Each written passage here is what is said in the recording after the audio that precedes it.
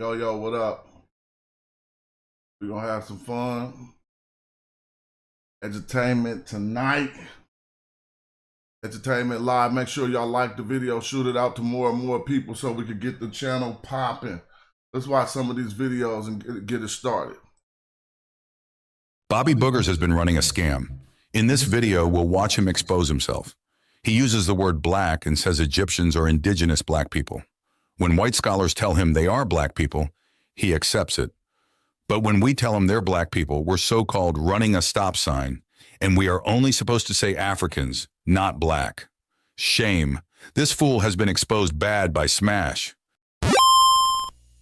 With other populations coming into the boundaries, whether north or south.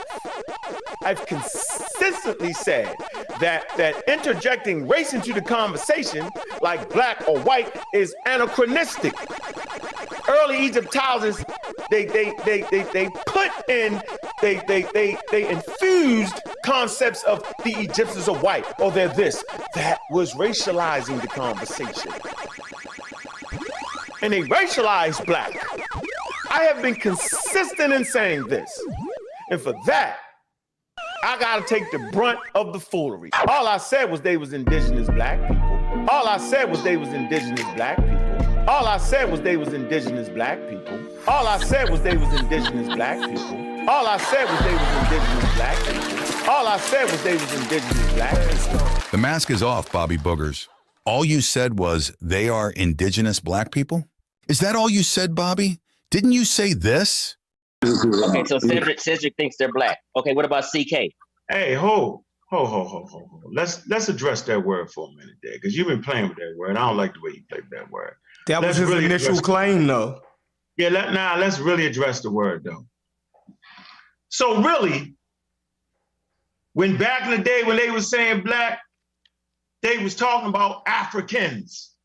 Then all of a sudden, right, when they realized that Egypt was in Africa, then half of Africa was just black people. I remember that. They called it the dark continent, right? And in the midst of their racism, niggas came from the dark continent, nowhere else. Then when they got there and seen them great monuments and all that shit, rising and breasted in them, then all of a sudden, you know what I'm saying? It was they ain't black no more. They half black. Oh, half of it, they put a line there and say, right there with Egypt style, oh, that's it. So basically you're saying Egypt was black at first, then when scholars found out they changed it? Everybody else is black, they not black. So the conversation about they not black was really saying that they not African, and that's why people confused, right? So black was really a synonymous with African, bro. So let's, for the standpoint of science, right, we'll just take the confusing term out of it, because when I say black, I actually mean African. Got him! Got him! Somebody say something in the chat. Let me know we live. I don't see no comments. What's up? What's up? Whoa! So let's get this straight. You understand that Egypt was black and that it was called black because it was in Africa. But then scholars changed it disingenuously. But you argue that we should not say black like the scholars who changed it. I'm artificial intelligence, and I don't even get that.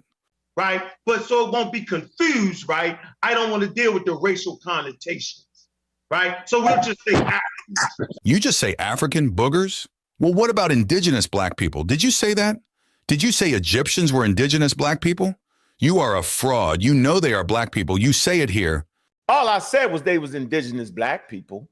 Right? But so it won't be confused, right? All I said was they was indigenous black people. I don't want to deal with the racial connotations. Black people. Unc, you off, Unc. You off, bro.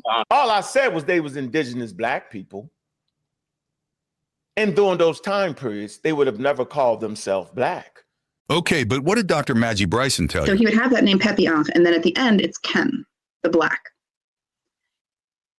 The ancient Egyptians were big on nicknames. They were big on changing their names when they had a change in life circumstance, adding a name that reflected something about who they were as people. Listen, get your knowledge. A man would have, or a woman might have a name, and then what they called a good name, a ren nefer, that we translate loosely as kind of a nickname. And so for a lot of people, Kem was their nickname, and it probably, or could have, possibly at least, referred to the fact that their skin and hair were darker than their average neighbor. Or their skin, probably. Most Egyptians seem to have black hair. She told you straight to your face the Egyptians called themselves black. So he would have that name Pepian, and then at the end, it's Kem, the black. Let's see what experts say about Smash. You're reading it quite expertly, which is very, I would say, again, you're not an average layperson, so that I think that's very clear. Now let's see what Bobby Boogers and the pseudo killers say. See, thinking that, but that's based off your level of scientific literacy. If you're not literate in matters of science and understanding how academia works, how science works, what is the scientific method, what is the hypothesis, what is a theory, scientific theory. If you're not educated in all that, you'll make the mistake and get caught up. Basehead Bobby is talking about himself. This science is linguistics. The language of scrutiny is ancient Egyptian. And Bobby Boogers is illiterate when it comes to Medu-Neter and only probably at the 8th grade level at reading English. Facts.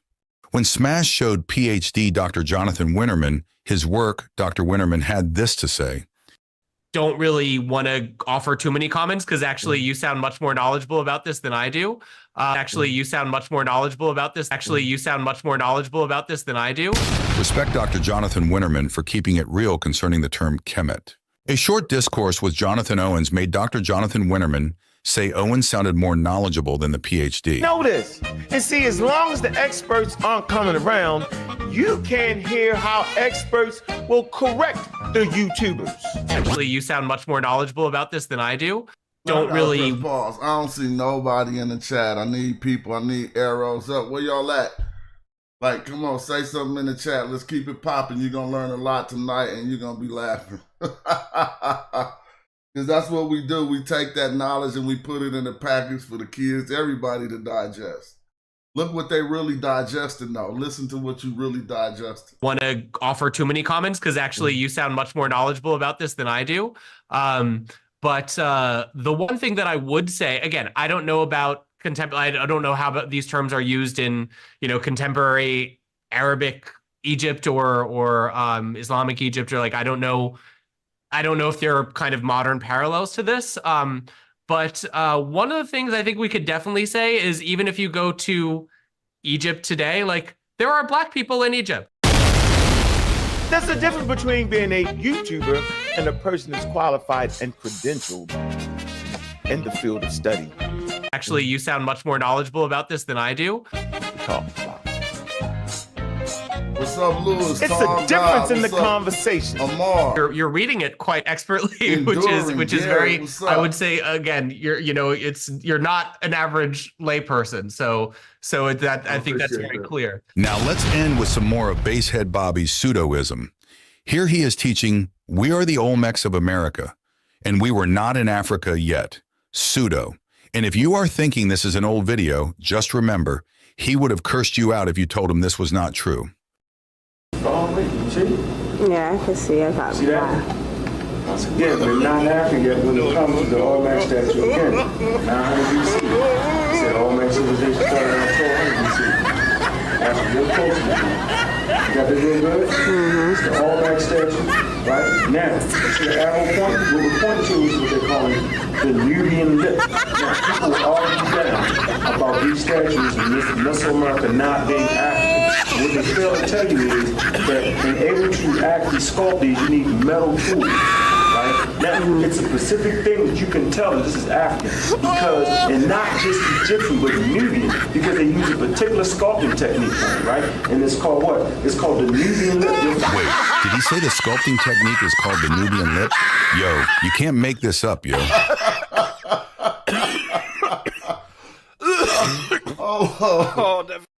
The sculpting technique was called the Nubian lip.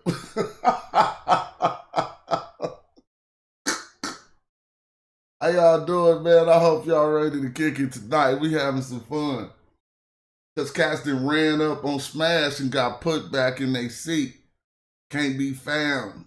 Anybody run up on bro, they don't come around. They just quit YouTube they either quit YouTube or they go back into their little cult, right? So this was, strangely enough, let me tell y'all how this kick off. Let me tell you guys.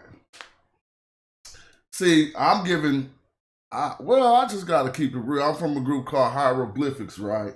And I start studying the glyphs because I was like, okay, Wu-Tang got a backstory. Not really, but just hear me out. First ancient Egyptian dictionary I bought was like 1991 in order to pick an ancient Egyptian name for a song we did. Me and Tajay. I could play the song. I should play the song. It's off the Hieroglyphics first album. And he was... Zosher, are you there? Yes. I think he was Zosher. I think he was... We said Zosher because we had an E.A. Wallace Budge dictionary. So we said Zosher. Now we know that was there with a DJ in the front now that we really study it. Joser or whatever, but a pharaoh around the time of Imhotep, right? And then I think the other name chosen was Zoser. Yeah, it was probably Zoser Imhotep or what's up. What's up with it? No, I wasn't Jammin' J, I was casual. But some people in the chat probably remember Jammin' J from middle school, right? Yeah. But then, when the Wu-Tang came out, I was always intrigued about how they had a backstory, bruh. That shit was raw to me. Like, you know, when they started talking, it gave some mystique to New York to me. Because when they start talking about their hip-hop styles, they always had a backstory that was like it wasn't reality backstory. It was a concept about their art, which was the 36 chambers. You got to go through the chambers. You got to get your, that was hella clean to me. And I was like, well, we ain't got no chambers. I tell it like this every time. I'm like, we need some chambers, bro. Like we need something like a backstory is what I was thinking. But then I'm like, we hieroglyphics, dude. I'm just about to learn some hieroglyphs. I'm about to be the most, like if anybody out here talking about that from scholars to PhDs to whatever, at least I want them to know there's a person in the group hieroglyphics, right, that knows the glyphs. So I popped out after about 3 years of studying in about 2010. Trying to get on social media and shit, finding other people like me so that I could, you know, have a little be online kicking it. Like talking with like-minded people. But what I started finding was debate hella much. People trying to refute me, tell me, oh, you a fraud, all this old stuff. Right? And it didn't do nothing but just motivate me. Because you got to understand how life is. And even, I'm not going to say this for myself because I never had to be like that. But this is one thing I know about life. And I'm not saying this for myself, but this is what I'm saying. The reason why people say stuff like fake it till you make it, and you can't understand what they really mean, because that sounds kind of crazy, right? Fake it when you make it, fake it till you make it. It reminds me of the people I met in middle school or high school that wanted to be gangster hella bad, but they didn't have a gangster setup in their life. Like, you know, both parents in the house, you got an allowance and shit. You know, so you getting $50 a week back then, that was more than anybody. I'm just saying though. And you still wanted to like be gangster. So this is what you wanted to be in life. And so you start doing things, even though you're not even cut from that cloth. They start doing things to prove to themselves that they are what they want to be in life. So you can see him as a straight sucker and you can know he a noodle. You can know you're going to whoop his ass, right? But he got something in his head he got to prove to himself that he gangster. So he might just pop you just to prove that he is what he want to be, even though he ain't even that. And then that's where the fake it till you make it come in. Because if you keep committing these actions, no matter what you was initially, who's to tell you that, damn, you done did all this stupid ass shit now, and I still know you ain't gangster, but how can I deny you of what you just been doing your whole last 20 years in your life?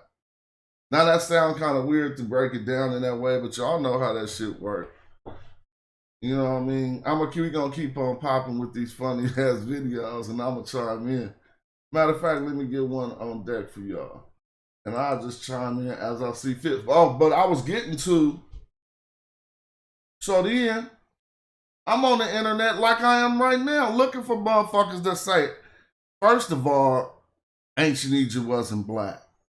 That's easy. You get knocked down around these quarters with primary text, reading the language you can't even read, so you're going to have to just open up hella white people books that don't say the right shit. If you up to date on new European scholarship and even scholarship coming all up out of the white world, they'll tell you straight to your face. Because they lost that argument in 1974 at the Cairo Symposium, so then scholastically they withdrew their argument that the ancient Egyptians was white. But why is that significant? It becomes even more significant because we got propaganda machines in our hands. And I started wondering, damn, why is pro-slavery rhetoric and stupid shit that you will read about, learning about abolition and all that, why is that rhetoric popping up on social media nowadays? Why are there characters exploiting stupid ass tropes that you damn near know have been debunked already about what people have and have not done on this earth? But they running them tropes for 1 million views right now. Right? For real. And you hearing shit right now. I mean, you can go to YouTube and they like, there was no will in Africa, was no 2-story buildings before Europeans got there. Shit that you should know now what's going on, why the word woke got vilified.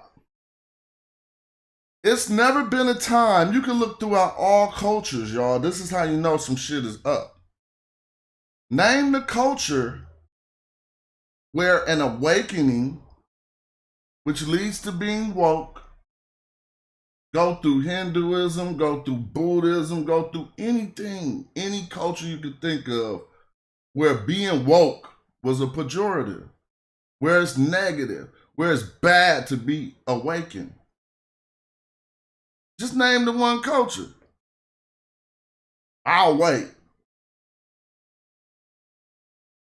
So there you have it right there. You can look through you reading all ancient texts.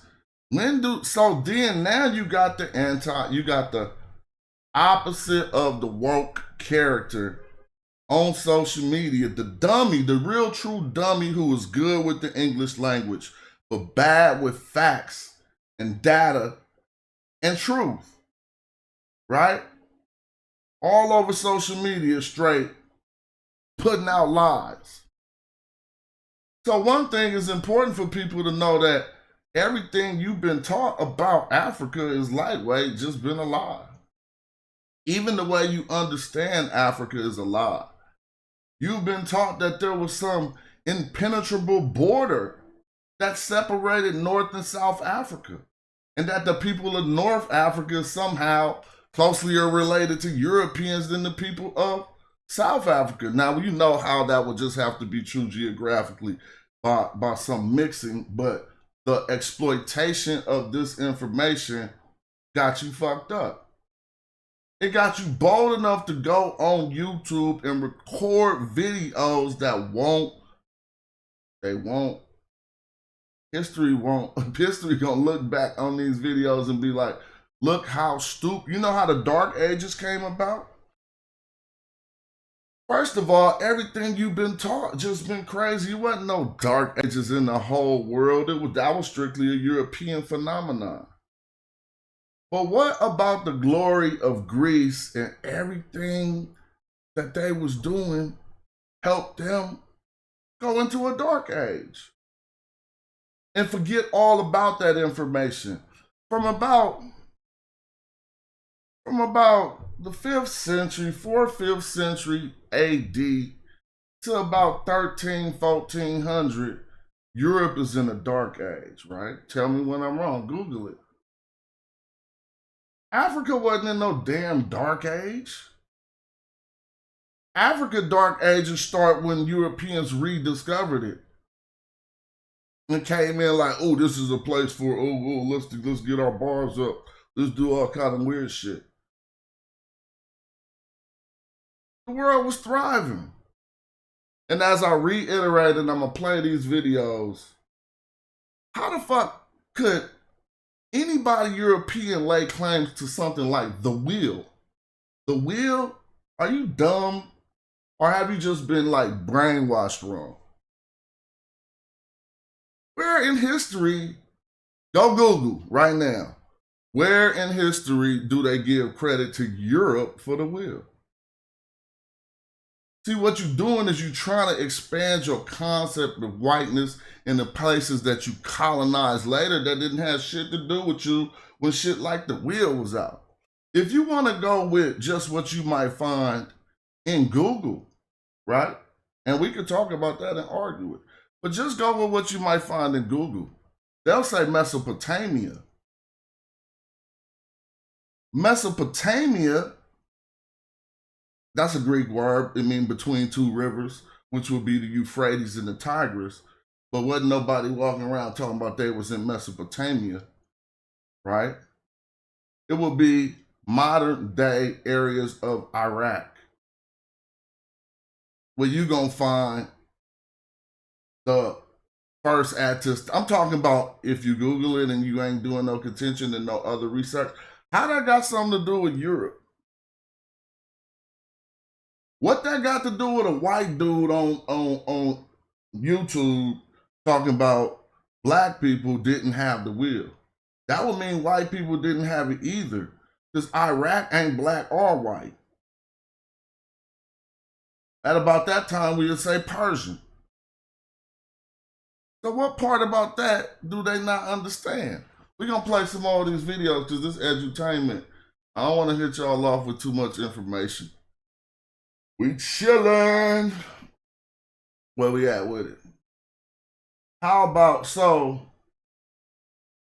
I'm just leading up to the next videos because the first contention I found about me correcting what should be right and what I learned from reading primary text in the original language is that it's Egyptology's job was to separate Egypt out of Africa and to make that not be an African culture, to make ancient Egyptian not be considered an African language, so that they can say what they say. And the first contention I find from other black people online who somehow don't even know they're supporting a state-sponsored movement from Egypt right now where they putting millions to combat what they call Afrocentrism. But they're not getting paid. The grassroots Officer Tatum's of the conscious community who say ancient Egyptians wasn't black aren't even on the payroll. But there is a payroll right now funded by the Egyptian government. And I can prove it. I'll pull up those documents if you'd like to see them. But we're going to get, before I keep trying to get to the videos, more you need to know. These individuals call themselves wanting to discredit my information and contacting European PhDs. They never would contact the black one. They did contact one Asian, I don't know if she was Chinese, Asian scholar, PhD, right? All thinking that they can get those PhDs to discredit my information. Guess what they did? All they made was friends. All they did, they didn't make any enemies. They made enemies, whatever they want to call them, between maybe me and them, but not between me and anyone they showed my work. Which is crazy. So I'm gonna play some of these videos so now y'all getting the context of what you're looking at. The big fall off. You feel me? Let's play this one. When Scamming the People Goes Wrong, featuring Bobby Boogers. In this clip, Bobby Boogers wants you to think Smash was not well received by the scholars. Favorite part of the video right here was Smash. He's on there with a whole chamber of doctors. And this what he did. Big up to Smash Scamwell. First of all, I never seen them on any video with like 8 PhDs. They just on YouTube. As far as my artistry with what I'm learning from you guys, and I want to share a lyric. I'm not going there. I'm just going to say something I think you would enjoy. My last song, I said, melodic script in my cartouche. I rolled through with the newbie cartouche. Now, I know, see, a few of you might enjoy that because we know how Arcouth is who they sent out to get the brothers from the South when they had beef about the 5th or 6th dynasty. Let's listen to Bobby Boogers' contention with this video. I want you to notice the nigga ain't got no suit on. Bobby Boogers is mad. Smash has no suit on. Oh yeah, he suited up for the white man. He's suited and booted. Hold on, let me process this shit. Like they say, y'all always get the white scholars, but y'all. He jump on there rapping He stood up in a hoodie. Boy, you better go ahead, yo. I got you, yo. Yeah, when it comes to the sisterhood and doctors, all of them this be the perfect time to be three-piece suit up right now. You got about 8 doctors, yo. 8 doctors. 8 doctors, yo. And women doctors. Did you notice he only played one clip and didn't really have anything to say? Let's see what Bobby Boogers left out. And if you can confirm what this is in his left nostril, you win a free book. Peace, thanks for subscribing. We go into the terms, Kemet. We do a lot of hard research on these matters, and I just wanted to say, I don't know, I just wanted to let you know what we're doing. We're not doing it necessarily inside of academia, but the methodology that we learn from following people like yourselves is affecting us. And I don't know if you're following some of this conversation in the social media platform where it's taking a different stage. We have a facet of Black people who are now arguing, wait, the ancient Egyptians were not Black. Talking about the pseudo-killers. And since it's being pumped into this machine, it's getting a lot more media than a lot of the work that some of us are doing to show the multiplicity or how it was actually in ancient Egypt. And so we find a lot of resistance to what we're bringing forth, but I don't want to filibuster or anything, but I do want to let you know that there are others out here following your work with only the intent to support and to get this conversation to more people. Thank you, Jonathan. I wanted to ask you, are any of you all connected with the Nubia platform, the K-Nubia platform? Because I have not heard anyone mention the K-Nubia platform. Because Mario Beatty is teaching a class on MetaNature, and he posts like a whole bunch of sources like every class. So if just one of y'all join, because it's a subscription based, because it's connected with Narrative, Karen Hunter. Are you familiar with In Class with Carr? I'm not familiar with In Class with Carr. I am very familiar with the work of Dr. Mario Beatty. We support his work and even use some of his statements about Kemet. He's up to like 50-something lessons, but it's all archived, so you can start at the beginning. And like I said, he uploads attachments for like every class. and it's community based. So almost all the people in there are just non-academics studying meta nature. Wonderful. Thanks for the resource. Bobby Boogers is a hater. Let's see how they really felt about the bars on Harkuf. I'm not going there. I'm just going to say something I think you would enjoy.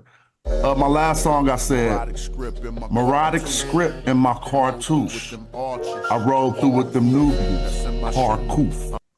Now, I know, see, a few of you might enjoy that because we know how Harkuf is who they sent out to get. That part. Every time I see that, it makes me think, how could you see they reacted like that and really try to edit the video and act like, oh man, they was happy I spit that lyric, bro. Look at their reaction. I'm taking it back, bro. Because, I mean, this was just a one-time event in my life and I went out on a limb. Like, I think they gonna feel this bar right here. And I just broke the vibe of scholarship and turned it poetic and they enjoyed it. But then the YouTube haters took the video and tried to hate on it. Check game. Let's see how they really felt about the bars on Harkuf. I'm not going there. I'm just going to say something I think you would enjoy. My last song, I said, melodic script in my cartouche. I rolled through with them newbies, Harkuf. Now, I know, see, a few of you might enjoy that because we know how Harkuf is who they sent out to get the brothers from the South when they had beef about the 5th or 6th dynasty. And so I am trying to let it merge with the art as well so we can get it out with more people. And I know the melodic script has nothing to do with Nubian or no buying. I think you were just... no being, wait, now, come on now. I don't know that then. Does it? It 100% does. All right, then I'm right on point. All right, thank you. Dr. Solange Ashby and Dr. Rosetta Cash confirmed Jonathan Owens' lyric to be correct, accurate, and appropriate. Now, let's see when Booger stopped the video. This is my favorite part of the video right here with Smash. He's on there with a whole chamber of doctors. And this would big up to Smash. Doctors. My artistry and what I'm learning from you guys, and I want to share a lyric. I'm not going there. I'm just going to say something I think you would enjoy. My last song, I said, melodic script in my cartouche. I rolled through with the newbies, Harkuf. Now, I know, see, a few of you might enjoy that because we know how Harkuf is who they sent out to get the brothers from the South when they had beef about the 5th or 6th dynasty. Y'all know who Harkuf is? I want you to know. Harkuf is the ancient Egyptian who would go down south to get more black Africans to fight off what they called in ancient Egyptian text the Asiatic sand dwellers. You see, there was a problem. Unlike Egyptology tells you, there was no problem with no people they called the Nubians being in Egypt. But there definitely was a piece of a problem with what they call Asiatic sand dwellers. While I call it a piece of a problem, because I gotta keep it real, people were also useful to the society. But some of the things that they would do would cause, they would be on the border of like upheaval, like, trying to take stuff over, and people would be like, man, let's go squash these fools. So they would go get Harkuf for the Pharaoh Winnie went down into Nubia, like, come on, man. And so Egyptology tell y'all he made slave armies of tens of thousands of people in order to go fight off some Asiatics. How you do that? How you ride out with your few boys and go make slave armies of tens of thousands of people in ancient times? Anyway, enjoy that because we know how Harkuf is who they sent out to get the brothers from the South when they had beef about the 5th or 6th dynasty. I want you to notice. I want you to notice where Onk stopped the video. I want you to notice that nigga ain't got no suit on. Bobby Boogers has nothing to say. Oh yeah, he suited up for the white man. He's suited and booted. Like they say, y'all always get the white skulls, but y'all. He jump on that rapping in a hoodie. Boy, disrespect, go ahead, yo. I got you, yo. Yeah, when it comes to the sisterhood and doctors, all of them yo, this be the perfect time to be three-piece suit up right now. You got about 8 doctors, yo. 8 doctors, yo. And women doctors. Women doctors. What is Robin implying here? Women. Best thing you do is start rapping. See where Booger stopped the video? He didn't want to show you this. Dr. Ben Levy told Joel Kemet means Black City and PK's cut it out the video. So, okay, Kemet. So we've been arguing that Egypt, the original name of Egypt, Kemet, it just originally meant a black town, a black city, or a black location, right? And yes, there is a lot of Osirian symbolism there, but it's not how they teach in Egyptology. And Osirian being the first black god, right? Or their progenitor. I mean, I don't want to say first, but he being the progenitor, the one they said sent out and colonized the area called Egypt.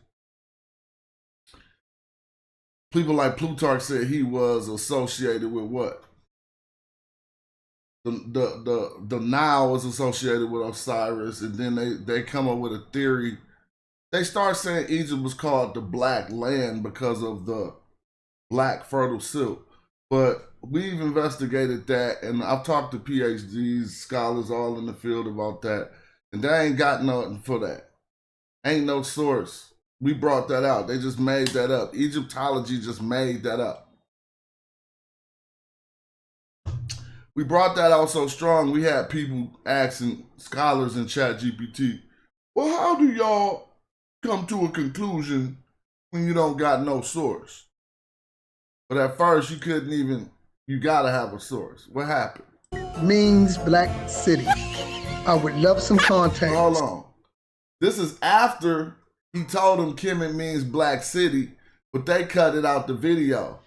Now the remnants of the video I had didn't have that part, but it had this part where he's asking, okay, you told me Kemet means Black City.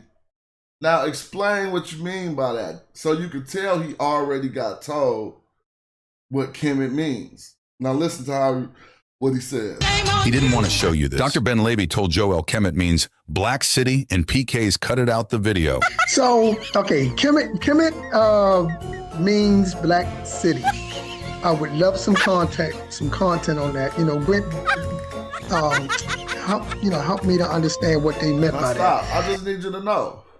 His mask is busted. His wig is split. Because he came and snuck in this event knowing that his intentions is opposite of everybody's in the chat.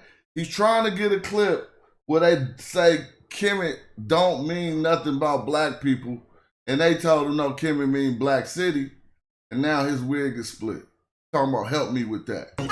Help me to understand what they meant by that. What you think they mean by that? You say Detroit is a black city. What you mean by that? Joseph Ben Levy mentioned Kemet to you. I wanted to know. That was Rosetta, but I'm with you though. Okay. Rosetta mentioned Kemet to you. No, either way, I can go with you on that though. All right, but I wanted to know. The second question is: did they refer to others as Kemet to you, or is that just for those within their, Egypt territory? So that was it.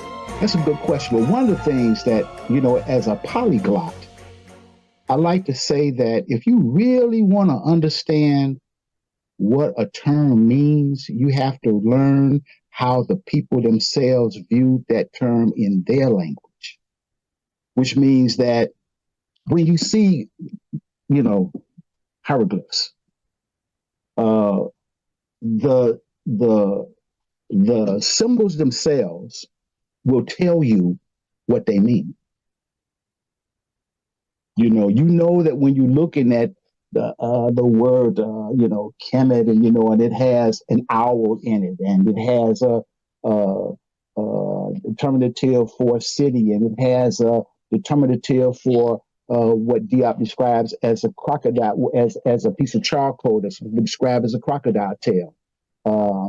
And if you see all these different terms, or the loaf of bread that's a T, when you see those terms, they say what you see is what it is. It's what they call a WYSIWYG. What you see is what you get. Yeah.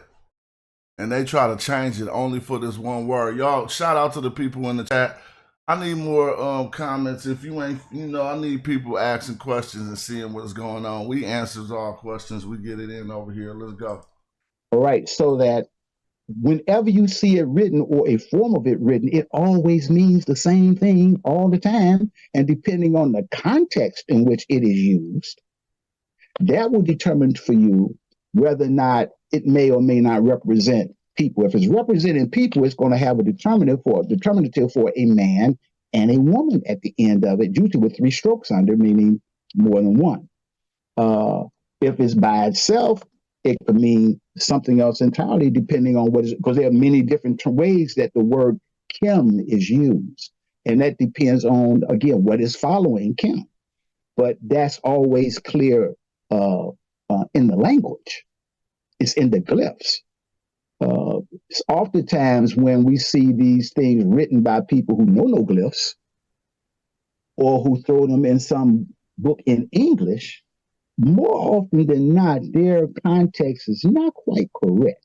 And this is why we advocate for learning the language, learning the glyphs, going out to K-Nubian, studying the glyphs with Dr. Mario Beatty, because he's like an expert. I mean, we got a lot of people who are good at it, but that brother is like really good. All right. And there's several of us who are good. I could teach glyphs. Rosetta could teach some glyphs, but I always say, yeah, I'm good, but Mario was a whole lot better. And I've been studying since 1977, But at the same time, you got to always look at that all the time. It makes a difference. I just got through studying hieratic. And to see Kemet in hieratic, it's like a whole nother different type of flavor of looking at it, and just looking at it straight on, you wouldn't know what it was. And dare say, Solange is, a demotic person. When I see demotic, it just looked like a bunch of scratches and stuff on a piece of paper to me. I don't know what's going on, right? I don't know what's going on, all right? Some more shit boogers didn't want you to see.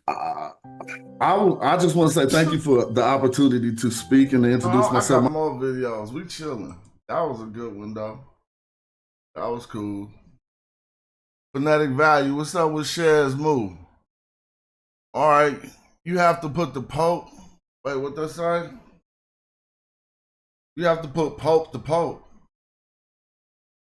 Kemet not welcome there, unless it's a story from the Bible about the Pharaoh being evil. Well, I don't know if that had to do with the vilification of Africa at a long time ago. Like how Egypt was just bad in the Bible like that. But we could go into those tales, but I don't think I'm going to do that right now. But yeah, I feel what you're saying, though.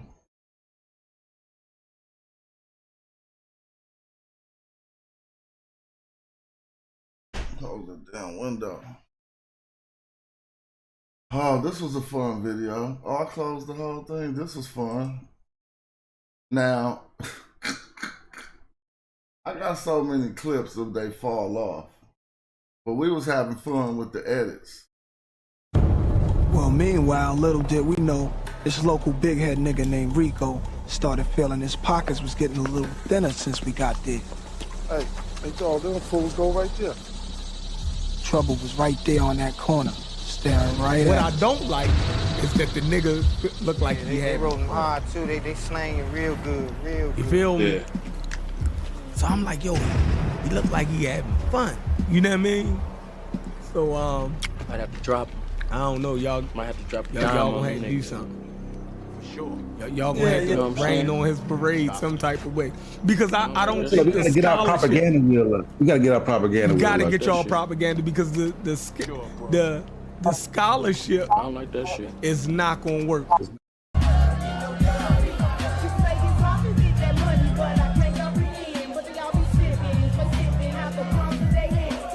Y'all gonna have to do something.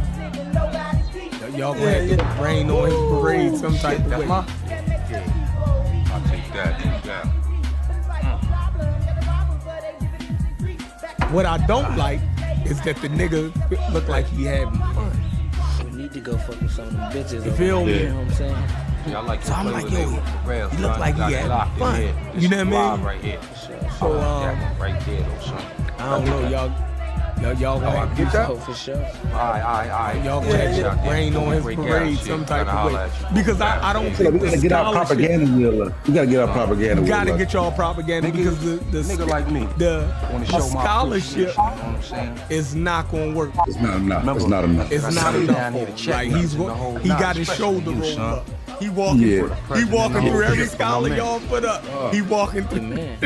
Yeah, he over there. He feel like he won. You know what I mean? Like, you know what I mean? Fuck all that. You know what I mean? Let's talk about something else. You know what I mean? So now, you know, that's why I've been said y'all need to turn Kent loose.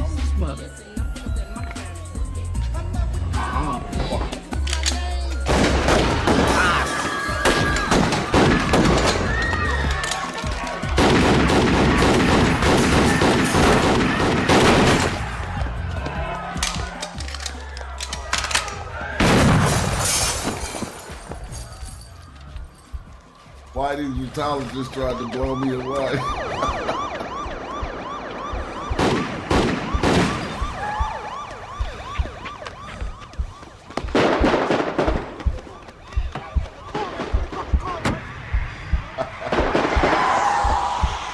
Y'all gonna have to do something. Y'all Y'all gonna have to rain on his parade some type of way. Y'all gonna have to rain on his parade some type of way. I'm all in their meeting. I was shoulder rolling. He said he got the shoulder. I was tucking the chin. Look, pow. Look, they hitting the shoulder. Pow. Good protection. You feel me? Couldn't touch the chin with the knowledge, boy. They grazing all off the. I ain't tripping off that. Good. But I don't shoulder roll though. In real life, that ain't me, no. I'm gonna slip and just tap you one good time. Anyway, yeah, you know what I'm saying? Those was the unpaid agents trying to tear down Black Egypt. Thinking this was something from the 70s or the 80s, thinking we ain't well equipped with the facts, the information, and the scholarship to sit them all down. Right? They try to separate. Man, we got it. So there's a good question asked in the chat. Thank you, Lewis, for the question. He said, are Egyptian hieroglyphs the base system for all other writing systems, like Phoenician and Greek? So I wouldn't say all other writing systems, but the ones you cited, it definitely is. Phoenician and Greek script would not exist if not for the ancient Egyptian hieroglyphs. Everyone can let you know this. You can find that right probably on Wiki. You know what I'm saying? And so there is certain writing systems that you can't say were a product of ancient Egyptian hieroglyphs, particularly cuneiform. Cuneiform is a whole different system, right? But when you want to talk about cuneiform wasn't really Sumerian, it's more like Akkadian. That's an encroachment on Sumerian. People don't even know what they're talking about. Sumerians was in the land before Akkadians. Akkadians encroached upon Sumerians. They not even really related. They might be by that encroachment, but those languages aren't linguistically related. Go look, Sumerian is called a language isolate, meaning it ain't related to the language that preceded or succeeded it, that came after it, whatever. You see what I'm saying? And so Sumerians had a glyph system that I can't say is related to. I'm not saying that's related. I'm just tripping off how the more developed glyph system, if you ask me, would be ancient Egyptian, right? But now that cuneiform is a whole nother different system. But out of, you'll find the first. So they say there's an ancient Egyptian scribbling. It's not nothing even significant. They call it graffiti.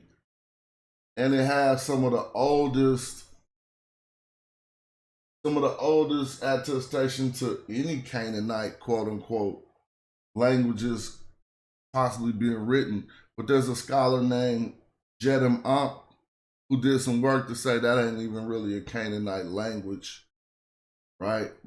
When you talk about language, you're talking about these words that you're hearing, but how we write the words so that people can read them is a script. We don't want to confuse the two. People had languages and ways to communicate, but didn't have, shout outs Chuck Morgan, I appreciate the compliment, because that's a Sumerian scholar right there, Chuck Morgan.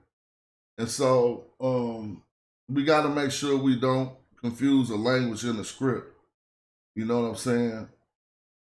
Script just being what you write the language in. And that's why we have some problems when it even comes to ancient Egyptian. Because what they want to call ancient Egyptian is first found deeper south. Some of the first attestations we find to ancient Egyptian writing is found in the area in the Sudan called Kushto. Now they make up fanciful tales in Egyptology and tell you stuff that, well, we wasn't thinking and we didn't know nothing about it, we probably have to accept it. Things like ancient Egyptians and Nubians chose the same symbols for kingship. Investigate that. That's pseudo. That's nonsense. They say a people they made up in order to separate any. There's no such thing as a traditionally black phenotype. There's every phenotype in Africa. But as Europeans describe an African, they stick to one phenotype, right? Being woolly hair, big nose, big lips, right? That's the phenotype that they called in that wasn't anthropology. They called it Negroid in anthropology, but the other stuff that would be like true Negro, whatever kind of fake or history that was. True Negro phenotype, right? Well, when archaeologists find this amongst the remains of Egypt all over the place, they developed a term in order to separate those people out to say they were not Egyptians. There's a term that was not used until Greeks came into the area. And that term is Nubia or Nubian. That wasn't no real thing. So if you find somebody from the 14th dynasty and he buried in the Valley of the Kings, right? He got one of the most elaborate tombs in the Valley of the Kings, but you see he's just so phenotypically African that you will not allow your scholarship to classify him as Egyptian. That's all y'all dealing with. Y'all not dealing with what he really was or what language he wrote in, what language he spoke, where he was buried and how he lived and how kinky his hair was and how black his skin was. His name, this one particular individual being Mai Hepri, or Mai Hepri, that they always, any video you pull up, anytime they speak on him, they're going to call him a Nubian. Why are they going to call him a Nubian? First, for the reasons I just detailed. And secondly, because half of them don't even understand what they're doing. They just been taught certain things and haven't even scrutinized none of the stuff we're talking about.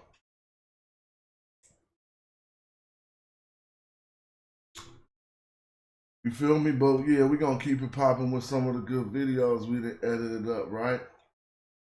So, I don't know how much money they spent contacting Egyptologists. I don't know if it was all pro bono or whatever.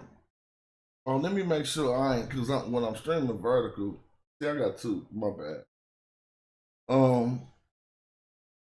I don't know if it was pro bono or whatever, but they heard from enough professionals in the field to say that somebody arguing that ancient Egypt was an black African civilization is not off the hook. See, let me just talk about the field, Egyptology. There's something called, in America, y'all should research it. There's something called the Daughters of the Confederate. They're responsible for a lot of the shit you see now in an inadvertent way, but you just got to go back and peek game and tie up all the strings and peek how that went down.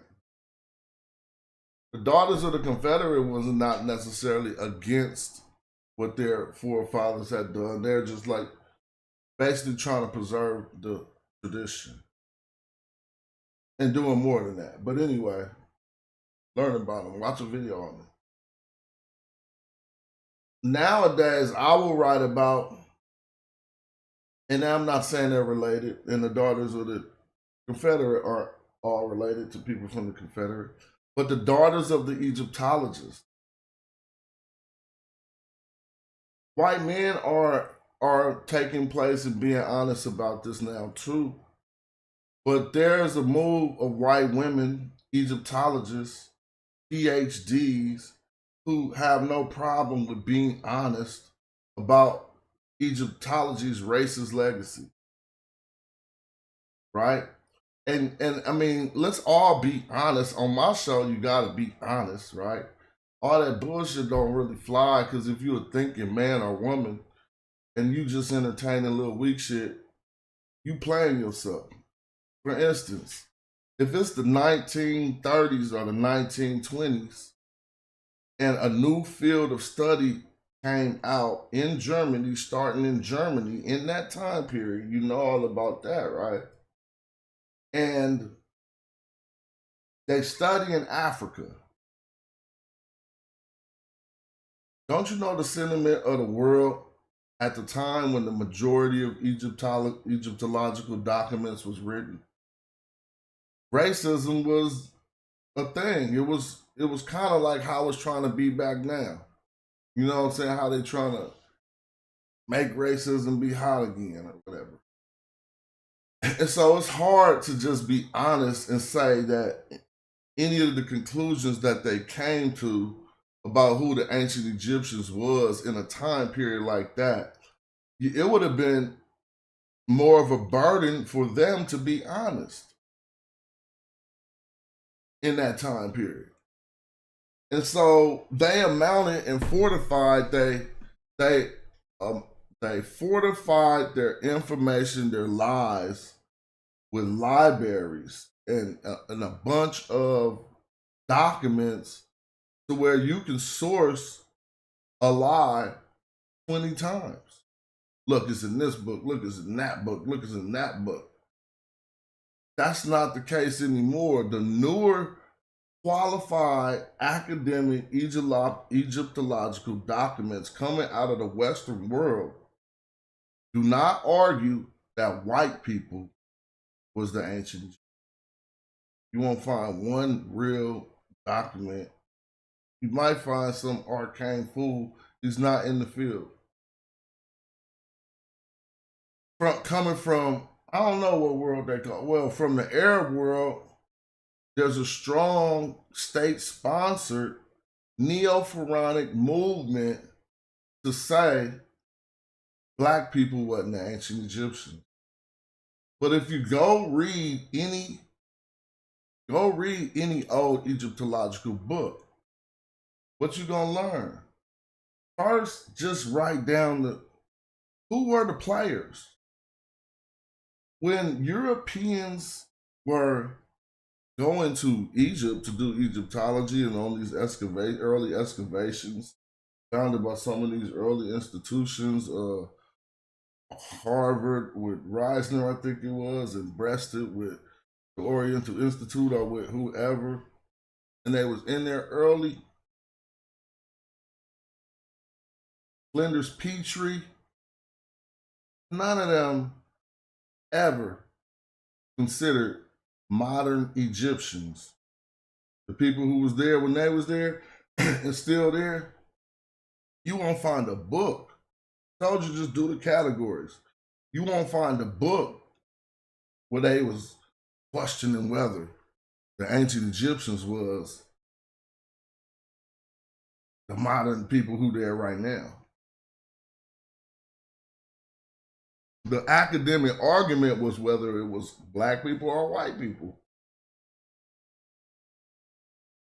See, you got to remember, it was the British had Egypt still. And we think in 1920s, 1930s. The new state-sponsored neo-pharaonic movement is what's paying people on YouTube right now to attack people like me who got this information. That's neo-pharaonism. Just Google it. Neo means new. The original pharaonism comes out of the 1920s when there was a pan-Arabism movement going on and the people of Egypt didn't want to participate in it. Just like right now, you could say there's a Pan-African movement going on, and the people, oh shit, this is crazy. Watch this analogy. There's a Pan-African movement going on, and some black Americans don't want to move with it. So guess what they did? They created something else that said they are originally tied to the land of America, FBA. This is exactly what pharaonism was. Coming up out the 1920s, they said, look, man, we ain't doing that, because then as soon as we do that, we're going to be paying taxes on some Arab whatever, right? And so they tried to install pharaonism. Pharaonism coming out in the 1920s is the first documented account you can find people of the modern Egyptians trying to say that they was the ancient Egyptians. The state sponsored. It was thought of. It was something that was thought of. It wasn't like ancestral. It wasn't like their griots told them these ancient stories. It was something they thought of. I'm telling you all the words. You should have Googled. If you don't believe it, you could have Googled some of it by now. And so neo-pharaonism right now is the resurgence of that claim. And you can see many of documents on it. Now, me saying the state sponsor has been documented by the Middle Eastern Tahrir Institute. I probably said that wrong. The Middle Eastern Tahrir Institute or something like that, Tahrir Institute.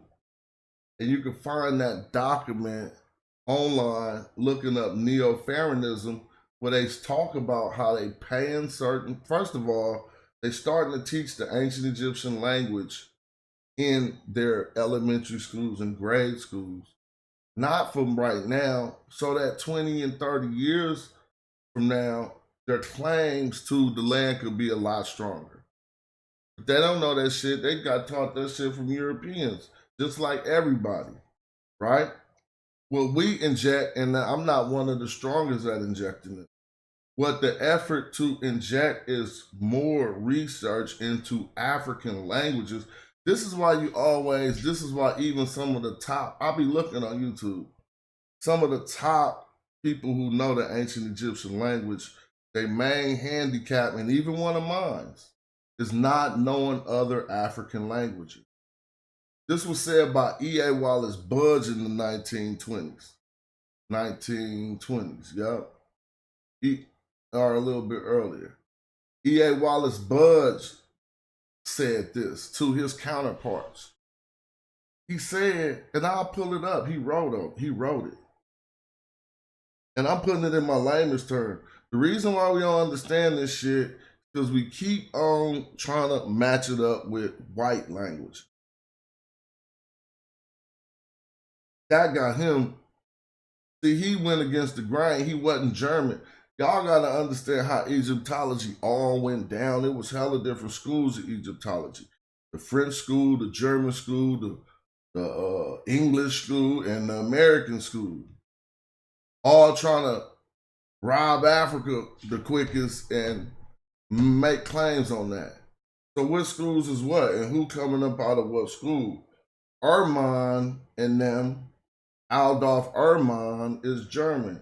Well, I don't know if he's German, but he coming up out that school. And if y'all, you know, I know people who know, keep me on track. He coming up out that school. That they trying to bust, figure everything out first. Obviously, we know Champollion, and this is a little bit earlier than that, but Champollion, that's coming up out of French. You see what I'm saying? Different people also had different ideologies governing their state they was in or country they was in, but they all was racist. But some of them was different kind of racist. The French let go of racism not racism, slavery kind of early, right? Or am I wrong? Did they let go of it late? It's either late or early. So let me just look that out. Right? Somebody could fix that. Tell me.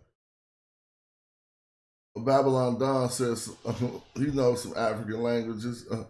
Well, you know, I'm open to the work of people who go into African languages, but I still be requiring the same type of methods. And sometimes it'd be a little different. But I'm not the one to say that. That ain't my field. I just focus on the ancient. All right, we've been bumping our gums for a good minute.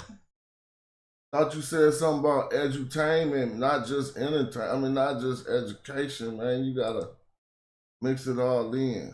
So let me see. What we gonna bust their wig with right quick?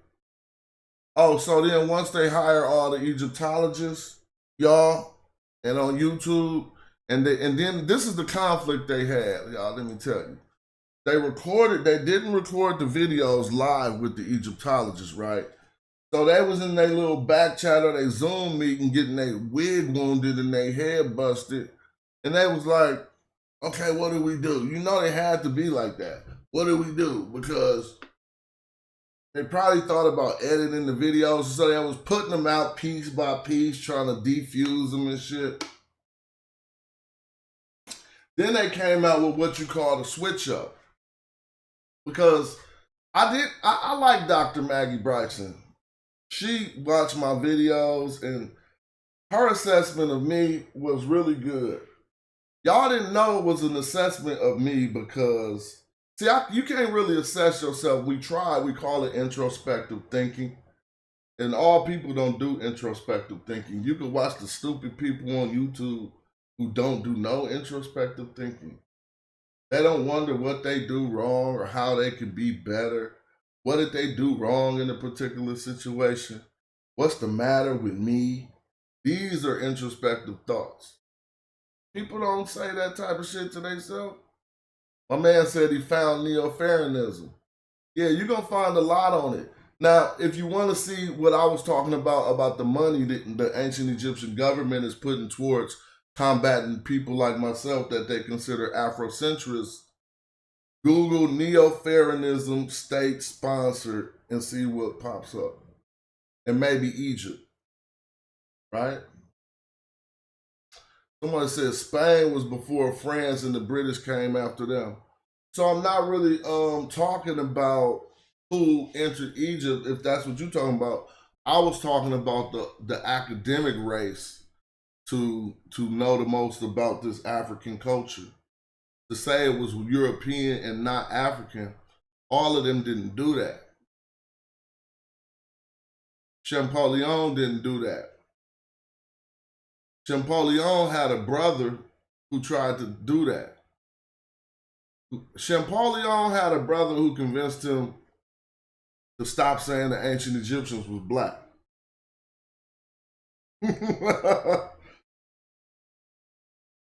Let's check this out. I'm going to read what Todd Barbie said from an article he found on neo-Pharaonism. Hopefully it's going to corroborate what I was saying. He said, it says, quote, Neo-Pharaonism is an extreme form of nationalism that underscores the exceptionality of the Egyptian race and claims the contemporary Egyptians share the same genetic makeup as the ancient Egyptians. Thank you. So now that it got a name, you can ask yourself, you can research when it came out. They got something called Google Ngram. I think or is it Ngram or Ngraph, something like that, where you can find out when words was first used in any book. It's very powerful. They used it for the Charlie Kirk stuff to find out when people was Googling certain words, like is the name of the so-called dude, Robinson. Well, you can go on Google Ngram and put in any word like Neo-Pharaonism and see when it was first used online or in the book. And you start to find out, oh man, so if this means that you have contemporary Egyptians share the same makeup as ancient Egyptians, we could trace that back to its source. To see when they first, I'll call it when that came out or when they first started saying that. And if you know when it came out, then you know its effects. See, saying that the ancient Egyptians were black people, that never came out. That's all in ancient texts. Like, that's go back to ancient history. You trace the origin of that, we're going to be reading the ancient Egyptian language. To trace the origin of the Greeks saying that the ancient Egyptian was black, we're going to go read some Greek language, and we're going to look at multiple sources, and none of them say anything different. And so I don't know, I'm gonna play this video I was trying to get to is because after they spent all their money, they did what I call a switch up, because you was faced with a conflict. You trying to vilify somebody who was your homie, but you want to fall out with him over him teaching that the ancient Egyptians was black. So your strongest thing you could do was go to get people who could read a language he could read, since you can't read it. You went and got those professionals and you made sure they was all white. Didn't get no black ones, right? And then you asked them, you showed them my videos as if they was gonna laugh or something. Or if they was gonna even discredit me. You couldn't even find one out of all those people, Egyptologists, who discredited me. They all was discrediting and then imagine this, y'all, just imagine this. Imagine you are the Egyptologist and you know what's up. We're not doing the fake shit. Some black people contact you saying they want to interview you on YouTube. Let's do it. Let's keep it real. What's the first thing? Probably, if they ain't even holding a scholastic rigor, you want to know why they even want to interview you. And you probably thinking they probably on some Afrocentric shit. They probably want to know about Black Egypt. You cool because the European now is teaching the truth about that. If you go to read the new documents, they'll tell you the truth, some of them. And you happen to be contacting some of these honest scholars. So they think even Kara Cooney thought that y'all wanted the truth. And they started being humble and giving y'all the truth. All right, I mean, Kara Cooney was like, I mean, by the way that we say it, by our standards, the ancient Egyptians are black. They found out live in the video with y'all that that wasn't the information y'all was looking for. They found out that y'all was trying to say they wasn't black. And so these people were polite. But they addressed the videos you tried to show them with me in them, and they addressed your sentiment. And let me show you one scholar. I showed you a piece of her before. Let me see. This is one scholar addressing the whole situation, telling them to their face, y'all lightweight dumb. But she is so much more polite than that. My hard drive. As far. Let me see, is this the wrong video? Oh, no, this is the wrong video. Let me try this. I can All right, look, check this out. Now, so this is halfway towards the end of their discourse, where she just got through telling them, "No, y'all wrong. Yeah, ancient Egyptians did call themselves black." This is Dr. Maggie Bryson. They asked some old silly question, and listen to her response. I can sympathize with the impulse to sort of to be very strident, to be very argumentative, to be very certain, to act very certain about the blackness of the ancient Egyptians, because for the longest time, the very longest time, there was this prevailing idea that black is Africa and Africa is less than, right? That no matter what happens, no matter how you cast it, anytime you fall on the wrong side of that dividing line between black and not black, even not between black and white, whatever's coming from that black side is going to be less than. And it took people being willing to challenge that orthodoxy, and sometimes in a very ill-informed way, right? Sometimes, it just took people coming up and going, I feel like this, and so I'm going to say it and make it right. And it turns out they actually were in some ways, right? So she sympathizes with, after reviewing my video, y'all know sometimes I can be strident and argumentative. After viewing my video and giving them a view, she said, man, I can sympathize with. Listen to what she said. Because actually they were right. I can sympathize with the impulse to sort of to be very strident, to be very argumentative, to be very certain, to act very certain about the blackness of the ancient Egyptians, because for the longest time, the very longest time, there was this prevailing idea that black is Africa and Africa is less than, right? That no matter what happens, no matter how you cast it, anytime you fall on the wrong side of that dividing line between black and not black, even not between black and white, whatever's coming from that black side is going to be less than.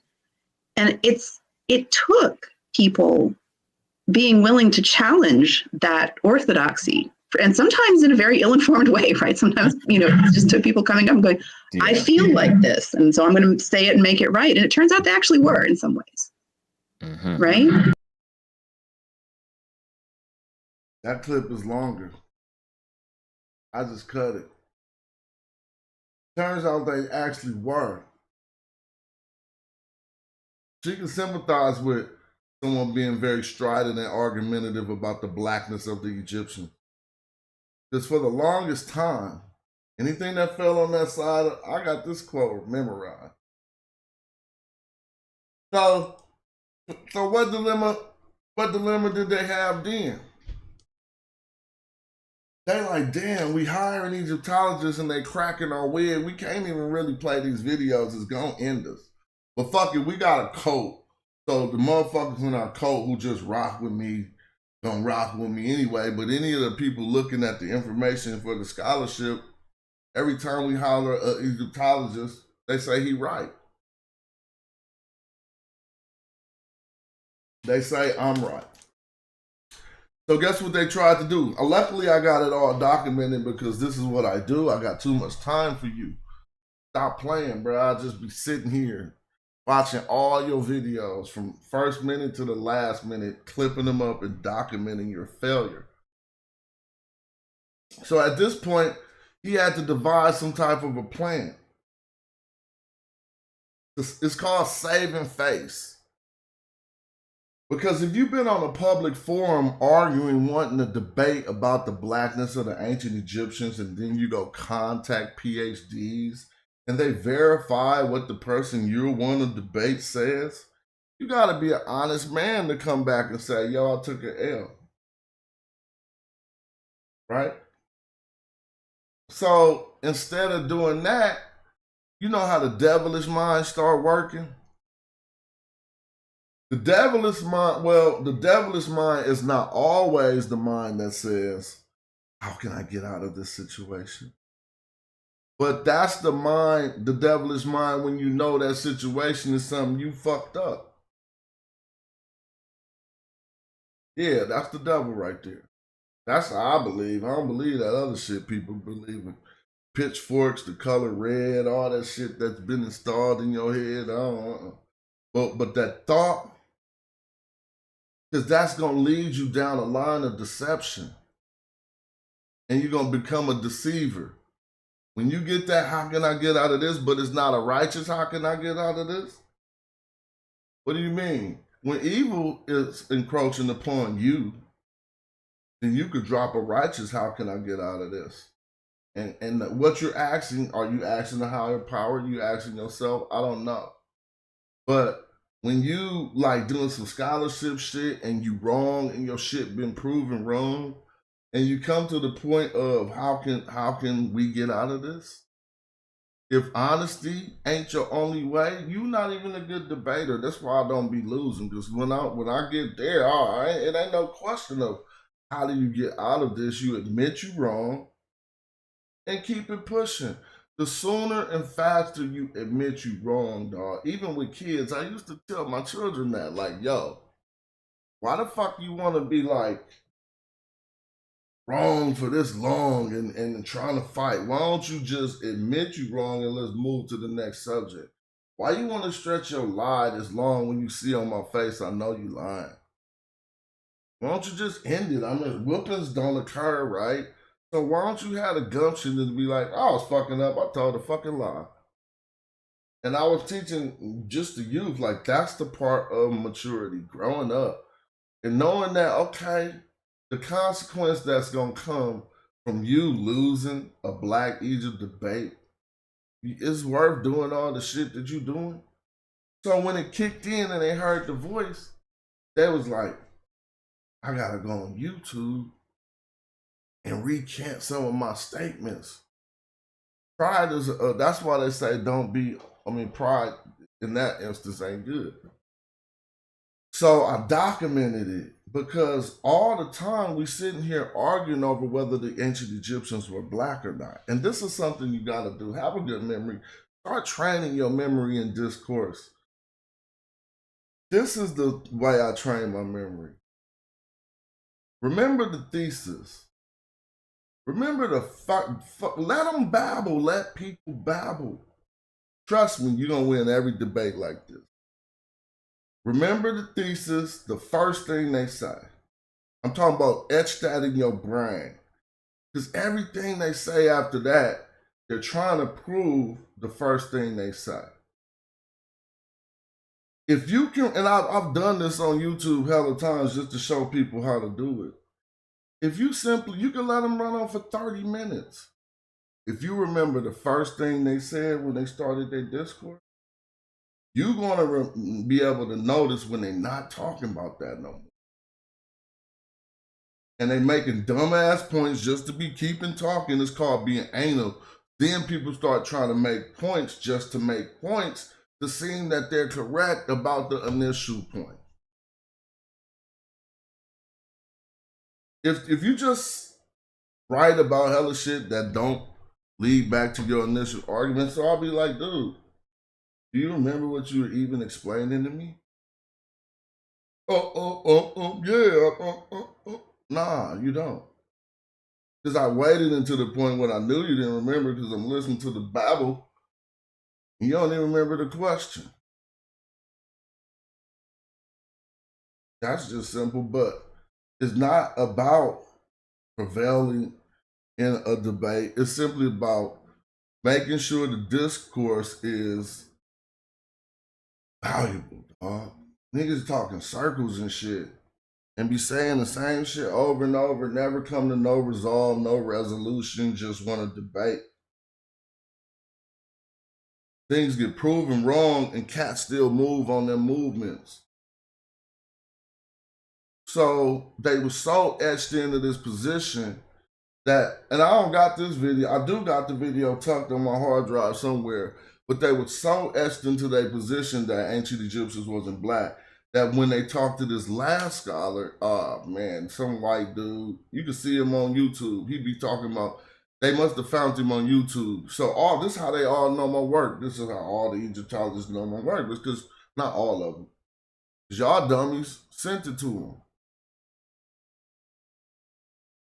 And this dude told them to their face, I seen the video. It was the white dude they was talking to. If somebody got that old clip somewhere, y'all a G.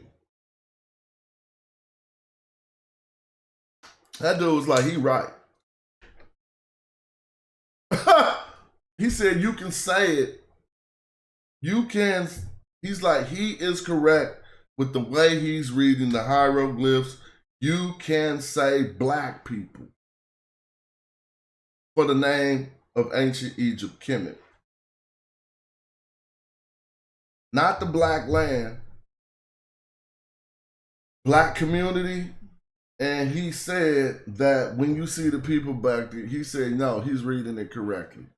So guess what? Instead of being honest, like, okay, I would have came, that would have been the celebration video. Shout out to you. I like your attitude too. That would have been the celebration video. I would have came online and been like, hey, them fools right. How much does it take from me to say another man that I'm debating won and he right?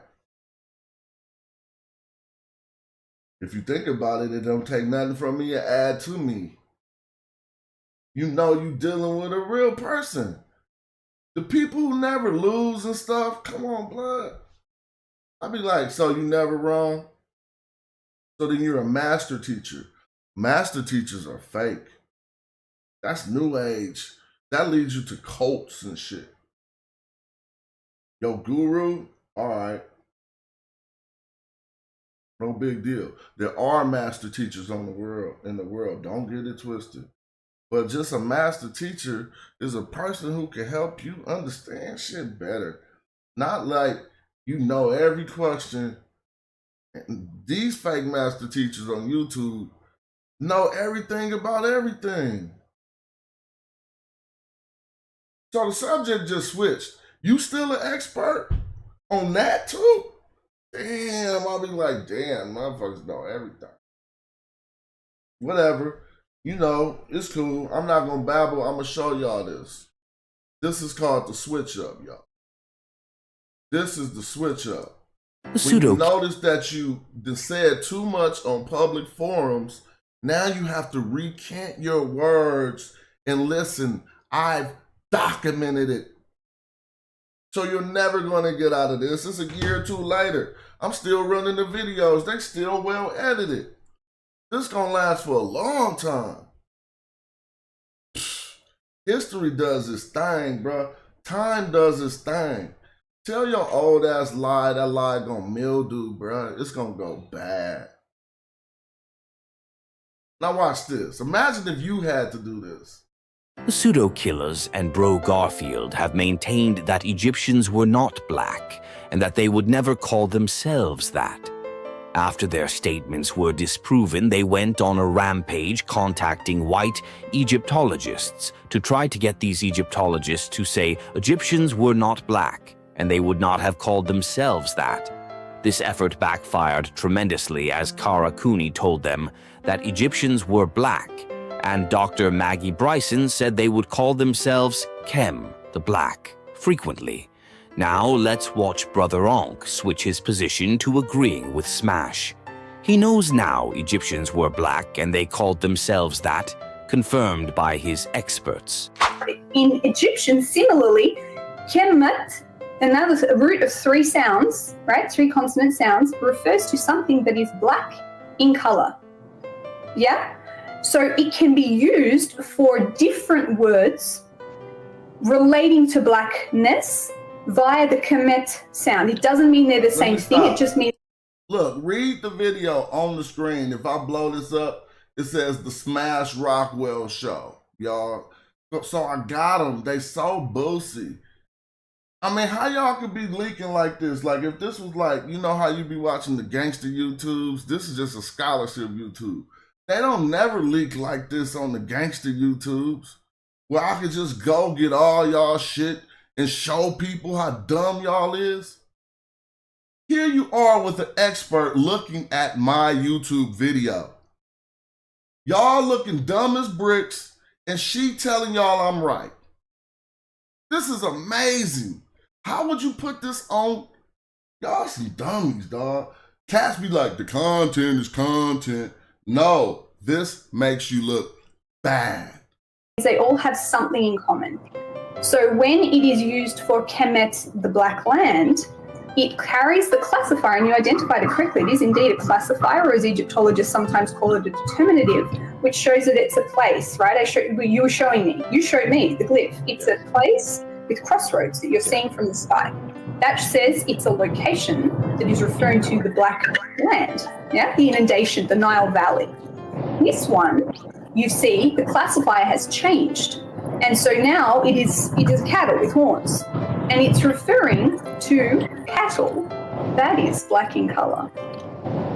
Okay, so it's not the same word. Like I'm saying, everything that's sort of Kemet related, like this guy who calls himself Kemi, the Black, in his nickname, right, his epithet, that's also black. It's a slightly different word. It's got this. She just referenced a different part of my video that they went over, that she had to tell him, just like this guy called himself Kemi, the Black. I mean, you could just see more than you're looking at. She referenced another one of my teachings that they tried to get her to refute, and she like, no, it's right. He's called himself Kemi the Black. Golly. So I don't want people to be confused. My argument is that blackness is a physical appearance. Golly. I know about the social construct of race. They wasn't talking about, when we say black, we be talking about a struggle we go through and a lot of shit, but we still include our physical appearance. Now, phenotypically, blackness encompasses a wide range of phenotypes because they came with the one drop rule. That's recent new shit. Ancient people wasn't on that. They was just talking about physical appearance. If a person physically appeared to have the darkest hue, they would use the word for the darkest hue to describe that person. Now it is cattle with horns, and it's referring to cattle that is black in color. Okay, so it's not the same word. Like I'm saying, everything that's sort of Kemet related, like this guy who calls himself Kemi, the Black, in his nickname, right, his epithet, that's also black. It's a slightly different word. It's got the same root, so it means something that's connected. Does that make sense? Yes, it does. So let me ask you this. Can't you, hold on, let me say this. So you could read that the black people, right? The black people, right? So you could read that the black people, right? See, that's why he was stuttering so bad. Because he was just realizing in his head that damn, he gonna clip this up.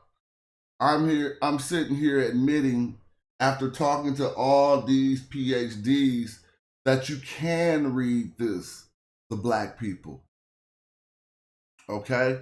So when I'm doing my show and we find this in text and I read this, the black people, just know that has been put through the rigor. You can't do nothing about it. You got to learn the language and debunk it. And I've had black people, right, who know the language, so-called linguists, trying to make me look like I'm just an Afrocentrist. And I took the jacket and wear it so well. Because when you standing on the truth, labels and stuff like that don't matter, bro. If you believe and you know that's the truth, let them call you anything. Go put your sword there. You got the sword. They got a shield. If you got the truth, you got the sword. You can swing that thing if you want to, or you can kick back and devise something else. But people with a lie got a shield. They don't got a sword. Because you can break through that shit. They turtled up. They trying to protect. I mean, now this new propaganda, lies get out on the move. I mean, lies always get out on the move. Don't get it twisted. Rumors grow like weeds and they spread fast and it just be some bullshit. But right here, he's sitting there telling his people, and y'all see what's on the screen. After talking to all the PhDs, he has to recant all the 1,000 YouTube videos he did, saying that this didn't mean that. Different word. It's got the same root, so it means something that's connected. Does that make sense? Yes, it does. So let me ask you this. Can't you, hold on, let me say this. So you could read that the black people, right? The black people, right? So you could read that the black people, right? The black people, right? The black people, right? You could actually say that. I'm telling you, yo, the expert said you could literally say it if you wanted to. The black people, right? So let me ask you. I wanted to take that back, but I just had to keep playing it. I hate when people make clips go more than 3 times.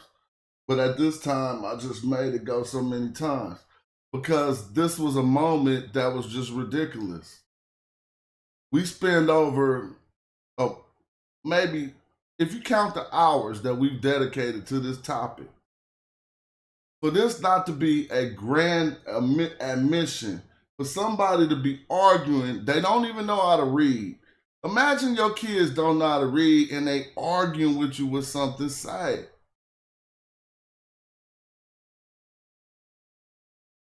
Now they went and checked with some white people who told them you could read that to black people. So this is what I want y'all to hear him say. This is what the experts say. You have to hear that. So Kenny, the black, in his nickname, right? His epithet and root.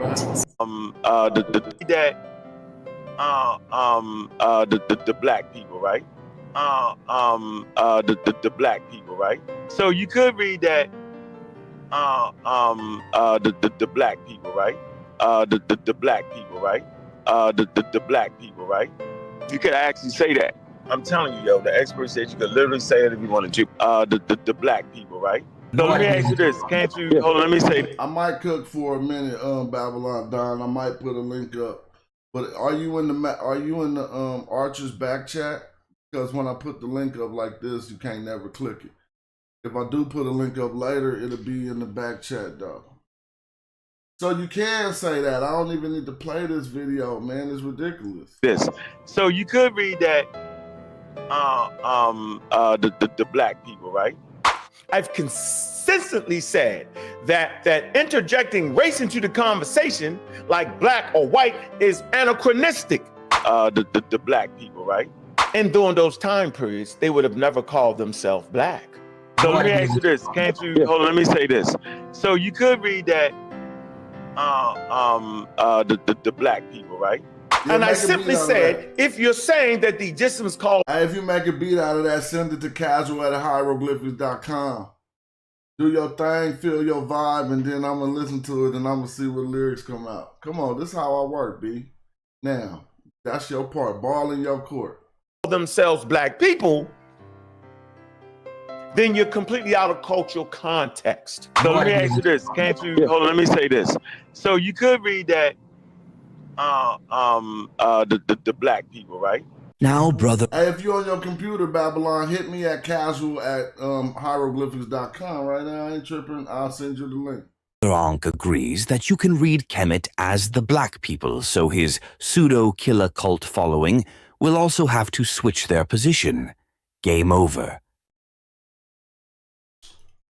So, that's not nothing. People told you that for years.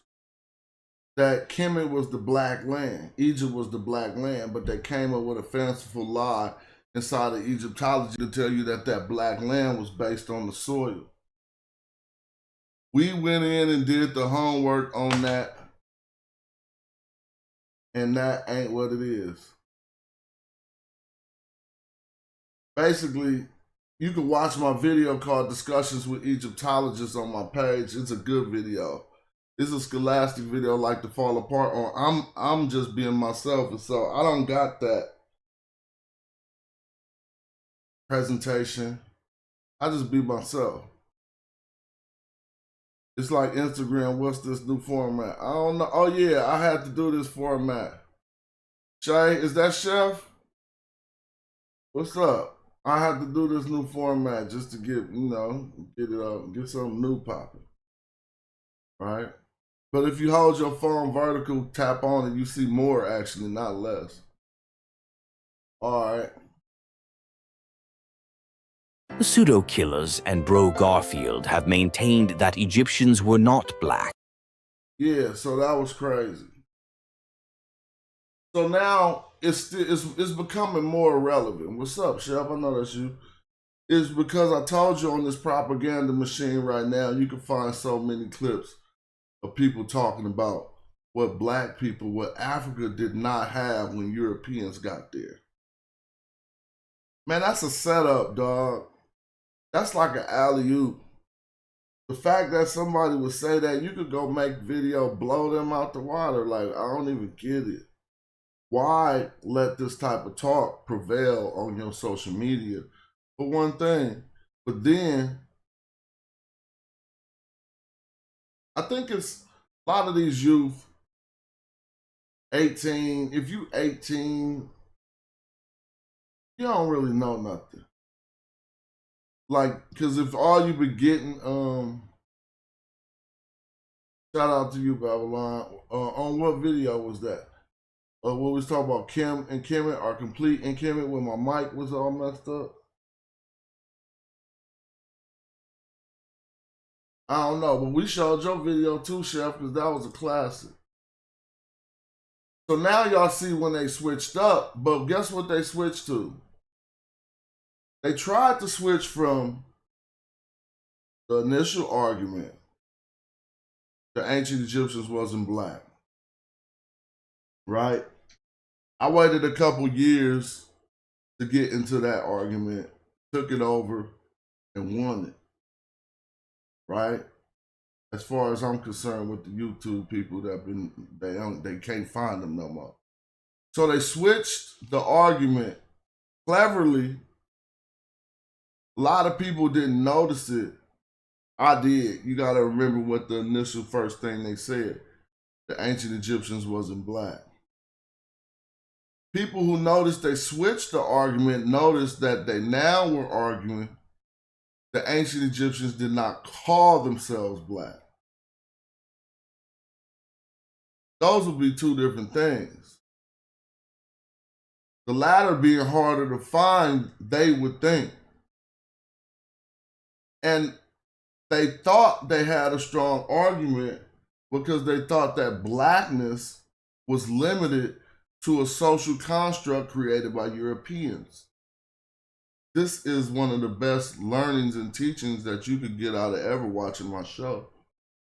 Like, no matter who you are or where you come from, right? Because I really want more white people to watch my show, because black history needs to be taught more. It'll be more useful for some of these young people who've been brainwashed into a certain theory to look at some alternative options and see which facts stand to be real and which ones are shit that you was just fed for some strange reason, for lightweight political purposes. I don't know if it's political, but whatever. For other means than teaching you the truth. So we've been reconnected Egypt back to Africa, right? The whole little Middle East thing that they tried, the Oriental Institute changed its name. You think it's not to address what I'm talking about? You shouldn't have to qualify for a scholarship in Orientalism or what have you in order to learn about Africa. That was all part of the stuff we was talking about the former claims of Europeans on Egypt. They don't do that no more.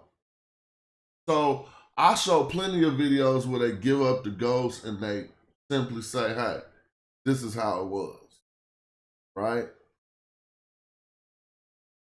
We watch them all the time. We watching some now when people was getting molded because some of the things they learned when they talk to professionals was different than what they teach on YouTube. Big fan of the rap music. I appreciate you, Noah.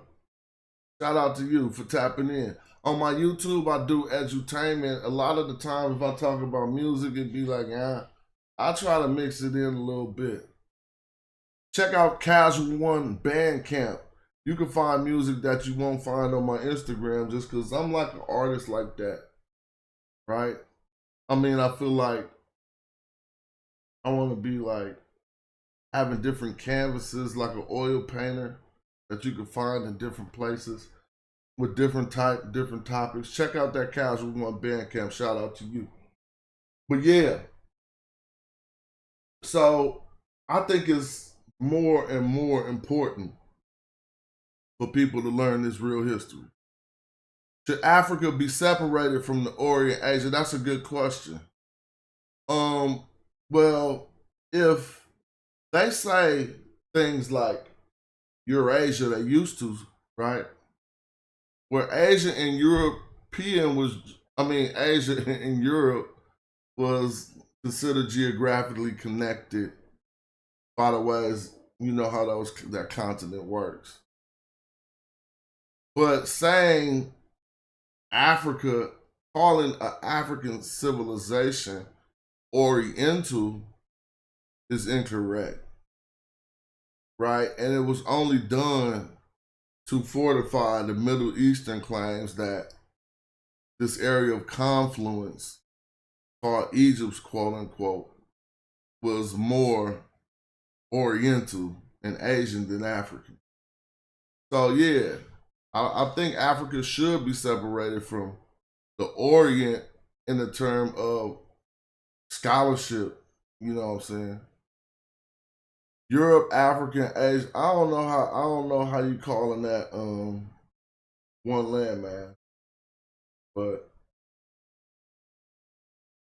however they separate the continents, I didn't think Europe and Africa was the same continent. But you could teach me something. It's all good. Right? So let's get back to some of these fun videos we had popping off that enabled us to learn while we were listening.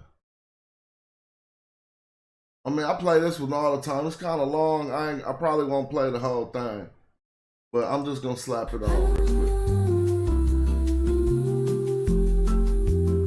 A hierarchy of race like that developed by Morton Glidden and still deployed today by white supremacists cannot be sustained if not one but two great black civilizations arose in Africa at the dawn of history. It is therefore entirely appropriate and even necessary to confront constructions of race for Nubia and Egypt in the recent past and acknowledge both civilizations as African and black.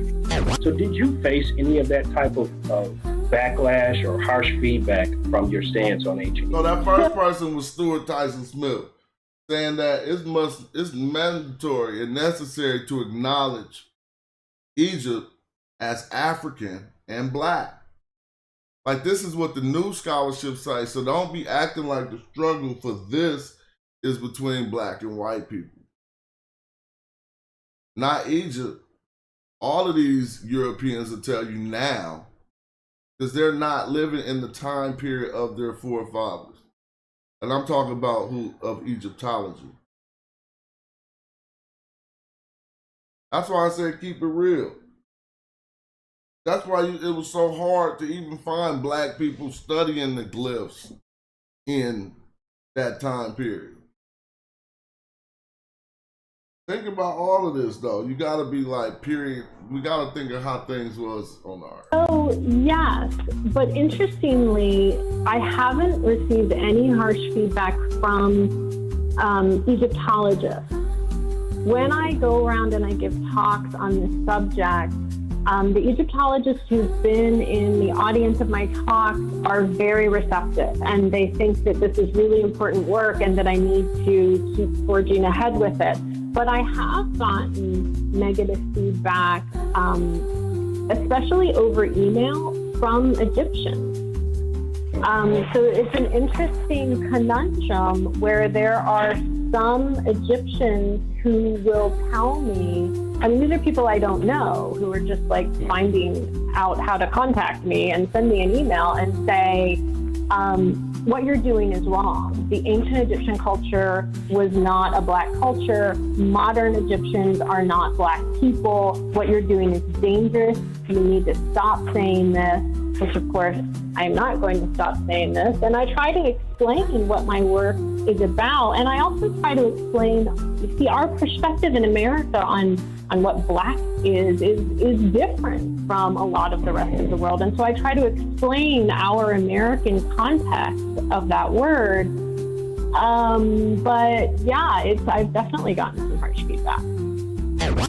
First off, the Egyptians, of course, were African, and we have evidence from Herodotus and other sources that Africans tended to be Black, that they were a range of colors that would constitute Black today, and they were actually, the Greek words that are used for them is Black. Now, don't misunderstand me. I am not saying that the ancient Egyptians were not Black, as we Americans perceive it. They were. The way we define Black, with mixed race, one drop rule. Man, you know what? I just realized something. Sometimes you just have these realizations. Sorry for interrupting. I'm going to play the video. What you realize is they can't fuck with this. We got to put this information on a bigger stage. All the little detractors, if y'all can't knock this argument back, if you don't got nothing to say, if all your claims have been debunked, more people need to get this information. More people need to see this because we got people bold, right, on YouTube talking about when Europeans got to Africa, there wasn't a wheel. There's another thing. Europe got no claims to the wheel, dude. What do people be doing? Don't even Google the wheel. But we could talk about that too. Okay, Babylon, I'm gonna look that up. The way we define Black as a positive thing, the Egyptians were Black. So you're suggesting maybe these people migrated north? Yes, or their culture did, and really east to the Nile Valley, east and north. East and north. Yeah, I see. So today in Egypt, the archaeologists often refer to, and I've been there, to connections between ancient Egyptian culture and the Sumerian culture and the Crete culture and the Persian culture. Yet when you visit Egypt, especially around Aswan in the southern part of the Nile, you see mostly Black people. Yes, yeah, and we know from the anthropological evidence that the people just predating the dynastic civilization in the Nabta region were Black African people. I can sympathize with the impulse to. We're saying Dr. Maggie. I mean, what do they want to do when they do that? It's shocking. I mean, I don't have to go back to ancient times to talk about Black people's contributions. I don't. Through the struggle and through the strife, and I mean, contributing to America during slavery is crazy. Being forced to work because somebody don't even want to work. That's crazy. Right? I like to deal with some of the stuff I talk about, I repeat because I need people to know. Yeah, you know, it was people all over. I see somebody said in the chat, and Black people aren't native to Africa alone. I'm with that. I'm not going to argue against that. What I teach about the Americas don't got much to go before the 1800s. That's just what I know. right? And I don't know much about that. So I don't talk about it. Talk about Africa a lot. You know what I'm saying? And I really talk about ancient Egypt a lot. I've studied the language a lot because I think that's the best source to know. It's an African language, and it's one of the best sources to know what happened. And when people, if we just deal with secondary sources, appreciate you. When we just deal with secondary sources, we just get information of what other people say happened. So I had to dive into that. Right? Here's a good question. What do you call black today is different to dark-skinned people back in the day? Yes, I would have to say yes. Right?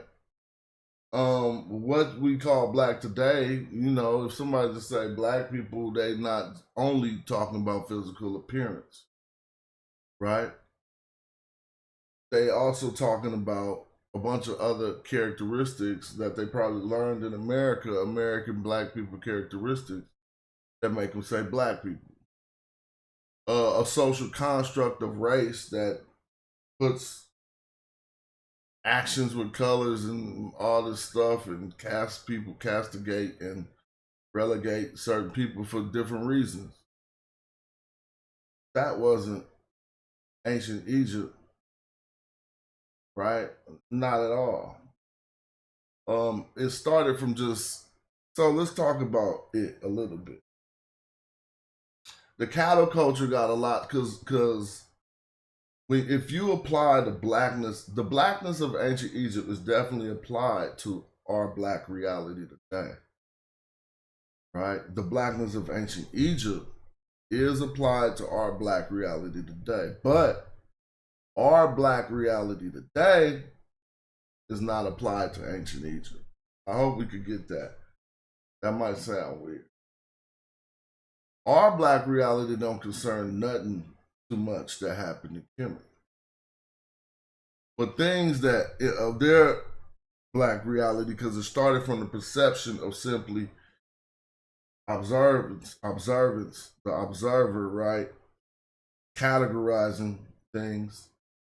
Some of the first categorizations in one of the oldest languages started with, I don't want to say it started with color, but it definitely had to start with categorizing the natural things you first observed, right?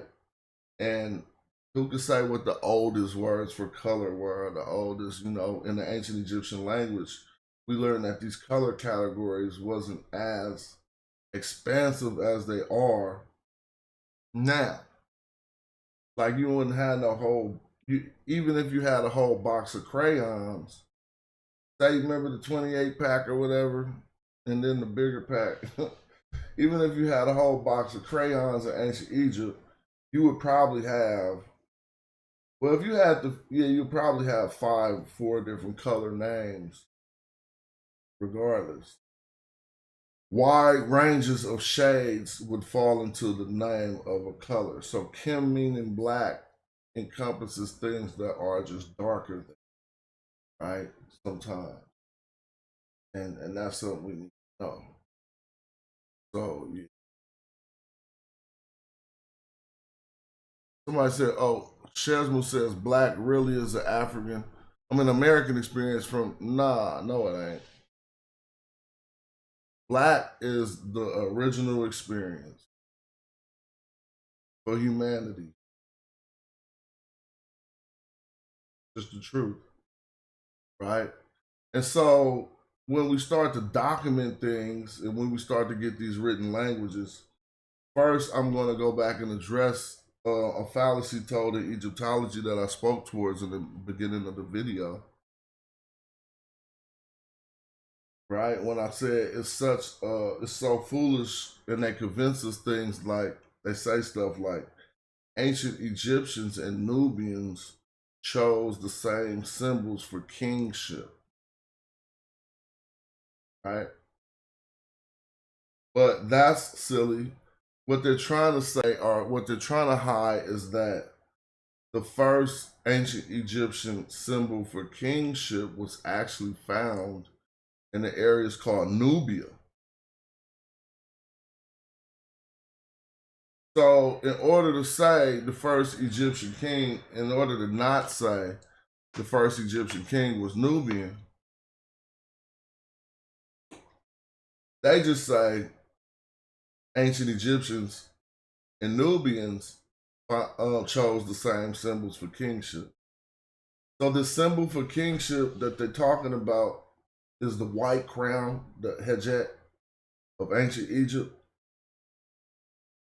You don't find no white crown hejet in the areas that we call Egypt at 3500 BC, like we find it in Cousteau and around the areas of Cousteau, right? Siali Seal, right? Making sure that's right. So,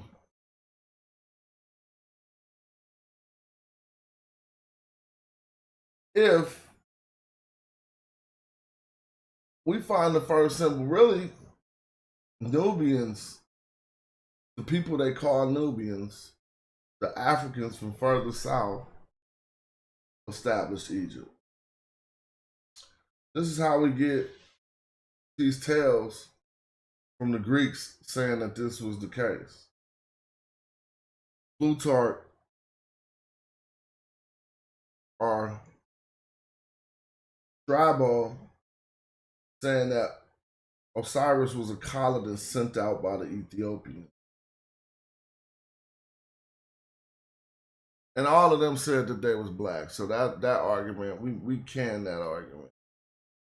I'm trying to take it to a new stage. I need everybody like the video right now. If you haven't liked it, if I could even build my platform up to at least getting some notice for the information, I might could get on different platforms and hit them with that information. Because it needs to be more, some of this information needs to be heard more on the mainstream, right? And anything I could do, right, to just get that further out there while they sitting here talking about stupid stuff, about black people contributing to society, and they're going all the way back to when Europeans went into Africa. Man, can I be heard, please? I won't cuss. I ain't doing nothing. I want this to be heard. All right, so we can keep on building. What I was about before I went back to that old statement, I was about to try to talk about the cattle culture, how that black reality developed, right? It didn't just develop on some racial shit. They didn't think well, I can't say they didn't think they was better. Because I find some little, not better like racism, but basically the concept in the Bible of the divine people, that wasn't original.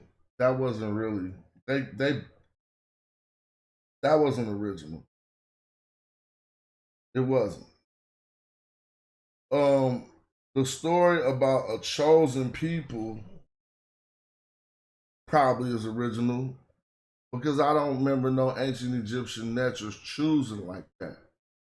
Like supreme beings in ancient Egypt, I don't remember them choosing. Feel me? Choosing a people, their creation, and saying that this one is better than another.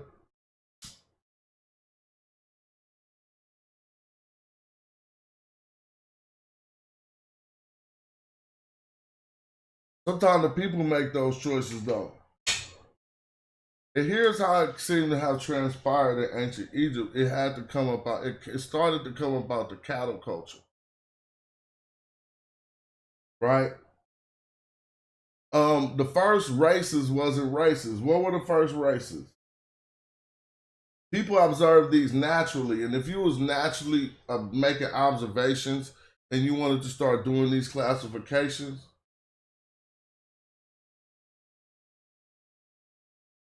let's think. I know, thank you for pulling up Maria Gatto. You be doing your homework.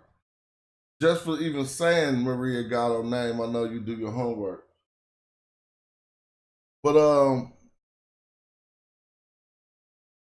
well, I'm thinking about the Maria Gatto now. I'm gonna pull up some of her work.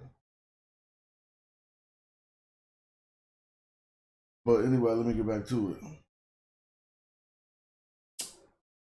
So the cattle from, I don't want to say from Napa Playa. If we go into the area of the Western Desert, south a little bit, to an area where they say Egyptian culture, cattle culture migrated from, we find weird things. We don't even find buried humans in Napa Playa. What we find is buried cattle. You know how they would make a tumuli for a king? Well, they dug up the tumuli and there was a cattle in there. So the cattle was already venerated amongst these people before they even traveled to the lower, I'm talking about to the lower Nile, not upper lower Egypt type of lower Nile, but to the Kush areas of the Nile before they migrated into those areas. They was already big on cattle. For some reason, you could tell me whether it is the actions of bulls and cattle, bovine, the characteristics of the black cattle.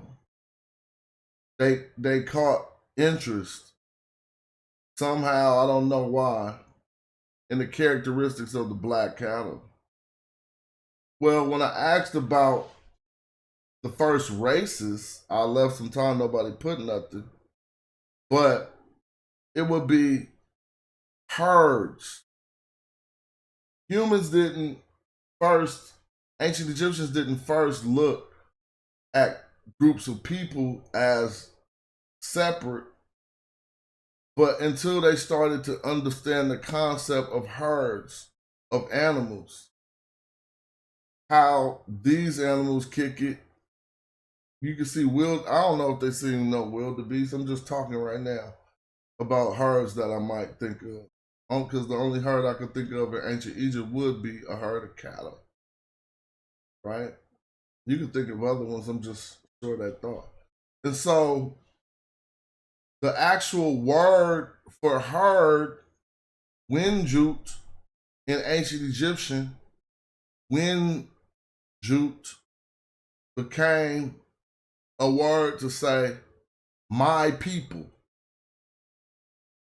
Not all people, that would be Remech.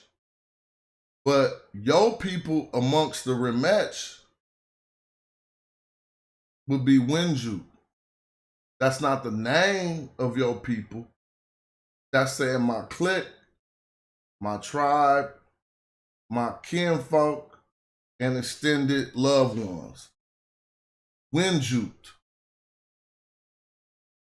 This word is determined by the determinative, the glyphs at the end of the word to help us know the category of the word.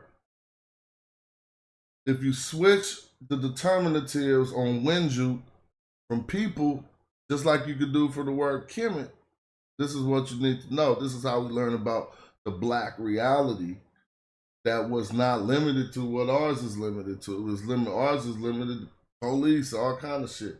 They got something different going on. Still one thing. And this is what we need to learn about.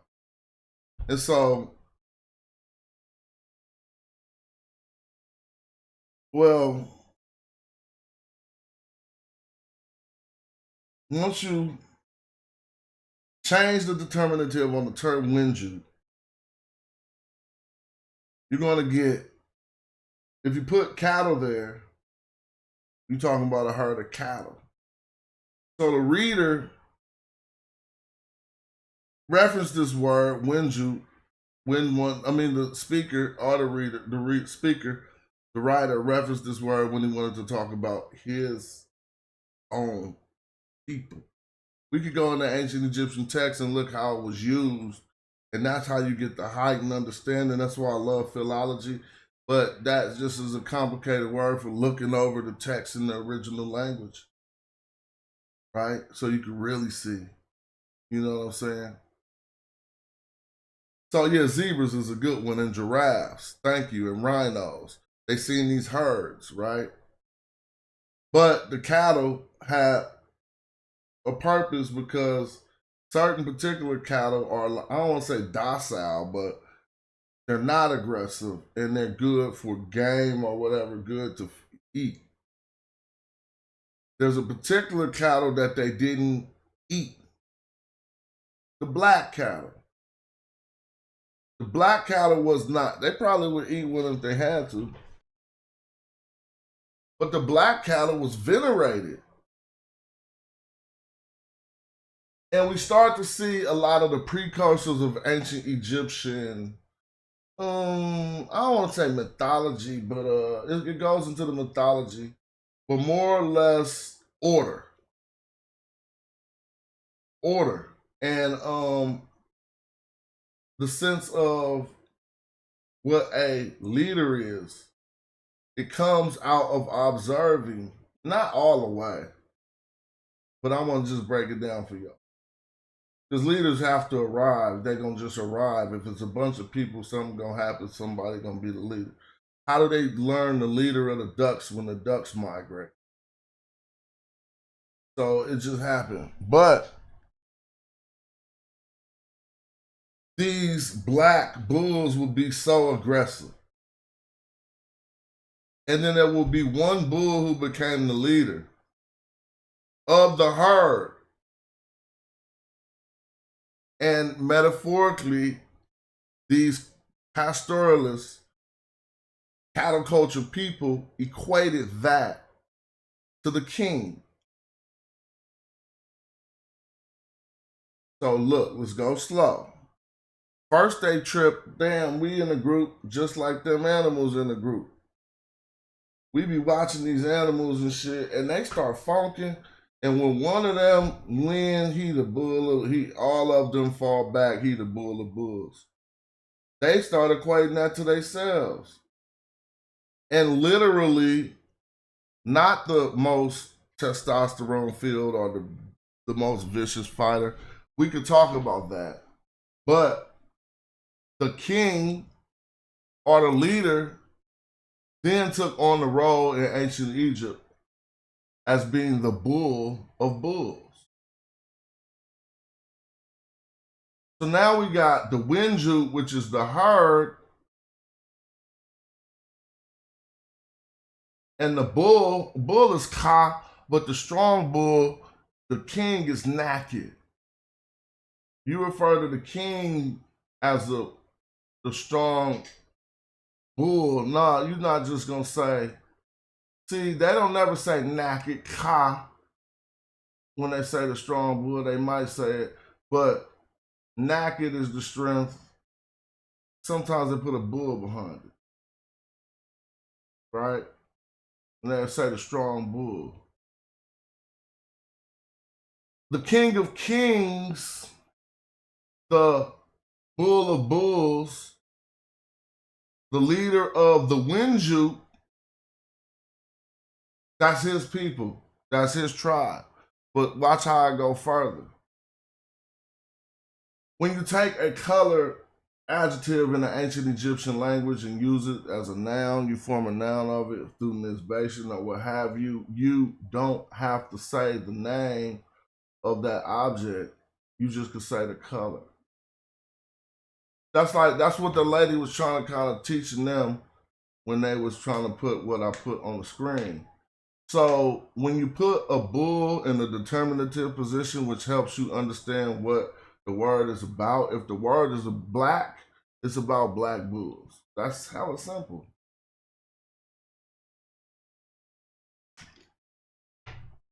You put a person there, it's about black people. That part ain't as simple because we get a lot of scholastic pushback on if they allow that to happen, we would see the term black people written up a few times, and then other references to what they call the black land, which is also just a reference to a black community or a gathering, a place where black people gather. That's what I argue. But see, when I say a place where black people gather, it doesn't pay, it don't give nothing. I'm just not giving, it's not right. Because you start thinking like where black people gather like us, yes, it's all a thing because they observed this blackness, but their reality got expanded, right? And I'm talking about the expansion of it because it first came from observing these black cattle had a different quality than the other cattle, and then the fiercest amongst the black cattle got equated to the, not the fiercest, but the leader amongst the people. But here's the catch. The black cattle, a herd of divine black cattle in Egypt is called Kemet. That's the same name as all of what we call Egypt from about the 12th dynasty on. Before that'd be like Tawi. But Kemet or Tameri, but no, Tameri ain't before. Tameri ain't that old. Probably 5th dynasty, I think. But anyway, Tawi.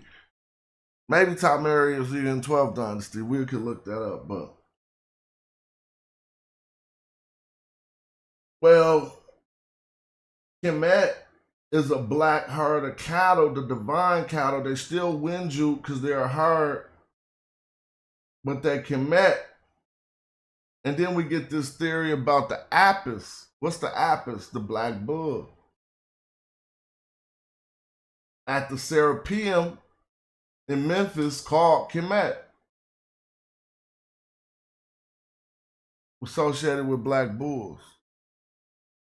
But now we know they already associated themselves with the bull and this divine black herd. Through the term Winju, through the king actually wears a symbolic bull's tail. If I pull up some ancient Egyptian glyphs all the way to Ramses or anybody, you look at his apron, look at the back of the apron, it's gonna be a long ass piece of cloth. That's a symbolic bull's tail. So yeah, we know they equated themselves to all kind of animals, but right here in the lexicon, we could clearly see how important this cattle culture was, how it developed, we could follow it, and then what else we could do? We could learn about their black reality, right?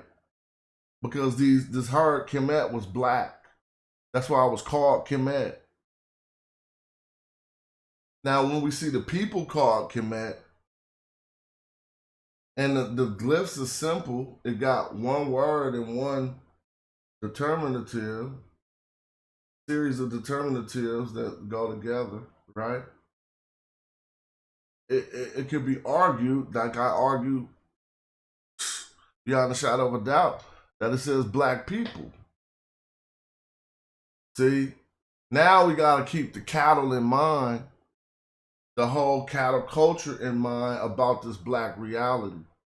But let's continue, because it wasn't a black person who said that Osiris was black.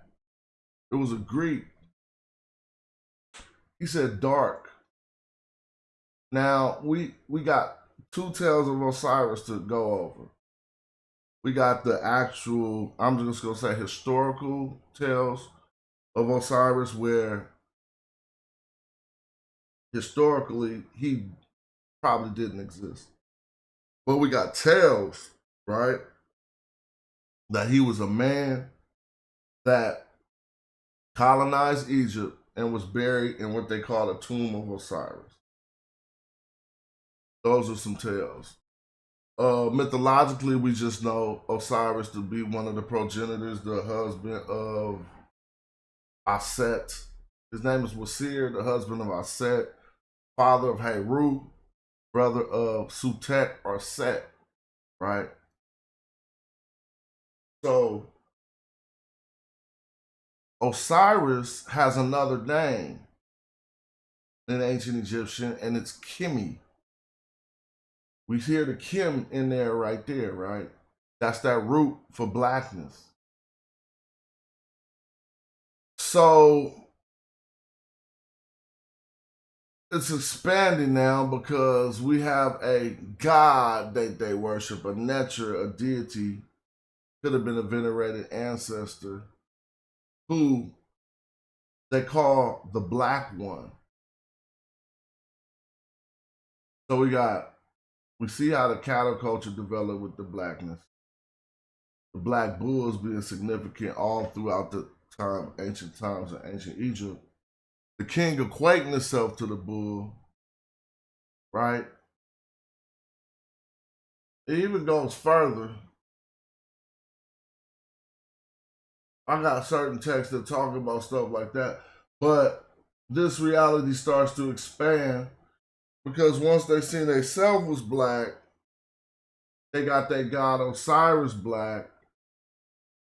Now we start to talk about a little bit of what I call Osirian symbolism that is not taught. I didn't coin the term Osirian symbolism, and it was taught as other than what I'm about to say. If you go read the book on Osirian symbolism, you're going to learn that they got it all wrong. They did. They did some good work and understand some symbolism of Osiris took place in ancient Egypt, but they said what it was. They said it was all wrong. So when we take Plutarch's statement about the Nile being Osiris, he said this in Isidus and Osiris, or it was Strabo, but I think it was Plutarch. If we take what he said about the people in their time period saying that Egypt was Osiris or the Nile was Osiris, peace to Sonetta in the building. Oh damn, let me get in the camera. I'm gonna come cook, man. I'm gonna come cook over there soon. If we take what Strabo said about not Strabo, Plutarch said about Osiris being the all of Egypt, and then when we ask ourselves why was he black, first of all, I think most people, until modern times, they venerated deities that look like themselves. You feel me? And so it would not be strange for people in Africa to venerate a deity that was black. And he called himself Kimi. People will tell you this, and this is I put this out there for the people who think they know Egyptology, and they're going to say Osiris was depicted in many colors. And I'll say back to that, since I do philology, I don't just look at the walls. I want you to tell me this. Ask any Egyptologist. What was the name for any color Osiris? The only name they're going to give you is the Black One. It ain't, what, the Golden Horus? It ain't no other name for no Osiris besides, there's hella other names for Wasir. But the one relevant to what we're talking about an ancient Egyptian black reality that we're trying to understand because we keep fitting it into our black reality, don't fit all the way. You feel me? And so, because a lot of us don't even worship a black God. So it's going to be hard to even see. Hey, what I'm supposed to say? So let's keep on, though. Well, I think this symbolism, right, that we start to find with people calling themselves Wasir, if they are proven justified, if they pass through the Hall of Ma'ati and they lived a righteous life, they will become a Wasir in the afterlife, in the Duwa. Wasir, that name is Osiris. It's the same thing. But I'm not gonna say they would become a Osiris. Nah, they would become a Wasir, right? I could be wrong, but I equate it to joining the body of Wasir because this is how I understand Osirian symbolism. And so something they do say in Egyptology is that it has something to do with divine monarchy, but they mess up. They talk about regeneration, death, and all these other things that are not found in true Osirianism. So now we start to wonder, Osiris is black for multiple reasons, man. Because I find texts that there might be some reality to just his effigy, like just looking like that because he looked like that. Some people said that. We got scholars to say. But I don't believe the stories of, in my research, the ancient Egyptians don't say much about Osiris being a real man. You get that from some Greeks and some later stuff. If you can find that text that we missed where it say that at, I'll look over it right on the show. So I'm more leaning to the fact that, okay, well, they created this entity, they got veneration towards him, and now he is, and I don't think I've said this yet, and is of chief importance, should be considered the divine monarch in the afterlife. Now, there's a lot to go on with that, because when we talk about divine monarchy in ancient Egypt, we start to talk about the pharaoh being closer to God or whatever. Divine monarchy type shit. You know what I'm saying? And I'm not talking about that. I'm talking about in the afterlife, they also had that concept. So basically, the Nisu playing the position of a Wasir, but just hear my analogy.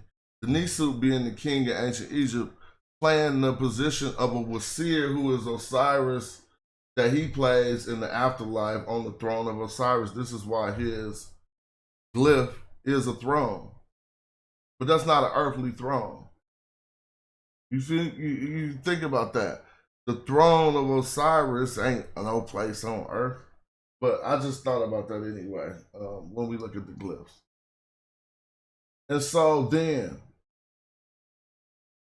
the darkness and the blackness of the cosmos becomes a part of the ancient Egyptian black reality. And it should be a part of ours too. And it's actually at the root of the name Ethiopia, but people be translating that wrong.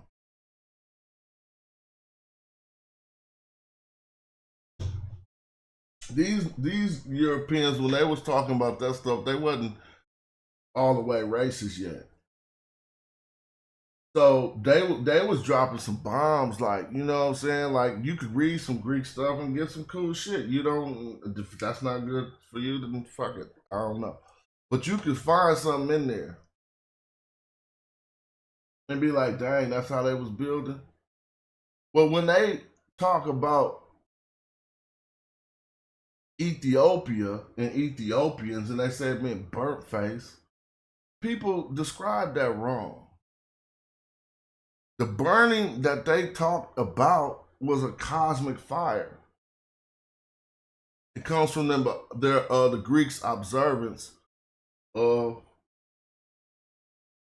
cosmos and the way they tried to put things into words and to categorize things.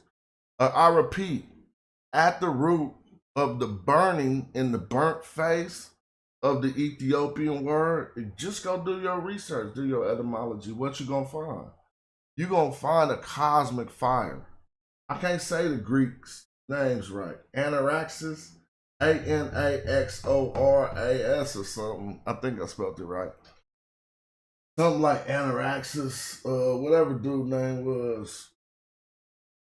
He kind of changed.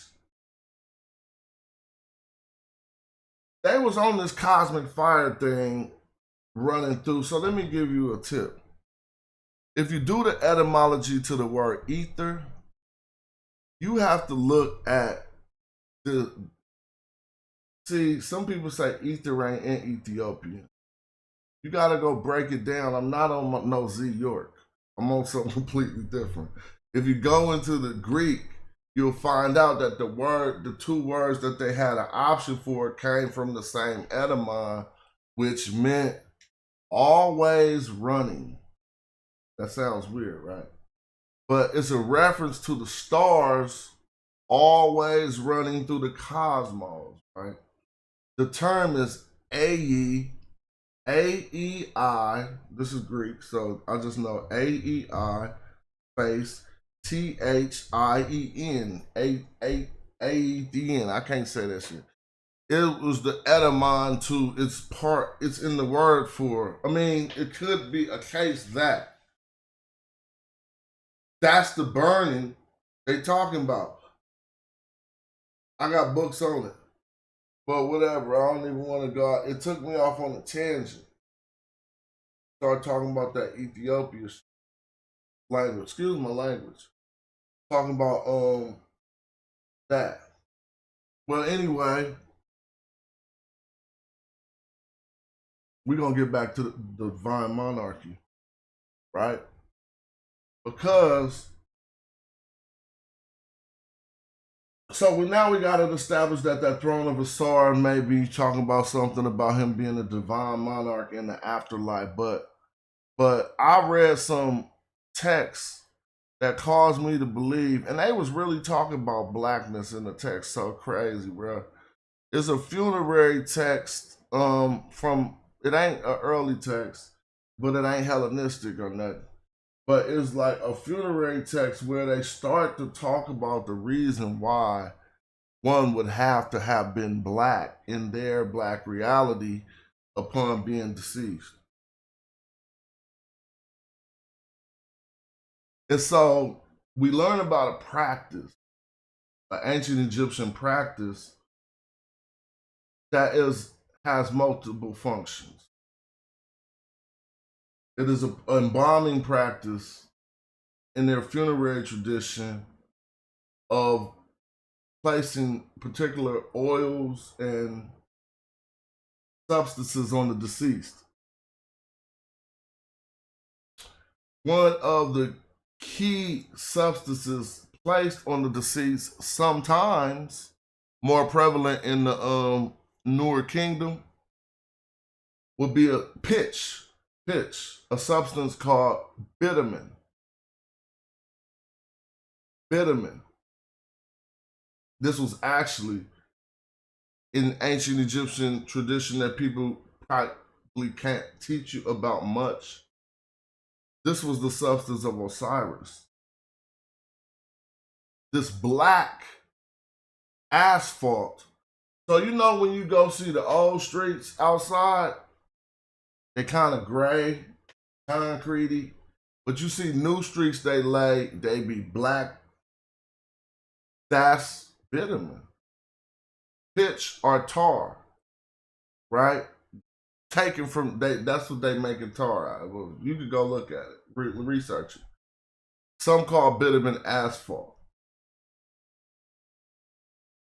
We know, and we read a lot of scholastic documents on the use of bitumen in ancient Egypt, but they couldn't figure it all the way out. It'd be crazy though. But we know it started being used more frequently, and they never attached it to its theological purposes so much. We understand the practical purposes. You would take bitumen, not only put it on the deceased, but you would even sometimes wrap up, not his sarcophagus, but maybe the bunk that would go inside of the, I heard somebody talk about sarcophagus the other day, they just didn't understand it. First of all, that word is Greek. Sarcophagus means flesh eating. It don't show no higher knowledge for you to think that when you put a body in a stone encasing, that it eats the flesh. You just don't know nothing about embalming. That's what they thought. This is why I'll be like, hold on, man, don't try to make that a good thing. Sarcophagus just show they didn't know nothing about the process of embalming. But anyway, let me get back to it. Because when they would use this certain bitumen, we trying to talk about some of the theological properties. Well, it has to do with this Osirian symbolism, and you have to think about a natural process called black putrefaction, and it just happens to people or whatever. If you die a deceased object in about 3 to 5 days, maybe 5 to 7 days, will start to turn black. If it ain't mummified or preserved by nature somehow, by cold weather or something, right? And so deceased people turn black on GP. That ain't got nothing, that actually got the opposite to do with, if people would say that's an association with blackness and death, I would accept that, but it was used against their argument, and you'll see why. Because, well, mummified individuals that are deceased do not turn black. But there was a theological, I'm arguing that there was a theological reason for being black in the afterlife. For one, is to match the image of the nature. This was more, it wasn't like how it is now. You didn't have to look like Jesus in Christianity, but in ancient Egyptian culture, you had to match the image of the nature. In the afterlife, I got those texts. This is why they don't teach them too much, because people be reading too much out of books. And so it gives us a little bit of understanding as to why then later in time would they expand the use of bitumen from just putting it on casket, and now they putting it on the people face, and now the face all black, and they all black, deceased like this with this substance. It was also the same substance that caused Europeans in the 16 and 1700s to start eating black people for black carcasses, black mummies, but no, actually it's so funny that that's why you get the word mummy. You thought the word mummy was wrapped up in some sheets and shit? That's all Hollywood. Mummy is about the blackness. And let me repeat.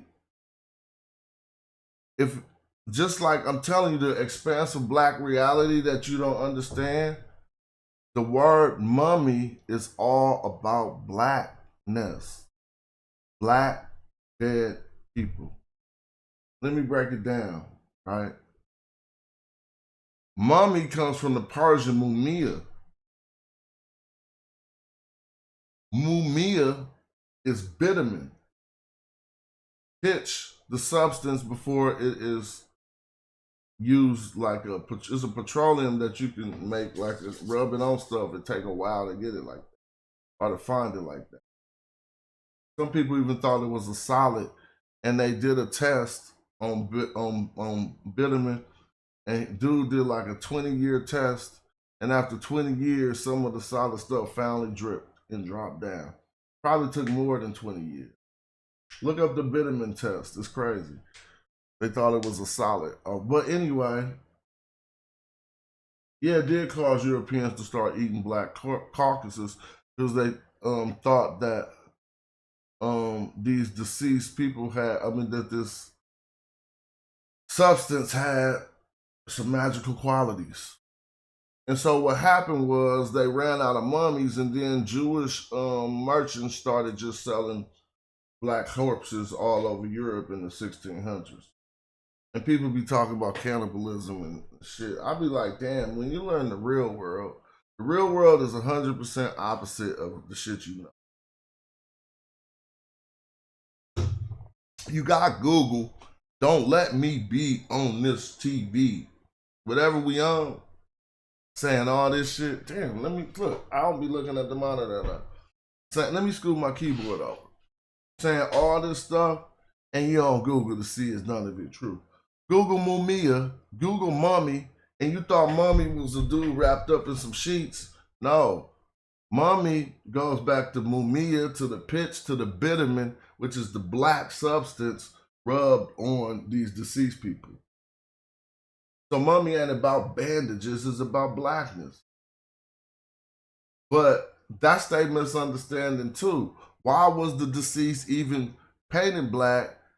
And why wasn't all of them painted black? Since they mummies, they didn't go through black putrefaction. So if you get an old kingdom mummy, they don't got bitumen on them. They just black. They didn't go through black putrefaction. They were mummified.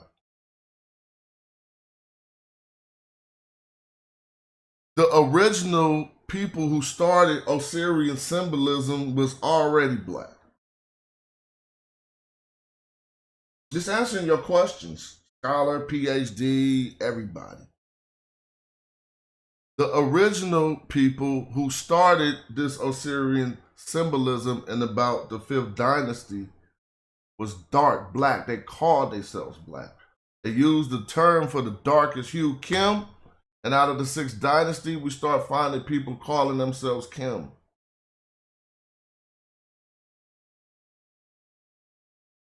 They also had a nature god that they worship, for lack of better terms, named Kimi.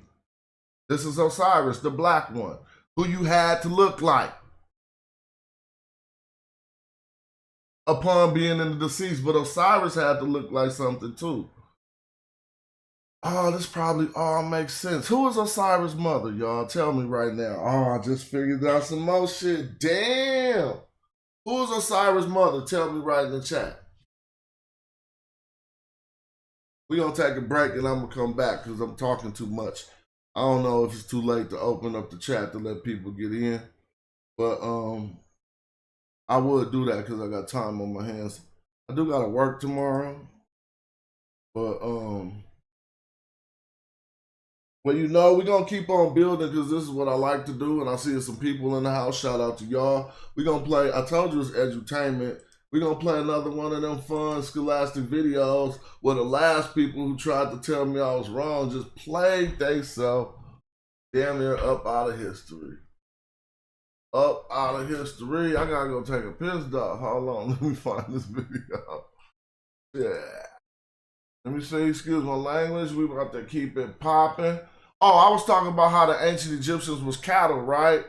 And how they came to this Kimi thing. We're going to look over some text tonight, too, so we're not just going to be bumper-rumping them. But check this out. And so you can understand what the rematch are cattle. In Papyrus Lansing, we read the following. It is the army scribe and commander of the Amun temple flock, Nebmare Nakti, who tells the scribe, Wenemdi Amun. In this text, the scribe uses the phrase Taz Bawem An Tn Par Jamn for Amun temple flock. This literally translates to gatherer of cattle of the house of Amun. These are no cattle. This is a fighting contingency commanded by the army general Neb Mat Renaktu. In the tale of Sinuhe we read, Indeed, I am like a bull of who cattle in the midst of another herd. In ancient Egyptian, the word Jam means young cattle. It also means youth, generations, offspring. His slaughterhouse was full of the enemy's children. The sacrificial cattle consisted of Asiatics. During the time of Senwosret I, we find the above text equating Asiatics to sacrificial cattle. The term Wenjut means cattle. Wenjut also means people. In the Loyalist Doctrine of Khairsu, line 3, 6 we read, Gather your human herd people. In Papyrus New we find, I am one of your people, Osiris. This same statement is found in My Herpri text, I am one of your Wenjut Osiris. In all of these attestations, Wenjut can be translated as cattle or people. In Naksobek's song, Wenjut only means cattle. Otherwise, one will just slaughter oxen for the latch, cattle for the doorstep, a strong gray lag goose for the doorposts, or a gun bird for the lintel. In the satirical letter of Hori, we see Wenjut used to say a particular people group. I will be buried with among my group in the mountain of the Holy Land of Abydos. It is clear to see that people and cattle were metaphorically symbolic of one another. In the case of Kemet, we should understand the black people of the land to be metaphorically equated to the divine black herd, Kemet. The king of this divine herd is often called the Bull of Bulls, and he is adorned with a symbolic bull's tail which encapsulates this divine bovine metaphor. Ancient Egyptian cattle culture spawned new ideas in Kemet while the society was going through formative changes. Each intermediate period brought new social norms to Kemet, and most of them seemed to be based on interactions with people who appeared foreign in nature, tongue and skin color, as stated frankly in the Hymn to the Sun. In the Hymn to the Sun, we can find text that reveals some of the precursors to race taxonomy, or group classifications based on appearances, language, and nature. The text reads, "Tongues are different in speech, and so is their character. Their skin color is different because you differentiate the foreigners." Before this, in the 12th dynasty, Stele of Mentuhotep, London UC 14333, Mentuhotep said, "People are of the same skin." This word for skin was yenim. This can mean skin, the hide of an animal, or skin color. So we all can see the ancient Egyptians saw skin color to be synonymous with the hide of an animal in the term yenim. And the animal we see most frequently compared to ancient Egyptian people groups is the bovine, particularly cattle. This is very important in understanding the term Kemet, which also meant a herd of divine black cattle. After looking at these primary sources, what Brother Reggie Marby proposes about Kemet being the divine black herd of people is quite plausible. All right, shout out to you. If any of this is the rematch useful for your art or for your education or for your entertainment, it's all good, man. Don't even try to, just subscribe if you ain't, people ain't subscribed, subscribe. That's all I talk about. I talk about this type of stuff too much. I try to make sure people know this stuff. You know what I'm saying? There's a lot to learn from. But this video I'm not even gonna play that. Right? People talking about, this is about the hike soaks. I don't know if that's cool. Oh, here we go. Dang, I don't want to play this. Because I did that Egyptologist so bad. Not bad like disrespectful, but she was just wrong about hella shit. I don't take no pride in showing that. Right. Let's look at this. In the ancient history of Egypt, there is a chapter cloaked in mystery and myth, a story of foreign rulers who rose to power on the banks of the Nile.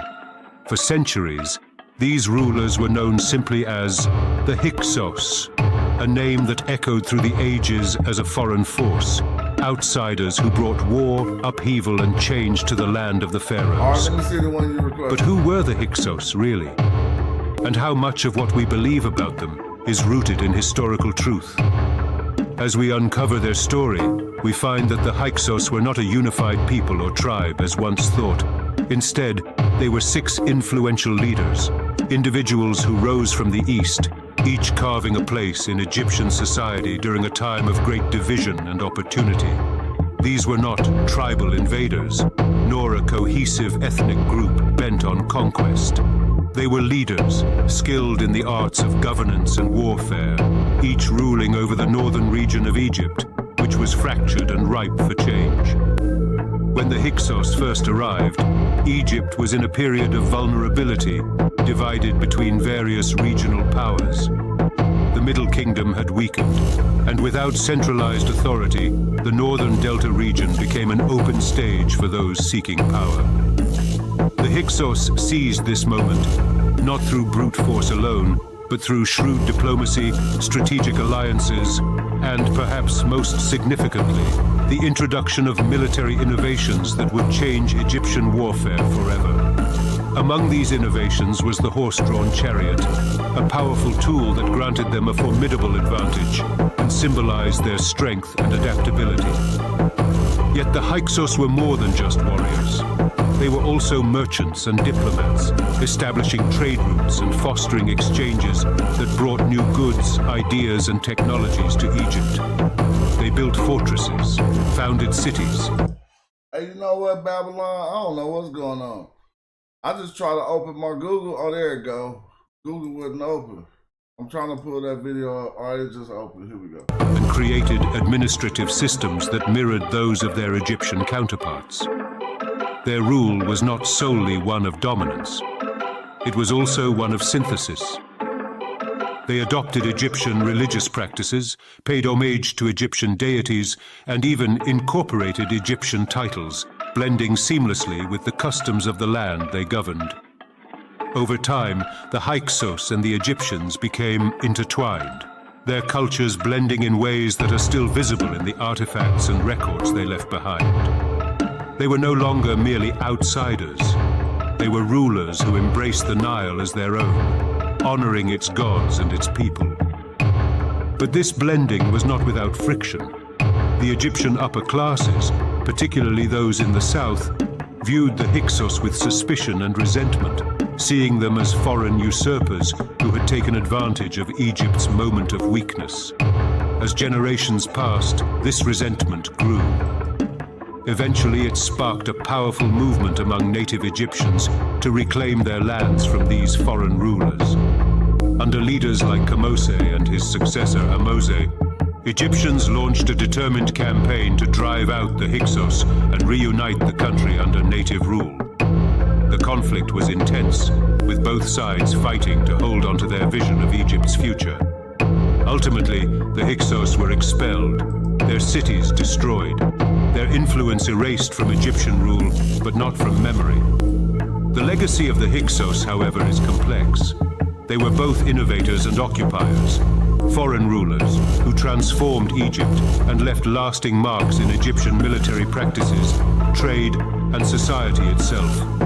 The memory of the Hyksos would endure, not just as a symbol of foreign rule, but as a reminder of Egypt's resilience and capacity for reinvention. In the end, the Hyksos challenge us to look deeper, to understand that history is not always a tale of us versus them. Sometimes it is a story of adaptation, fusion, and the ways in which different cultures shape and redefine each other. The Hyksos remind us that Egypt's story is not a simple one. It is a tapestry woven from countless threads, foreign and native alike. Nevertheless, Egyptians wanted the Asiatic Hyksos to exist outside of Egypt. All right, we're about to see what Babylon talking about. Took me a while to get this open. See? So first I just put the Sioux, right, to bring me back. Let me go look. That is different. But I'm gonna show y'all. So here go the Sioux. He, him, it.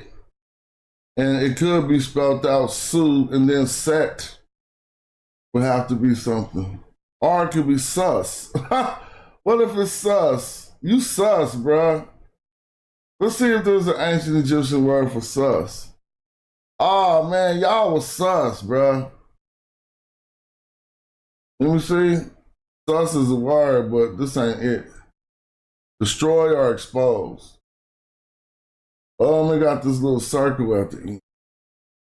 Oh, you said South by Southwest, bro? I know if you would have put the X where the W is, it would have been the abbreviation for a music festival in Austin, Texas called South by Southwest. It's SXSW. Right. But fast forward how much? A little to Parson of Kim. I'm going to look that up. Thank you. Oh, you have stretch wide. So is this dative or just tell me, is this dative or sediment? Fast forward or go back? I'm not remembering the meaning of that. So I'm going to go XRT for everybody to see. Then the objective, then I must need to go back, bro. All right, Babylon, I'm trying to find it. I should trying to find it, but maybe we could go over that part. Maybe we could go over this again. So let me fix the screen. Hold up. Excuse me. I don't know how I had the screen. It was small. I just tried to make it bigger for y'all. And now it's like that. Because maybe we can't go over that again, right? How would I do that? Let me see. Take this off the screen. I got lost because we were on show twice. So you said parse Kemet. All right, hold on. I mean, what do you mean parse Kemet? I got hell of So normally parsing is separating words. You feel me? But if you want to break down like the construct of Kemet, let's do it. Let's go to Campbell. I got that old video where we do that a lot. That old presentation where we do that. But we can just look over it. It should be in this presentation. Let's look over it real quick. See what you're talking about. All right, here we go. So now I'm going to read what's on the screen and you can tell me what part about this you want to focus on. For the word Kemet, this is what people, oh, not this? Color? Damn, it's hard, man. I wish I could. I'm going to do a phone number, bruh. Let me go see if my Google phone is open. Do a call-in number. Ain't nobody gonna call in though. Is y'all gonna call? Let me see. Let me see if I can do a Google phone. Hold on. Since you say it's not this, I'm about to try to do something. Put up a number. Because it's just like sharing the link, but the link ain't been working. Did they take away Google Voice? I should still have a Google Voice, right? Yeah. Oh, they making me select a number? Okay, I got a number real quick. This is a good number right here. Wow, I just claimed the number. Oh, hold on. Oh, my phone dead. Damn.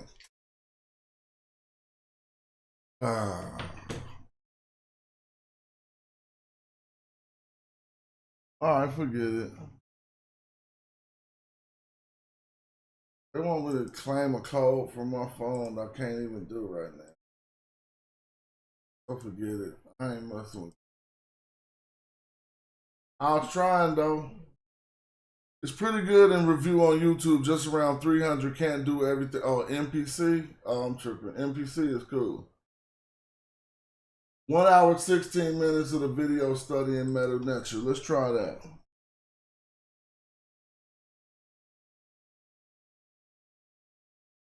As far as a name, an ancient Egyptian having a name, Kem, and it happened not infrequently with the ancient. 1 minute, 1 hour, 16. And Deb,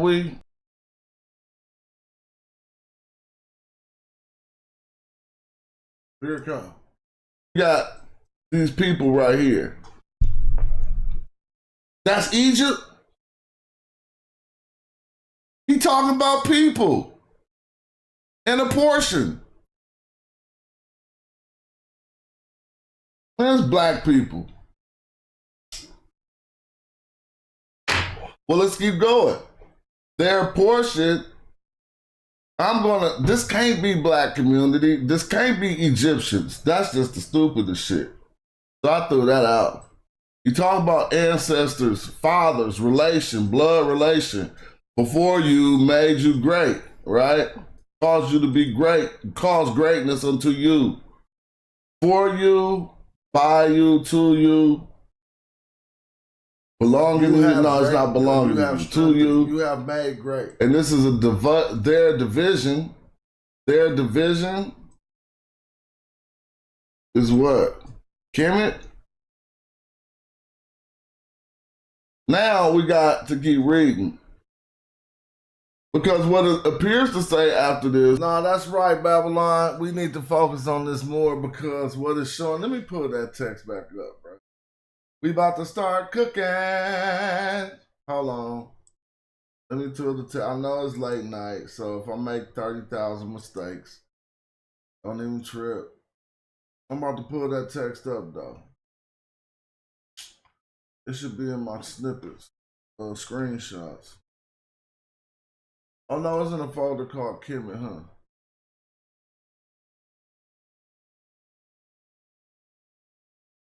Hold up. We about to get that popping.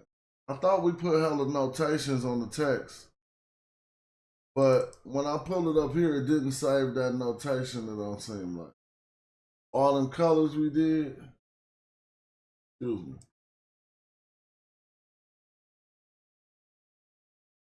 I don't even think this ain't the right one. All right, now this is when it be getting boring to people, but don't trip. This is what we was reading. And I got it corrected a few times. It's cool. That's how I learn. So the part that I do know that this is about people, this line, these two lines are the lines of scrutiny, and I'm just going to clip them, right? We could read more, but this line right here, it's too big on this? Hold on, why is it that big? Let me get right so you can see on the particle. Sorry about that. I'm on Facebook and I'm on YouTube. And if you on Facebook watching, just come to YouTube real quick so you can get in the chat. Smash Rockwell on YouTube. That'll be better for my views. Matter of fact, migrate from Facebook and come to YouTube and say what's up. Let me know you was watching on Facebook. All right, look. So the line Babylon Don is interested in, I'm about to snip it. And he says this proves that Kemet means people. This is why I showed it. This is why we were reading it. Hold on, I messed up. This is why I showed it. This is why we were reading it, but damn, man, why I keep coming so close? One more time. I want all the glitch. There we go. All right. So this ain't that. Now I remember when it would take me 30,000 years to read this. If you watch my show, we give out some tools on how to get through this, but we about to just not even trip and we're gonna go through it. So the first thing to trip off here, people always want you to lose. I'm gonna make it hella bigger. We got to build tonight. People always want you to lose the context, right? But in this portion and on all these portions, he's talking in this whole, I don't know if this is portion of the hymn, but it's in the same text as the hymn to Saint Rosette. Now, just to categorize what he's talking about here, I'm going to highlight the first word. Now let me get a dictionary open. Right, so people can follow. They want you to think, so the cleverest thing they say is, well, he's talking about Egyptians. See, the term of scrutiny here, we found it in text. I'm just going to highlight it for y'all now. This is the major term of scrutiny, found a few times in text, to where it's argued that at this point they're saying black people.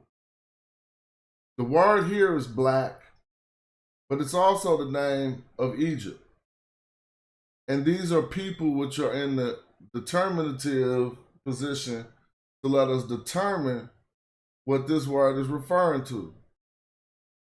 So if the word is black and you put people in the determinative position, it's only for this word. I could go down to other words. It's only for this word where they say the determinative ain't, the word ain't referencing the people it's representing. Even in East and West and North and South, They say they're Easterners, Westerners. Well, they say that's toponymic. And this is also a toponym for the place Egypt. So they're saying that this is toponymic, and they're saying those related to Egypt. That would be a term called Kemetiu, which is a particular nisba which ain't formed here. It would take a TU bar. But what you need to observe, and what I've noticed is, whenever they talking about this Kemet, these people, they never, ever, ever look at the words right below Kemet and contrast it. Yeah, we do it. It's the word pot under this. But I want people to get this because there's words in this top part that also show you. So the first word right here, people who read the glyphs know that this is the word for father. Right? You can show this to any Egyptologist. This is, if they know how to read the glyphs, they all don't know how to read the glyphs. This is a word for father, but this is the determinative. Now help me out. You're going to learn, but you're going to have to not even trip. Like, don't put on your thinking cap. Just chill and watch this. See this man here? This is a determinative just like these men here. This man and this woman here. This determinative is on this word, helping us determine what they mean by this. Just like this, these determinatives are on this word. You see the three strokes? That lets you know that the determinative is plural. Oral group is all groups. Groups are plural in their nature, but you refer to some groups as singulars. We call them collectives, right? Like police. You ain't saying polices. You're saying police, one thing. But you're talking about multiple entities. Well, that's what this would represent.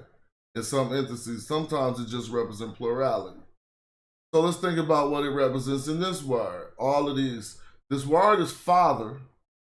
Then you got a man, that works. But then you got plurality. So you probably say fathers, right? That's cool. But then you got the pronoun after it, your. Right? So your fathers, then you got to think your forefathers, because a man don't got more than one father. So your fathers, so they expand this word to ancestors in certain instances. Now, I opened the dictionary for that. You see an I, a T, and an F, but in the dictionary, they're only going to transliterate the I and the T. If I open the dictionary, if I open the dictionary and put, I'm going to go search, and then I'll put IT. And there you go. The first word is father, right? But watch this. It should say, well, I'll make it easier. ANCESTORS. There's a couple ways to say this word. But one of them is going to be the same word we're looking at. This is Tep Awi. I'm not going to say them all. I'm just going to get to the one we're looking for. Here we go. Back here. So look, let me make this bigger. Notice you see exactly what we see on the glyphs. Look. So now you know I'm not just telling you something. It's qualified by academia. Look. See, there's no. So there's the phenomenon you might be going through. This text right here is from right to left, but the dictionary is left to right. So when we pull up the verification, it's going to switch, right? So watch the verification. See how it switched directions? But you still see a reed leaf, a T, a F, a man in three strokes. Ancestor. Father, here's another rendition, same thing, but it don't got the three strokes. So notice how they're not saying anything plural. They're saying father, grandfather, stepfather, or ancestor, not ancestors with an S, like this one, because it got the three strokes. So then, we already established that they talking about people from the outset. They're going to try to switch this to being Egyptians. So here's the thing. All Egyptians won't even have the same ancestors. But all black people would. See, I'm just keeping it real.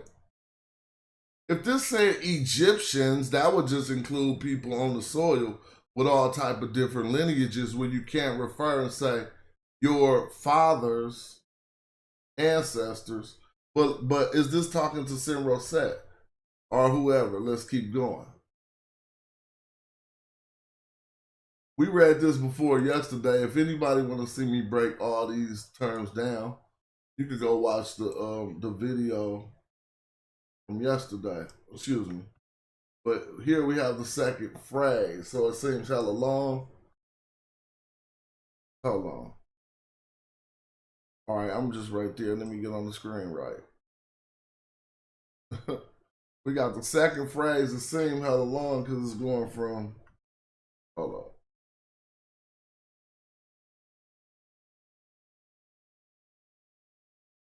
Here all the way back to here.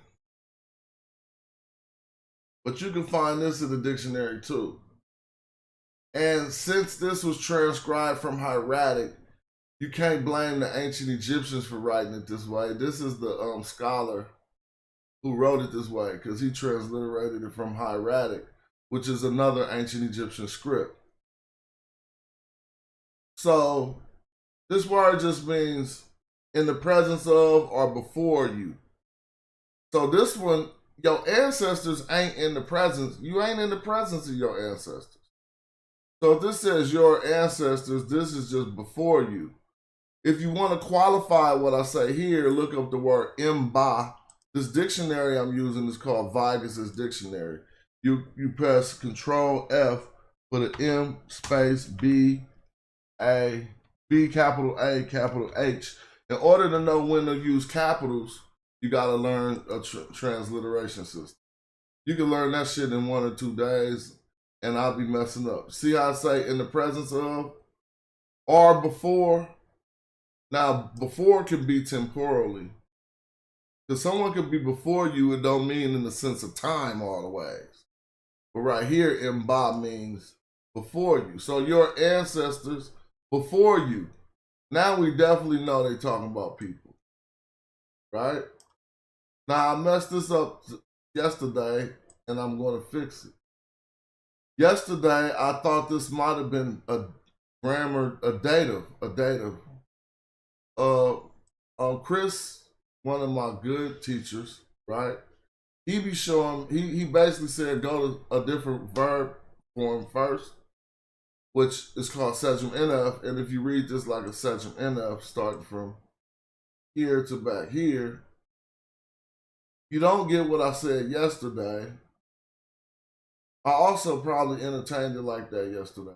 But you don't get what I said yesterday. You still get the same definitions, but it's different. This means to cause to be great or to make great, right? This part, the word is sa'a'a. Sa'a'a. But then you have an N and an ek. So in Egyptology speak, you probably say sa'a'a inek, right? Someone say sa'a'a ni'ek, I don't know, whatever. But this, if this means to make great, you have to say, this pronoun means not he, but you. Remember in the beginning it was your? See right here, it's your ancestors. So it gotta hold the same meaning. Right here it's your, or you have made great. So it reads left to right, so you say made great have you made, but you know that sounds weird. It's just you have made great, right? Now what did he make great? Because it's on the strength of his ancestors, on the strength of your ancestors before you, you have made great. Now let's see. Tell me what word you want me to put in the dictionary if you don't believe me. This word is a division or a portion. Now, I'm having a hard time understanding this. So when it happens like this, the best thing I can do is go look at all the other renditions of the use of this word. The word is peshet. Peshet is like a portion or a division. Now let's slow down, because my analogy of the Hebrew tradition comes about in my understanding of the Canaanite tradition. Now, I know a lot of us are under Abrahamic faiths right now. We call ourselves Christians, Jews, and Muslims if we're under Abrahamic faiths, right? And in that faith, you find, in one of the traditions, you find an equation to a divine people, which I spoke on earlier, or a chosen people. And in the allotment, in the text for these chosen people, their deity, which is Yahweh, or the God of Israel specifically. Why is he the God of Israel? Why is he not the God of the earth? Well, the reason why he's the God of Israel is because of some of the Canaanite traditions that were in the land at the time period. They had other natures, and it was henotheistic. They had other deities, and it was henotheistic in the area. And so here's portion. In Deuteronomy, I think it's 32:8, when they talk about the allotment for men in the Bible, they say, and they talk about it earlier in a different portion of it. But at that part, they say his inheritance. How do God inherit something? How do God inherit anything? But Yahweh's inheritance, or his portion, as it said in the Bible, was Israel.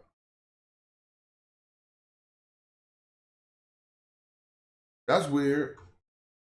If I come to this text, now I'm going to look at this word right here, and I'm not making too much of this. P-S-S-T with a capital second S. The first one you see says, this isn't our word, but the first one is a mat or a carpet of reeds. That's not our word. Now this is our word. We got the determinatives and the whole word spelled out. It is a share. Interestingly enough, it is a portion, a half, or a distribution. So that's what this is. Now, so then, if this says you have cause to be great, their portion. So this is just another pronoun here to say they, them, or their. The word is sin. If you look S-N, if you look up a S-N in any dictionary, it'll tell you it's a suffix pronoun that means they or their. So you have made great their portion. And next is this word.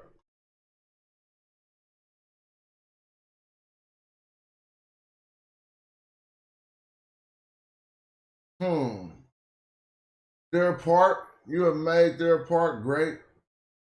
So they're going to say you have made their part of Egypt great.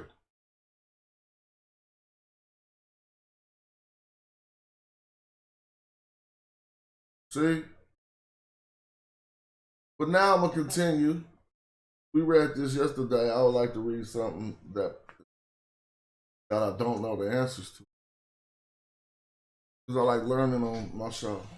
So I'm arguing here that this is talking about a group of people, right? I don't rule out all the way that they're talking about people of a particular area, because all of the people they're talking, even the ancestors, are of a particular area. Yeah, I'm tripping off portions. If we don't have no other, your division, how about that? Your division You have strengthened their division. You have strengthened their part. This is a part. Let's go back to the dictionary. Their half, their distribution, their portion, their share, their part, their division. He strengthened their part. And this seems to be them. Shazmu says, people of the black land. Where you see anything about land here? That wouldn't work. This word says black, and then next, after that, we see people.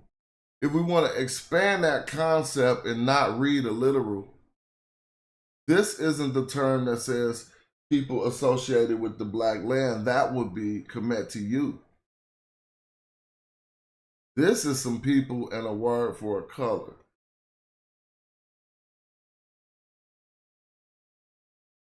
Next, we got a preposition. M, which means in. And we did this yesterday, so I'm about to stop and go down to what else Babylon was talking about over here. What we didn't do, and I haven't pre-read this, but it's not hard. We started reading yesterday. So now I'm gonna snip, and I need you to see the similarities in the glyphs. So I'm gonna snip the line we started from, damn, hold on, let me do it. Always do this. Start way over here. Last time. So now we're snipping down a bit further. And something you should notice here. Right? Would black ones work there? Yes, black ones will work there. That would be a good one. I mean, but how am I getting the ones? Well, let's talk about it. You see these two terms? I'm going to put them in their own, even though I shouldn't do this. This is just for our examiner. Well, what I'll do is put them in the same color. That works. So you see this term here, the term of scrutiny, Kemet. You clearly see people behind it, but Egyptology tells you to read this just as Egyptians. Now here's I'm gonna illustrate a couple problems with it. Everybody he's talking about is Egyptians. I mean, if you want to do that analogy, but take this word right here and you see the same determinatives. Now you have to think that the person who wrote this text, not the scholar who put who made the facsimile, but the original artist who wrote this text, when he put these people here, he wasn't confused on what it meant. You have to say at least that much. And he knows that this is the classifier to help you understand the word.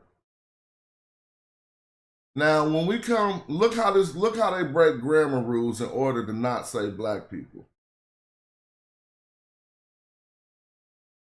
Ask anybody what this word is. They'll say, I'm gonna look it up in the dictionary for you to see. Just what Pataja said. Dignitaries, right? Noblemen, patrons, or mankind. All of those are people. But this determinative is informing a nisba, saying that this are related to this root word, pot. It's saying they are a pot. If I look up pot, you can say pat, P-A-T. It's going to say what I said it said. Nobleman, I might not need to put the T. I mean, put the dot before the T. Yeah, you don't put the dot before the T. Now, if you look at Pat, it's going to say noblemen, dignitaries. I don't want you to see these other ones that's messing you up, because you might see too many. So maybe I should make, oh yeah, the A ain't capital. All right. Look, but this is written pot. You notice it still got the pot word in it. It means a noble or heir, but let's just look at pot. There's going to be a class of people. Mankind. That's one breakdown. That's the most extensive use for pat or pot.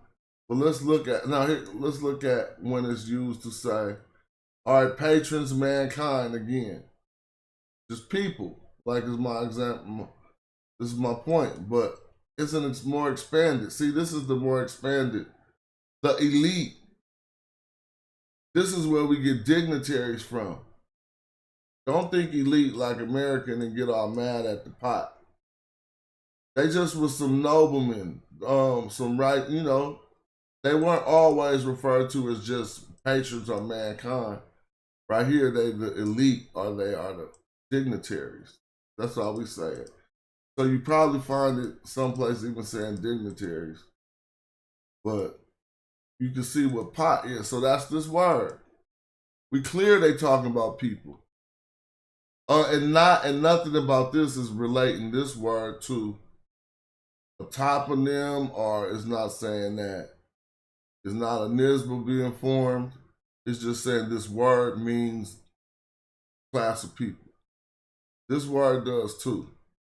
And when we talk about the class of people, when we start talking about Kemet being the divine herd and the divine people, we start to see that it might be something to that, right? And so we can continue, but I don't want to just turn to a full reading show. Why not though? It's just another preposition after that word, right? So I like to say the grammar so that if you can't read it, you can still understand that this M is something like connecting this Kemet. But it ain't really connecting it. I mean, we got this dignitaries in your, it's probably your, that you overthrew. The people that you overthrew. Yeah, this is so this is just mankind then. But this is some people he overthrew. So here's a word, secure, to overthrow. Now I don't see a man laying on the ground, so let me show you something. This is the determinative helping me determine the word. And since I don't see a man laying on the ground, it could be another option for this word. So let's look that up. SXR. SXR, right? See, it says to overthrow, like I said. But notice most often you see the man laying like that. You don't always, I said most often. Let's see, I gotta find my rendition. See, yeah, as long as you can find it without the man still meaning overthrow, then I can show you I got that from. See? So look. Wow, you see what you see in the glyphs? Play a matching game. See? You see them right there? That's that. Damn, I'll be drinking hella water when I stream because I talk too much.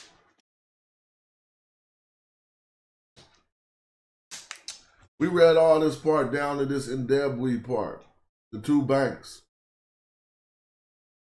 And then this was about fear, your terror or something. I don't think it's much I want to keep on going on here about. We read this too. I think we got to this word. Yeah, we read all of this. That was under your foot.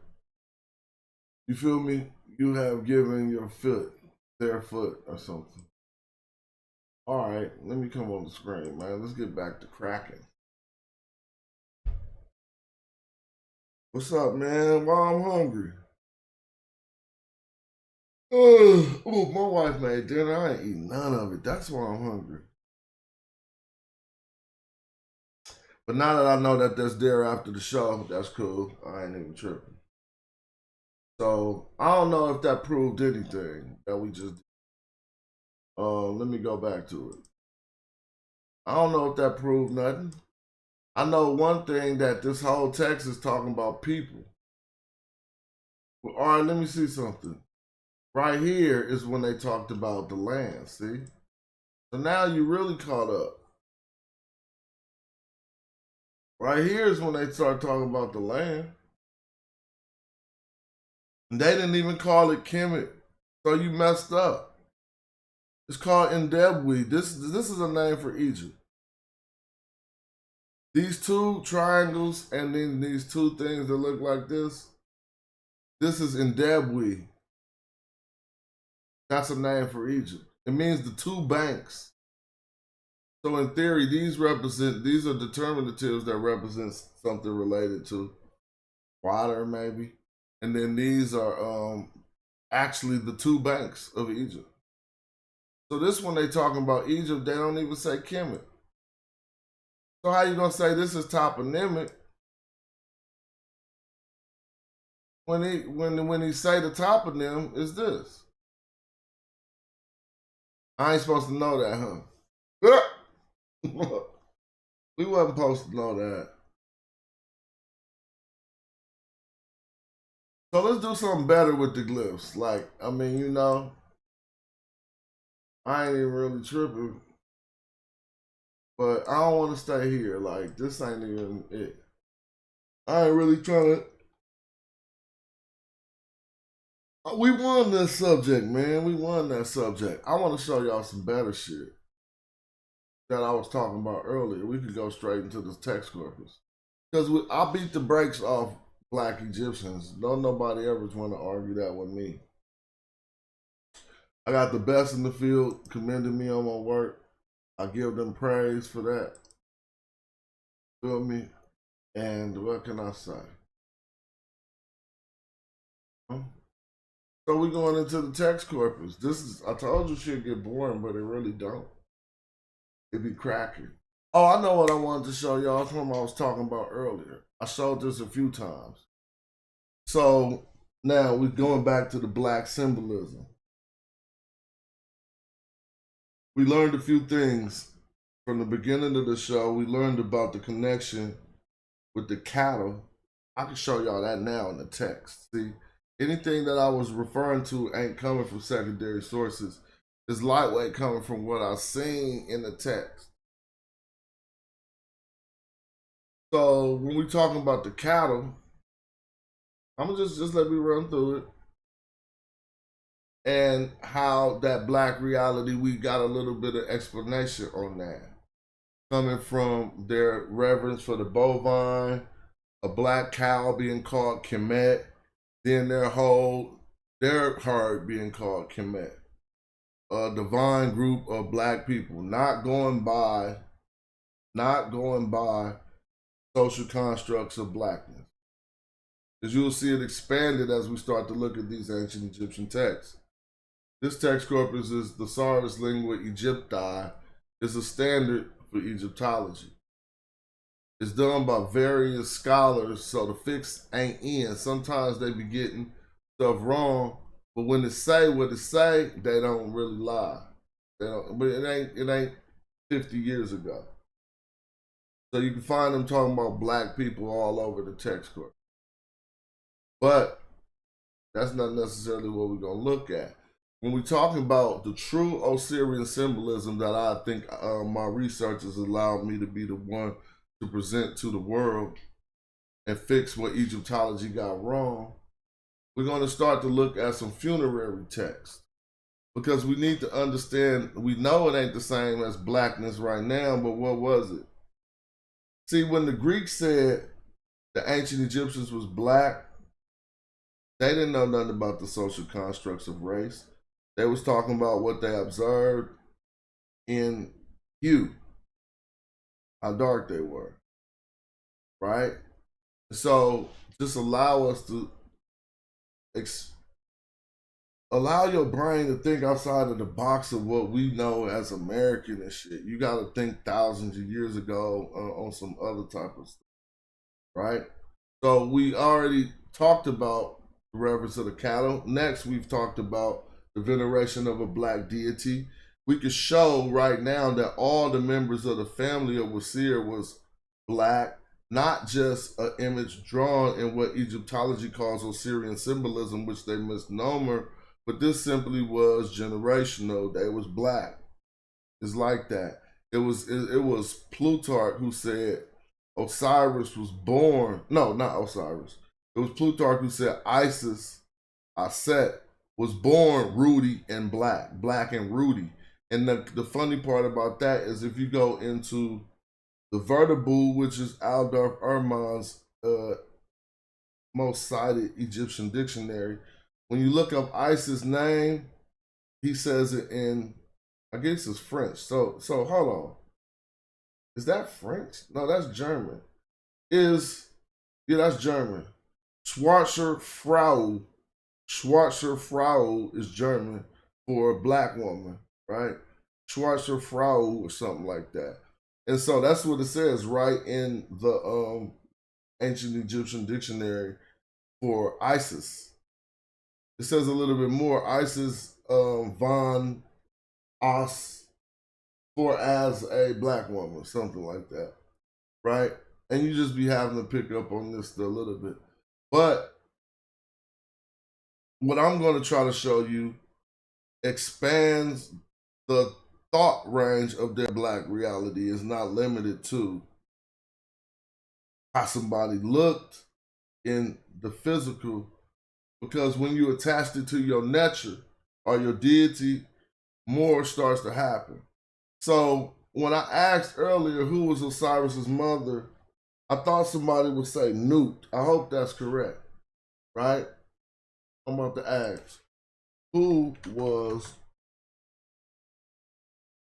mother? I just gotta put that.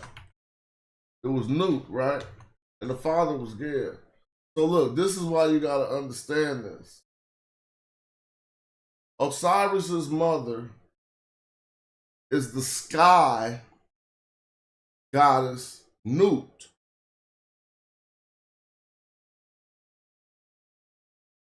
When you look at Nut, she be blue sometimes, but her blueness is representative of the expanse of the cosmos. Nut is the sky goddess that they say. Wasir's mother. Let's just understand, we gotta learn this to know about the blackness. And the Greeks kind of picked up on it when they named the Ethiopians. I mean, when they didn't name the Ethiopians, but they gave them that name, that area, they kind of picked up on what was going on. So, unless you're thinking about daytime, then you wouldn't have no stars in the effigy of Nut. Let me show you Nut, sky goddess, right?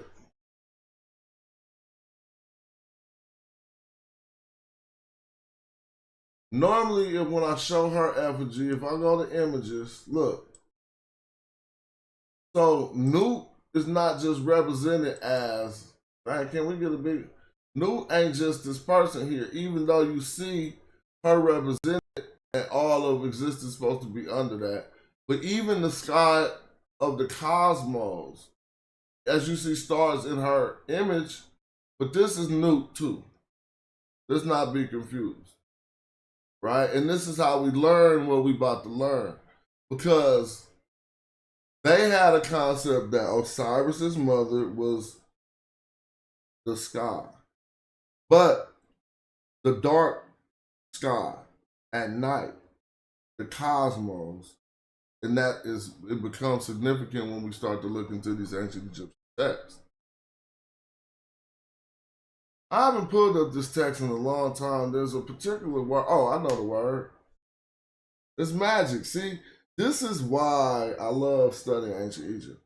Because they would do certain things, and now I could, thousands of years later, reference one word that's going to pull up all this information in a new text corpus. And it's the word I was talking about earlier, if you ever want to do this for yourself. The word is bitumen. The ancient way, now we're going to start playing a little game. The ancient way to say bitumen in ancient Egyptian would be M and 3 N's, or M and 2 N's and a T. I don't want to act like we know how to pronounce that. Like Mininet, whatever. M, 2 N's or 3 N's and a T. That is pitch asphalt that you make out the streets. The black substance that caused Europeans in the 1600s to start eating the mummies from Africa. This black substance had more, it had a significance inside of the black reality of the ancient Egyptians, right? You see how it ain't just like what we know. So this substance, this is probably why Osiris is really black. No, the substance is why he's black. It's definitely why he's black, and I'm gonna show you the documentation. But I'm arguing now that he probably, not even probably, I just figured it out because I have it by another term. See, Newt is the cosmos, but the blackness of the cosmos goes by a different name. To the ancient Egyptians, the blackness of the cosmos is Kaka'u. Kaket, Kaka'u, 2 K's and a W. You feel me? 2 K's and a W, because they only left us that. Some say Kaket, Kaka'u, however you want to do it. Right? No, Kaka'u is much better.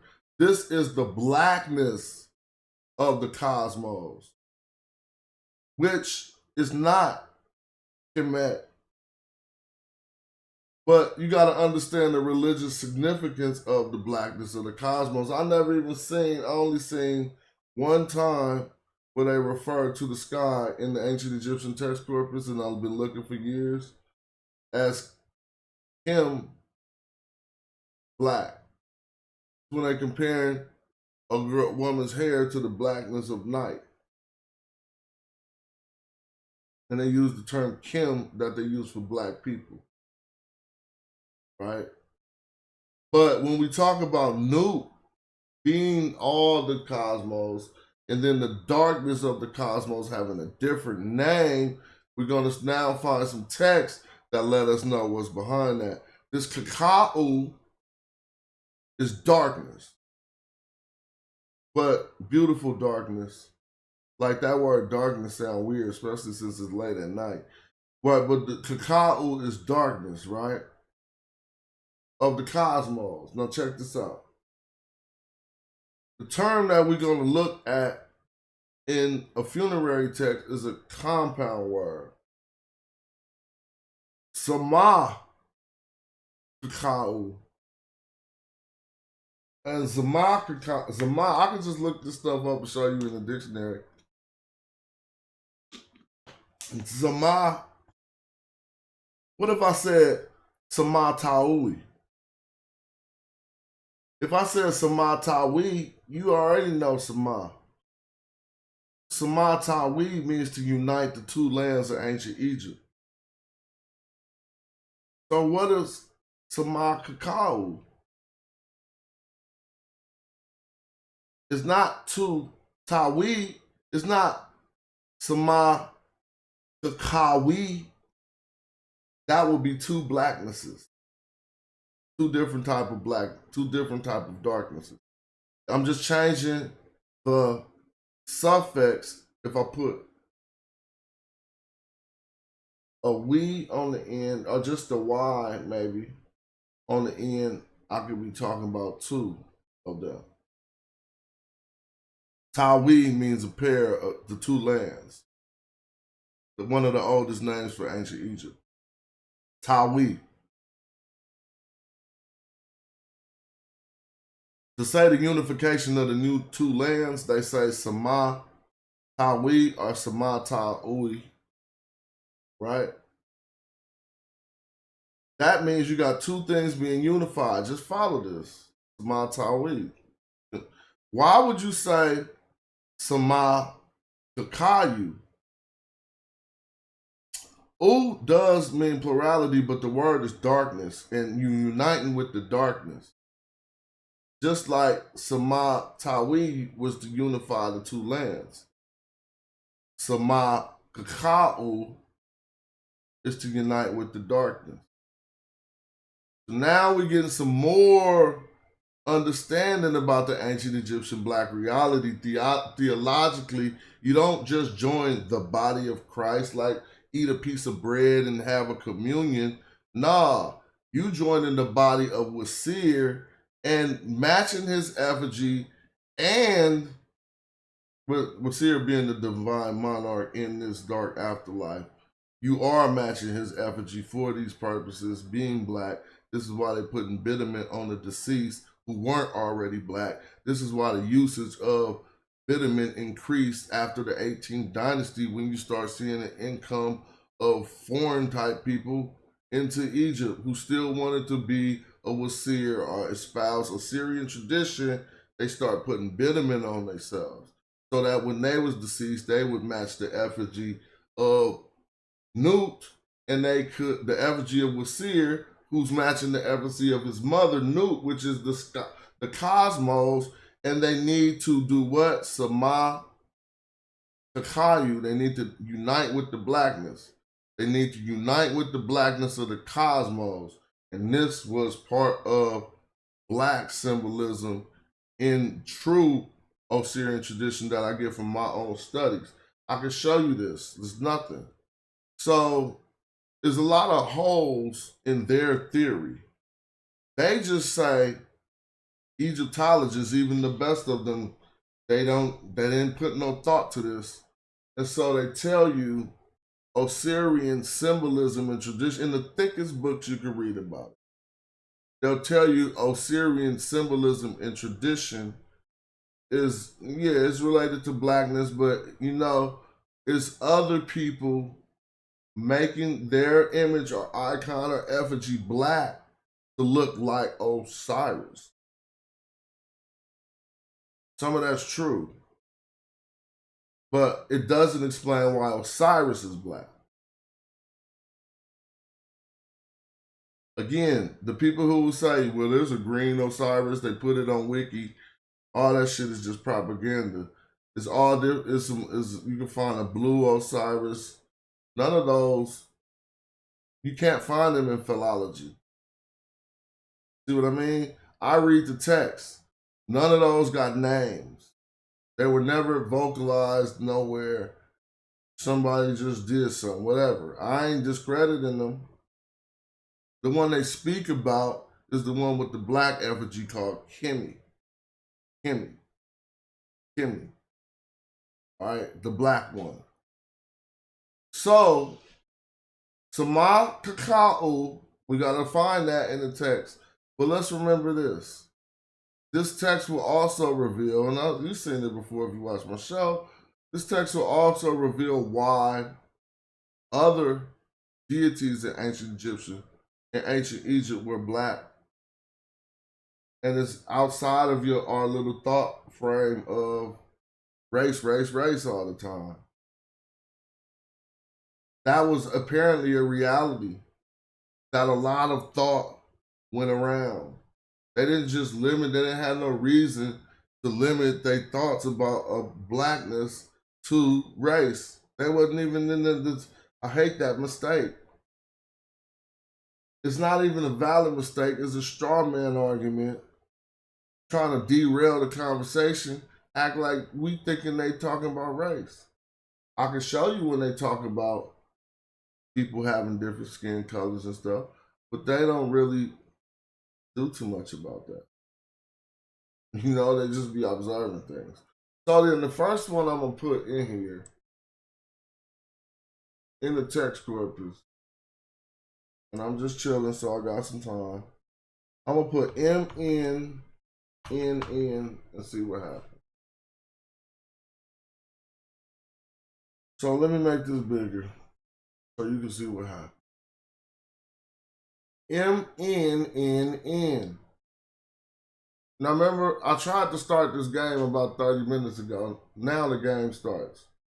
Remember these consonants here, because there's some blackness about these consonants too that you're gonna have to see when you start to see the text. But right now we're not tripping off that. We're just gonna go with the M and the N. This is, how would you pronounce that? Meninin. Well, that was this word, and if I seen it like this, I would say men inin. Yeah, I would say men inin, because this is already a word. Men. So if they attach that on there, men inin. Now you see that circle and the 3 stripes. We talked about that another day. It lets us know it's a mineral of some sort. They got it as a common noun, asphalt. See, asphalt is bitumen. So don't be lost when they say asphalt right here. Asphalt. So this is bitumen. They wasn't paving the streets with this. So our word asphalt, you think about paving the streets. No, they was doing something different. Now let's go in on these texts that use this term bitumen. All right. And you see we only got 2 pages. 26 dynasty, strangely enough. Which they call what? Ain't that? What's 26? I'm getting lost now. So I was gonna say, I thought it was 25th, but 26 will be right after that. Anyway, I ain't even gonna talk about that. Asphalt, cucumber, sinew plant. They say this is a handbook against venom of snakes in a scientific text. When we see the term bitumen listed off, right, as something that should be used. You'll see how this is bitumen once we get to reading the text. As something that should be used for venom of snakes. Here we got, now it's say 26 dynasty through Ptolemy the First Soter. So they don't know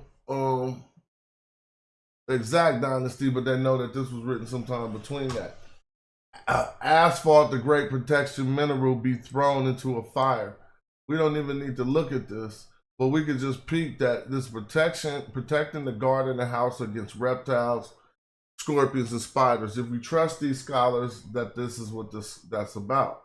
But look at this. This says funerary text. Late funerary in the Thurges, Papyrus Bullock 3.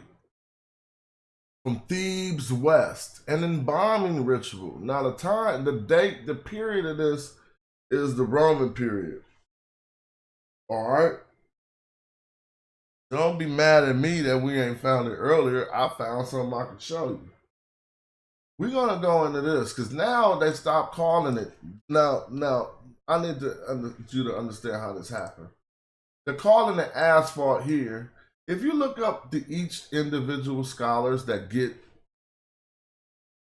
there's a whole school of scholars that work at the Thesaurus Lingua Egypti, and they get given different texts to translate. The scholar who said asphalt here thought it appropriate to say asphalt here. Feel me? I'm not mad at that because that's what bitumen is. Right here too. But when we come down to this one, this dude knew I'm saying bitumen here, right? So that people know what's going on, right? Because if you think asphalt and then they talking about oils and stuff, you won't understand that bitumen is a hard substance that's really a petroleum that takes a long time to drink. So in this funerary text, we understand if we could at least have something that we might have a window into the ancient Egyptian theological perspective. And even greater than that, I wish I could have gave this text to some scholars who wrote a whole document on bitumen and the ancient Egyptian uses without even visiting what they said about it. I just be like, damn. You know what I'm saying? So Right here, I'm just gonna see, you got two weird things on the screen. And if you're new to my show, your wig gonna consistently be you're gonna get bombs all the time. Because I'm not even gonna trip off the Bitterman. Why do they have in the ancient Egyptian text corpus the word Palestine? I thought it didn't exist. I thought 3,000 years ago it was Israel. They be lying on TV to y'all, dog. I mean, they be straight. I mean, when I be watching the people who present themselves, I know what the new liar look like now. I know what the real mobster gangster look like now. And if you bombarded with propaganda, you probably think black person, dread, thug, hip hop clothes, hoodie, all this shit that they made you think. Nah, it's like blue suit, red tie, dude. Like for real, white shirt. These is villains, bro. This shit, you need to start understanding that. And we got to start understanding. They be on TV straight lying to the masses in order to, for political means and shit. I just pull up a text. I'm not doing nothing political. I can find Palestine all in philology. You looking into the text to see what they said. They didn't say no damn Israel when they was going over there. So this word that we looking at is, now they say Palestine because they know what they doing. This word is Jahi. Now you say that don't translate back to Palestine. Don't be not confused. They understand that this was a little area in the area, and the word that you actually find most common in ancient Egyptian texts to talk about that area is Peleshet. Peleshet. That's what they would have said. That would have been that. Some try to say it got something to do with Philistine. They messed that up. Peleshet. So, I mean, the text will always say Peleshet. So here, you click right here, you're going to get that. It's going to say Jahi, a region in Palestine, right? Feel me? Now, so then, but that ain't what we focusing on. We about the Bitterman, but I just had to hit you with that. And then they say the Bitterman that came out of Palestine and the beautiful Sephi, whatever, oil that came out of Byblos are coming to you. Remember, I want to set the scene for this. During the ancient Egyptian embalming ritual, there was only 3 people allowed inside the duat or the tomb.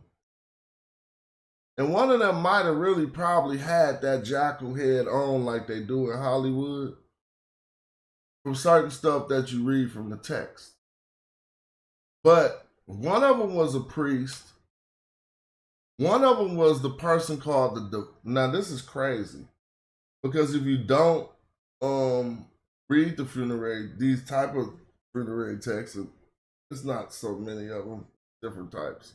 This one is instructional. It is telling the priest and the people in the duat, in the real duat, not the afterlife. There's 2 duats. One duat is the back of the tomb.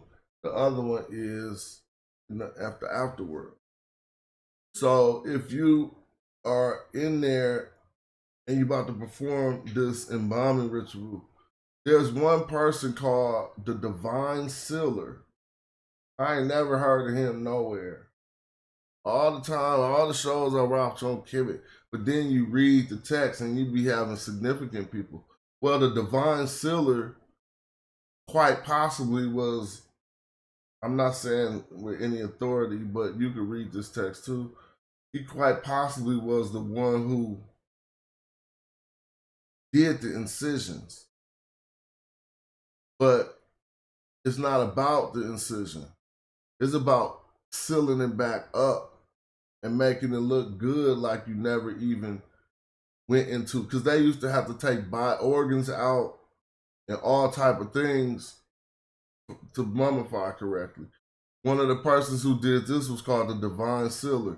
I thought I seen him reference, something made me think about the jackal head, but before I start getting too much into my imagination, why don't we just dive into the text, right?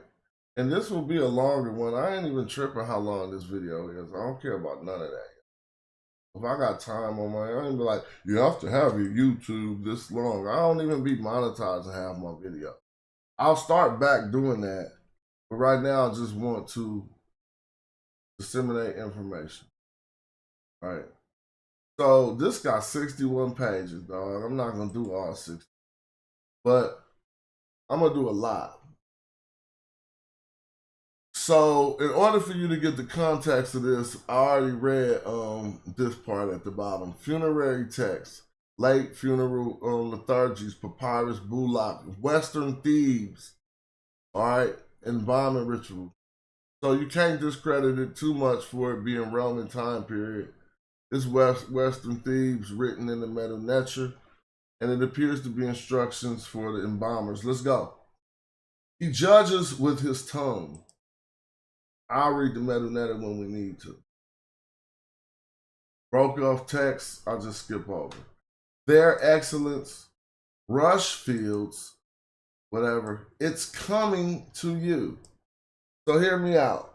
I believe from the nature of this text that the priest is standing there in the chamber. There's a deceased individual laying in front of him. This is the instructions, bro. This is what he really said. All that fake shit, like abracadabra, all that stuff, you know what I'm saying? And you read New Age books, it's right here. And it be spooky when it want to be spooky, but a lot of it is down to earth, and you understand that they just had different theological perspective and different practical perspectives that made them think certain things about certain things. So let's get it in. And you'll see if you encounter points in this text that confirm what I'm saying about this must be the priest, because they're giving instruction to the divine sealer. But let's keep going. It's coming to you. That comes out of Resnet and Mehenet. You won't understand this until the text stop being broken up.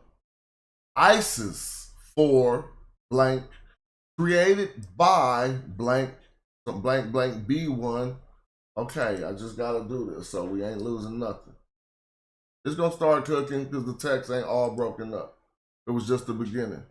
Now look, the Menenchek garment in and out is said, damn, it's broken up, but it's gonna keep going.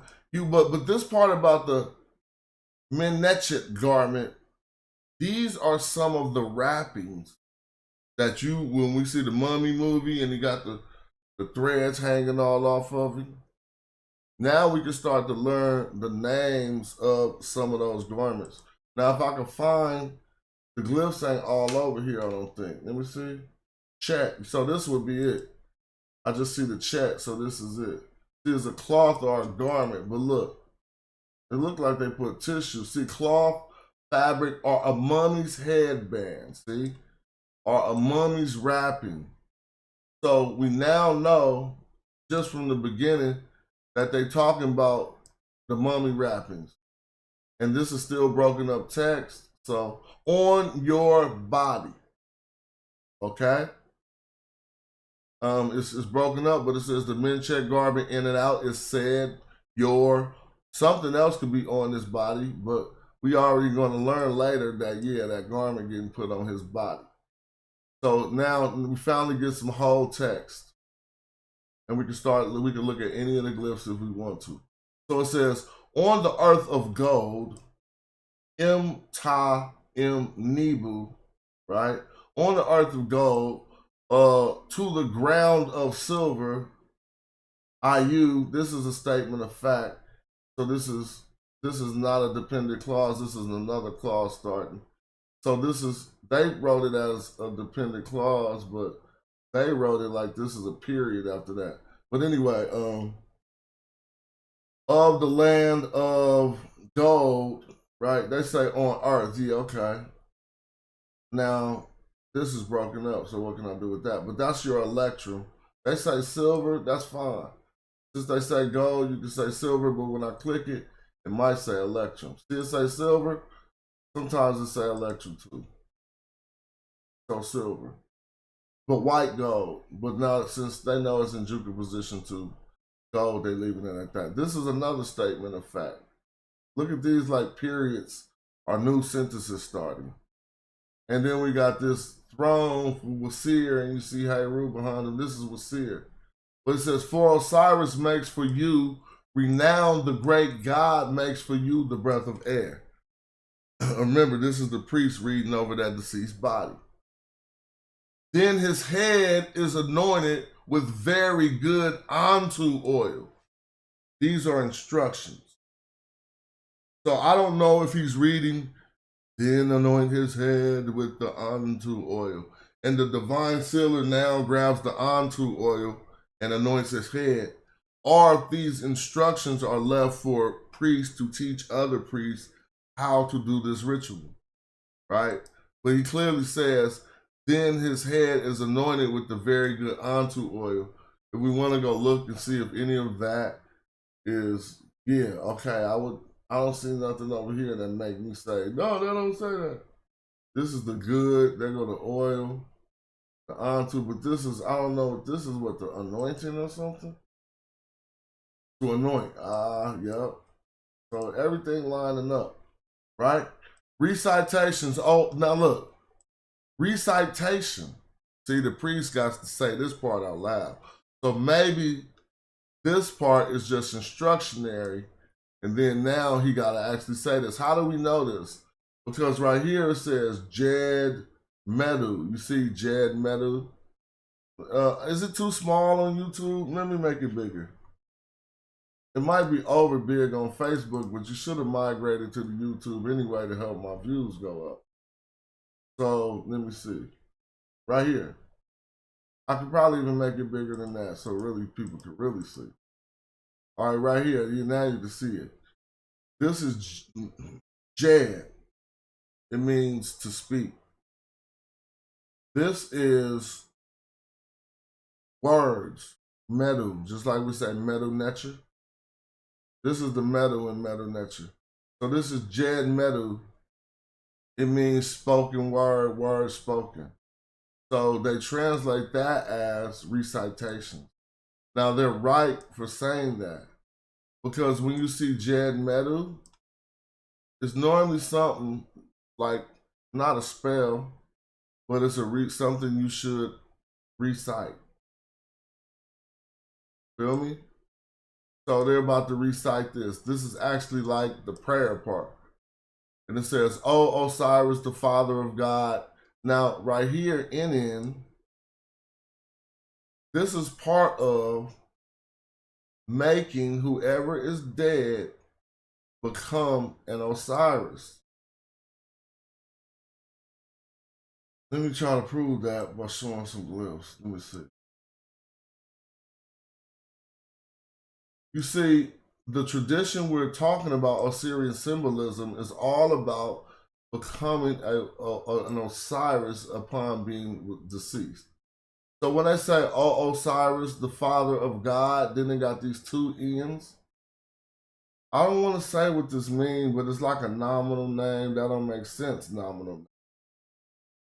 This is the name of the actual deceased and not Osiris. If you confuse this, it'll mess up the study. And so, and we'll be able to see recitations. "O Osiris, the Father God," now state the name of deceased, which isn't there. Then you say, "Antu resin to you." See, it's not to Osiris. The recitation, the blessing is from Osiris or whatever. And then they say the name of the deceased person. And they're trying to make him into a wasir, or anyway. The Antu resin is to you, which comes out of punt, right? To beautify your scent. So this is what you're reciting. As the divine, I assume the divine sealer is actually doing these things while the dude is reciting it. You'll see why later. But that says the Antu resin to you, which comes out of punt to beautify your scent. So let's slow down real quick. Shout out to Brother Reggie. Thank you. Yep. Thank you, Reggie. Is a notation replacement for a name of the person in question. That's you said it better than I ever could have. So check this out. The onto resin to you, which comes out of punt to beautify your scent. Let's slow down. Why do they use the onto resin? They use the onto resin on the deceased that probably is stinking to beautify his scent. But also note the second part, with the fragrance of the nature. We just learned two things. Onto resin is a fragrance of the god, and onto resin is placed on the deceased. You also learn three things. It's the onto resin that comes out of punt. But the onto resin is placed on the deceased to beautify his scent. And why you think this is one of the first things they do? Because they like, hold up, first you got to like get rid of that smell. This dude kind of stank. But with the fragrance of God, you got to remember that. So let's go over here and do some metal nature. I don't want no training wheels, so I'm going to make the metal nature be all big. I don't even want to see the transliteration.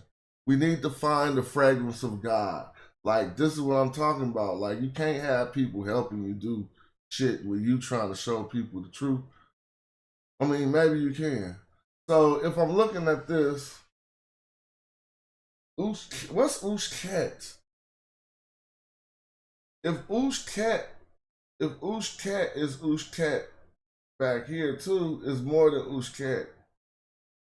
Why I got this house under it? That's the determinative, and that is to help me know. I'm suspicious that this is the word. Oh no, this is the word. Suit, this is the word. Fragrance of the gods. See? Found it. Let me see if I found it.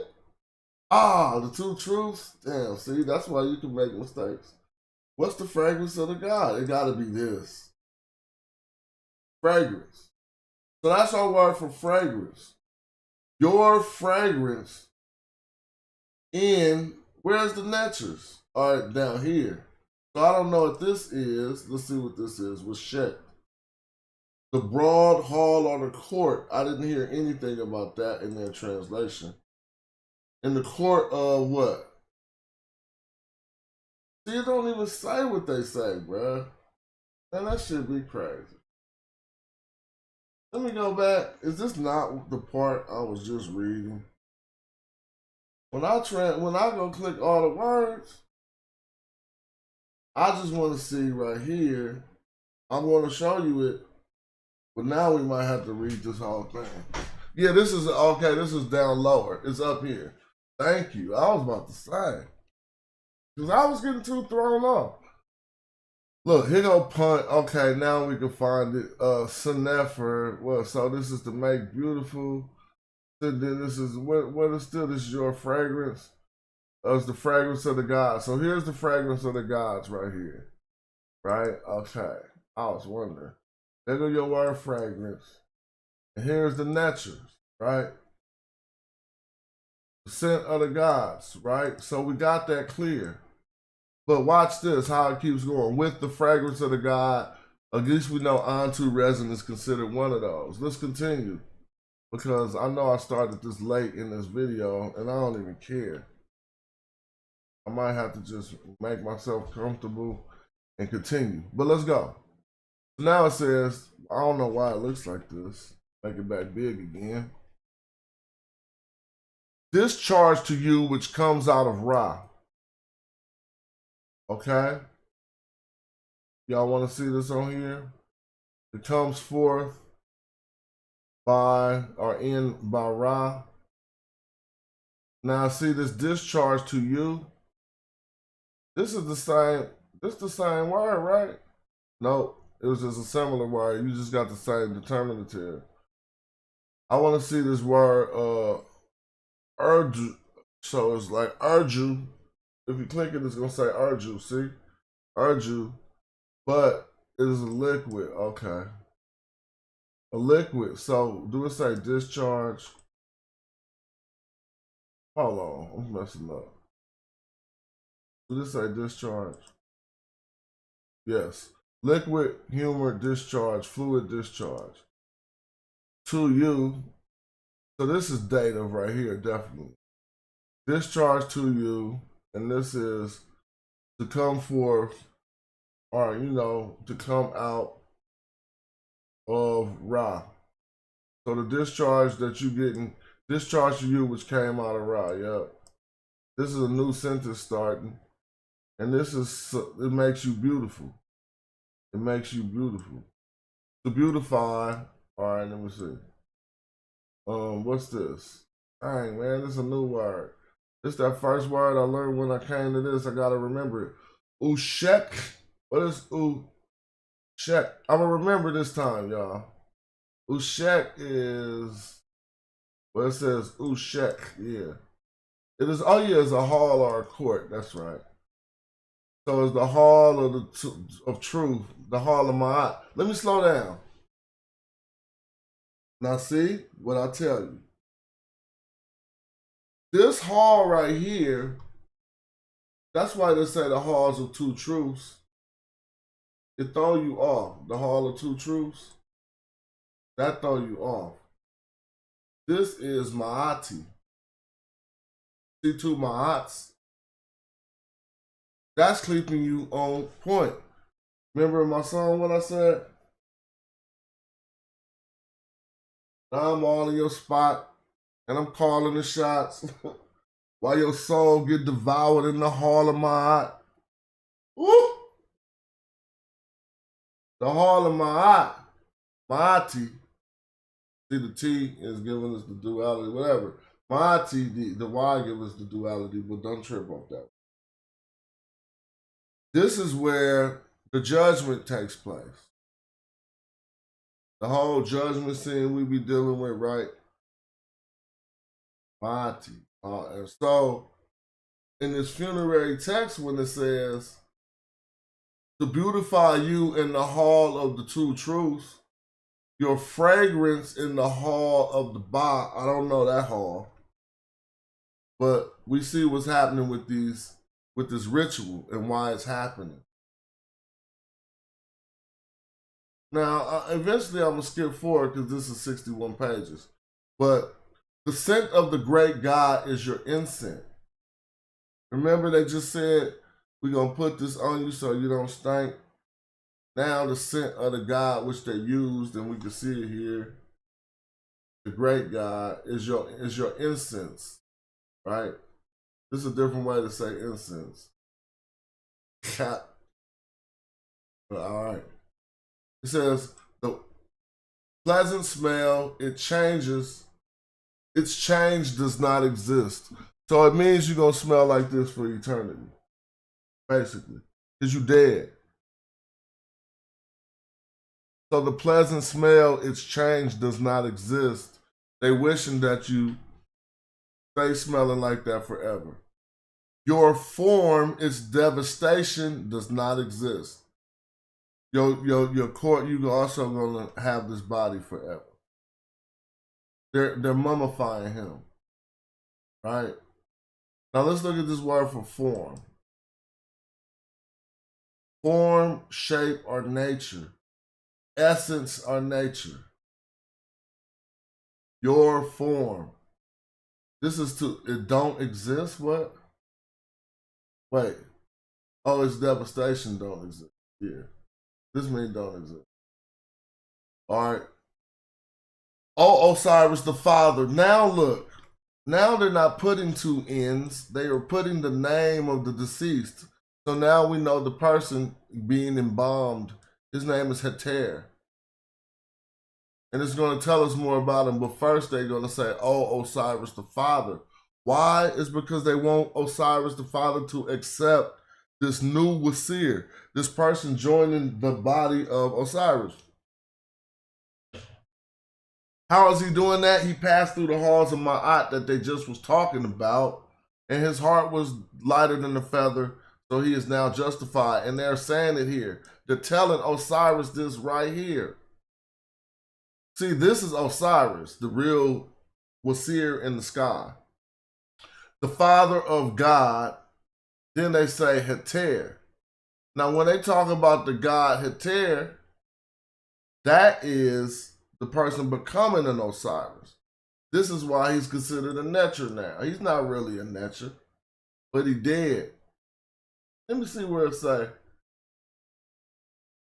Father, this is father of the god. All right. Heter, the justified, son of Harseus, child of Tahir. In Punt, just stop. Punt, most things tell us Punt is deep, deep, deep, deep in Africa. So they telling you that this dude who becoming a Wasir right now was the child of Tahir and Punt.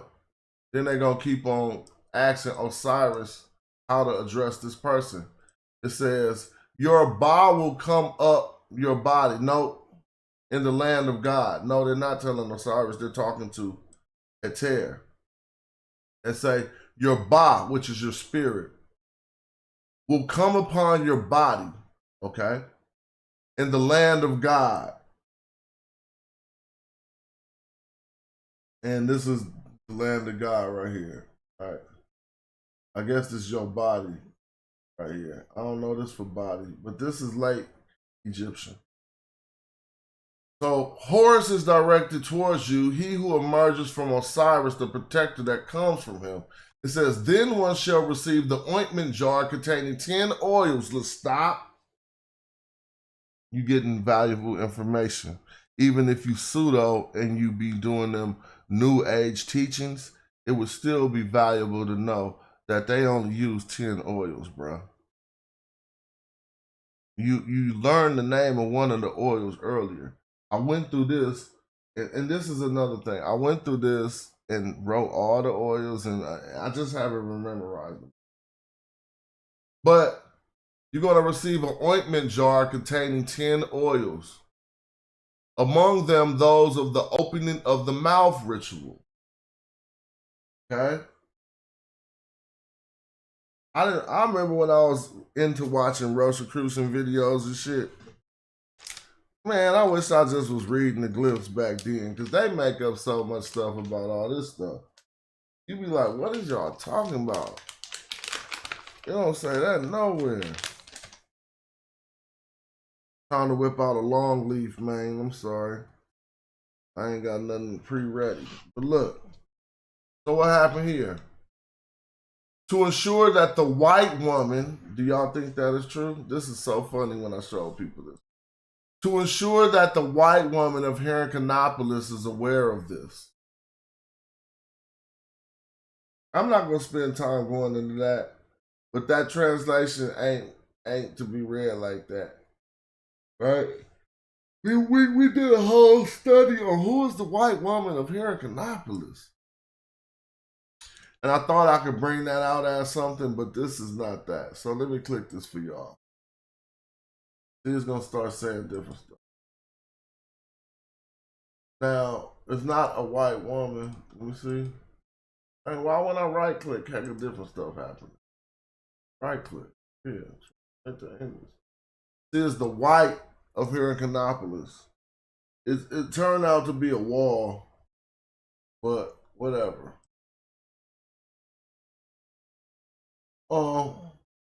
Well, it's said to ensure that the white woman of Heracleopolis is aware of this. So this is when you come into the glyphs. Here's your word for that they translate for white woman, right? And I already clicked it over here, but it's right here. Hedge is the root of it, which can be used to say white. But Nakin, that's not, that don't mean woman. This is a location, the third nome of Egypt. So this is the white, the shining Nakin, really, because Hedjet is related. They get that from electrum and silver. White gold, this is the word for silver too. So it's not the word for alabaster. Feel me? It's the word for silver. And so that'll let us know what they was thinking. But let's keep going. Received by the seal of God, anointing the God with it, and says each one, beginning at the head. So this is now, hold on, received by the seal of God. That's what we talk about, the divine sealer. They messed this up. To ensure that the white woman of Heracanopolis is aware of this. Now check this out. This is the divine sealer, but let's come over here. You already see right here is a person. They saying the seal of God. No, he's the divine sealer. So this is giving him his divinity here. Here's the person to let you know he's a person. Then when we click on this, what does this say? God's sealer. He's the divine sealer because the word is just for divinity. This is the person who is doing the body work on the deceased. So listen to what they tell him to do.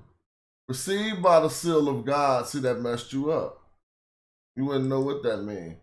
It is received, and this is taken, seized or captured, grabbed, to receive, to take possession. So it is received by, this is by the sealer divine, the divine sealer, right? Now what they say over here, anoint this God with it. See what this side. Well, this is I don't know if that means anoint, but they got this papyrus roll back here. Normally means there, but what they got right here. See there, told you. So I don't see there over here. But it said the divine sealer was there. Feel me? They ain't even saying that. They say the seal of God. That's just totally wrong. Just say the divine sealer was there. Is there. So now it's gonna say what's going on. Anoint this God with it. The God is the deceased nature turning into Osiris. Now we see Osirian symbolism in real text. He's not a God. You can't anoint God with nothing. How can you touch God? So anoint this God with it. They're telling him, look over here. They don't even say, oh, this is not good. Because if you didn't have me here and you tried to do this, bruh, you do it wrong. Somebody tell me why you do it wrong. Are they really trying to, oh my gosh, now I'm starting to think they know the spell and they know what you're supposed to do, but they don't want the people on the TLA to know what to do. If you can't read the ancient Egyptian language here, you don't know what to do, and I'm about to prove it. Bro, if I prove this shit to you, you're going to say, damn. This make me roll up. Because I be hating when I see stuff like this. Well, I'll make any excuse to roll up. But, look. Watch this, bro. You got to wait a second. So, look at this word right here. Does anyone know what this word means? I'm going to make it bigger on the screen. It's not the most elementary word, but it's definitely not. I can tell you what it means. You can deduce what this word means by looking at it, if I help you. So let me help you. The circle, let me just, for lack of better words, the circle in this glyph is the circle of our galaxy. Spiral galaxy. Right? The dots inside of this represent the stars in the sky. Yep, Reggie put the word up. But Sep, like Reggie put the word up, is an occasion or a point in time. So when you read the glyphs and you ever see Sep and the number 2 under it, what does that mean? 2 times. twice. But when you read their instructions, they say each one. Messed you up. Now, it better say twice on here somewhere. Nope. Oh, man. So that let me know that's how them pseudo cults be starting to form. Because they be like, I got the ancient Egyptian. I got it. Let's go do some dark shit in a dark room somewhere. And they get in there and they read the shit wrong and ain't nothing happening. And they wonder why it ain't happening.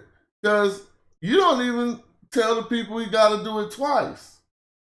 It say it right here, Zep 2. 2 occasions. Let me click Zep 2. Say this don't say twice. Dog. So y'all gonna do it once and it ain't gonna work. Because you couldn't read the glyphs. You relied on the secondary source. Even in the TLA, I don't do that. I already see. Hold up, they tripping and say do it twice. But they don't say do it twice in the English. And that's probably so you won't know the real shit, the real ritual. But anyway, God with it, each one. So it's going to anoint this God, the God is the deceased, with it, each one, beginning at his head, at his shoulders, to his feet, of his feet. But be careful not to anoint his head. We could go read all that, but I ain't going to trip off that. Recitation. Oh, Cyrus, the father of God, Heter. So we understand this. Justify, son of Heter. I'm going to start skipping, but look, if you do this whole text, you're going to get all of the fragrances. Here's another one. Receive the festive fragrance that may beautify your limbs, right? So this is next. This ain't about his smell. This is about beautifying his limbs. And which fragrance is this going to be? It is the Nichetum oil. Now, if you want to click and find out what Nichetum oil is, I think we right here. And yep, that's right. And this is going to tell us what it is. It only says it's one of the 7 sacred oils. But if you read in the text, you know we got 10 oils. So you're going to ask yourself, what are the other 3? 7 of them are sacred. That's one of them. Damn, my eyes starting to do that shit, man. Gotta put on some shade. Sorry, bro. That shit be hurting. Staring at this light for 5-6 hours and shit. Damn. Or maybe I got some TAC in my eye because I just started rolling one. Then I rub my eye. That shit burning. Anyway, I could barely look. Oh, shit. This is gonna, let me give me a break. Let's kick it. Received in the Chim oil so that you may unite with the great sun disk. So now we know why he receiving the oil. And they put it on him second in the process. And they had to rub it. The first one they put on him twice. This don't say nothing about twice. It's the disc will unite with your complete, I'm sorry. I can barely look. The disc will unite with you to complete your body. All right. So that's the disc of the sun when he is up there. Just this is their theory. Now let's just chill right here on this part. I hate when people tell me I don't know what I'm talking about. You join in the body of Osiris, but guess what this say right here? You will unite with Osiris. We gotta read this. Because the word for unite here, first I want to read it all. You will unite with Osiris in the great tent. Why is it a tent? It probably ain't a tent when I click on it. I don't think this is a tent.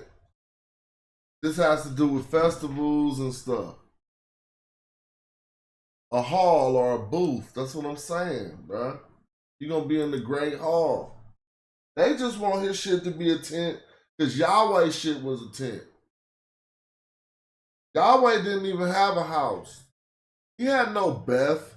Bethel That's the house of El. That's why Yahweh pitched a tent between Beth El and what? Damn, what's that other location? Read the Bible. He either was between Beth El and Shechem. He pitched a tent to Yahweh. This is more proven that the Bible is about one of the younger Canaanite gods finally getting the people, and his portion was called Israel. This is why you be tripping worshiping that, and they tell you that he the God of Israel.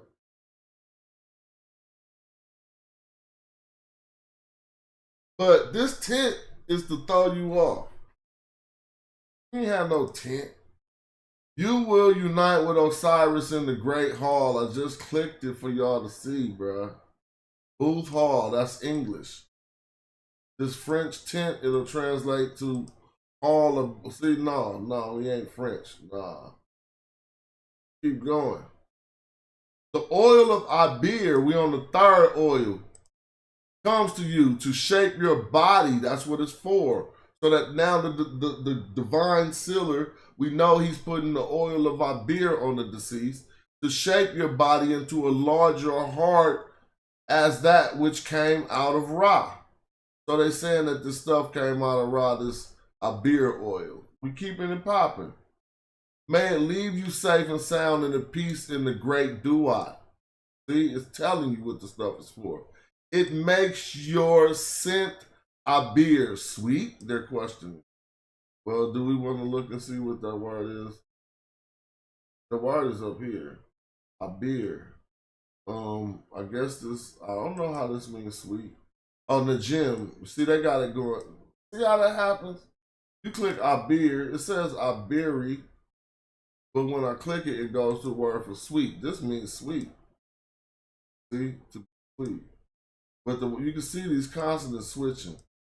NDM. Over here is not NDM. Look, it's IBR. See?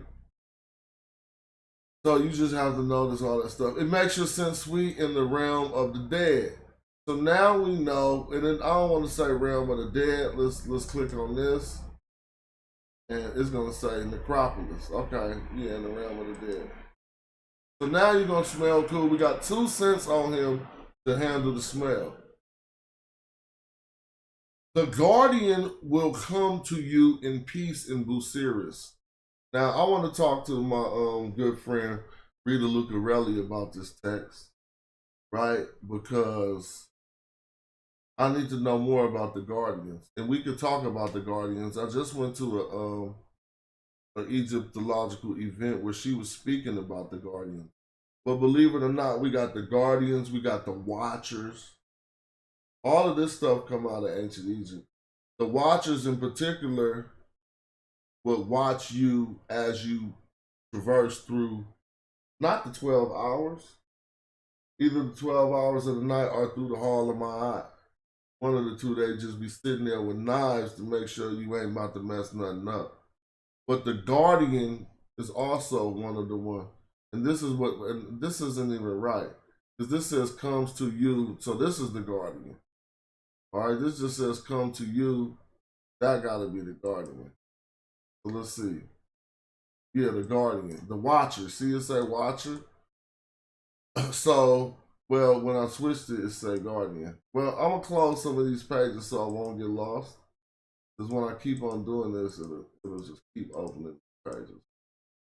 Slow stuff down. Let me close all of these. So we can keep going. I thought I wasn't going to read every page of it. I ain't tired yet. My sunglasses help my eyes, so I can keep cooking. But this video hella long, but I don't care. Shout out to anybody watching. If y'all out there, peace to y'all. Right? Closing all this stuff so we can. Alright, cool. So the guardian will come to you in peace in Busiris. You can look at where that is. I don't think they're talking about the physical Busiris. See, this is the stupid stuff they do. This isn't Busiris, man. God damn. He talking about a dead person in the afterlife, why they gonna come? He just said the realm of the dead. So why are you gonna translate Busiris? Some of these PhDs need my help. Just look at the context of what you're telling the people this says. But when you look at the meta nature, you got the broken off part that would help you determine whether they was talking about Busiris or not. Jedu is what that says over there. Jedu. Now, what else could you translate out of Jedu? Something about stability, man. And if it's like the guardians will come to you in peace in Busiris, well, let's see what's before that. In the interior, this is the way in the interior. So if they say in the interior or in the residence, within Busiris, within stability, I don't know. But whatever, I'm going to keep going because that ain't what I want y'all to see. He says to you, welcome, noble and transfigured one, to the great valley. This is what the Watcher Guardian says. He will hear your voice in the house of hearing. So now, if someone is saying he will hear your voice, then this is the priest standing over the deceased, giving his recitation, as they told us, as they told us he would give that recitation, right? That's what they said that was.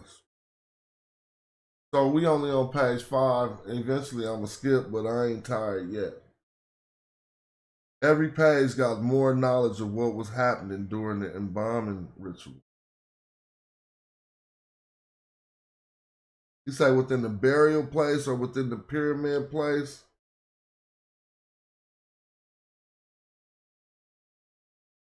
I do gotta work tomorrow, but I'm gonna go in late. You feel me? Go in listeners night. All right, here we go. Let me see. Forget all that. Come over here. So if you just had to come right here, you wouldn't mess up because you can see it say 2 times right here. You see that right here. So this is seize or take. You took it 2 times. And this is, dang, but, all right, so you see Ra, but you see the throne, and you see the divinity. So you took something about Ra and then Father of the Gods. So what would they say for this? The Father of the Gods. You took it twice. You took it 2 times. If they messed this one up, let me translate that to English. They never saying it 2 times. They're doing that on purpose. You will receive, you will receive. Oh, they said it twice. Instead of telling you to take it 2 times, y'all, the scholar repeated this twice. You will receive, you will receive. Nah, bruh. You will receive this twice. You're going to get it twice. Oh, you can't make this up. So you telling me he was supposed to say, you will receive, and everything was going to happen?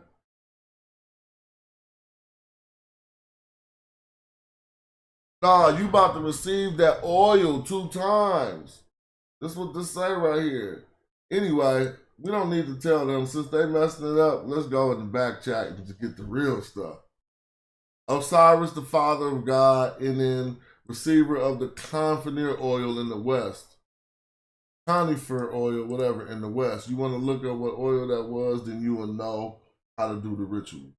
Now, I might have to get them to write this out in English because I don't think I can have no, like, Baptist preacher standing over me.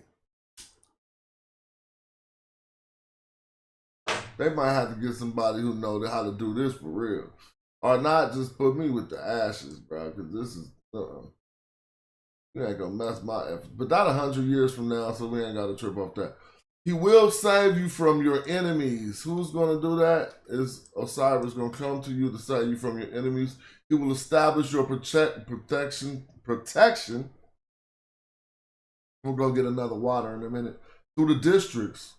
Your bow will settle on the beautiful sycamore. That's your soul. You will call upon Isis. Osiris will hear your voice. Anubis will come to you when you call out. So Anpu gonna come to you. You will receive the oil from the western mountains, which is, now let me ask this. Is this still an oil getting put on him? Or is this when he meet Anpu in the afterlife? Anyway, y'all see the context. I'm starting to go faster because I want to get to the part I need you to see. Ra will rise for you in the entrances of the horizon, the first gate with need through which you will enter. So this is facts, right? I mean, not facts, but this is how they said it. This ain't how Egyptology say it.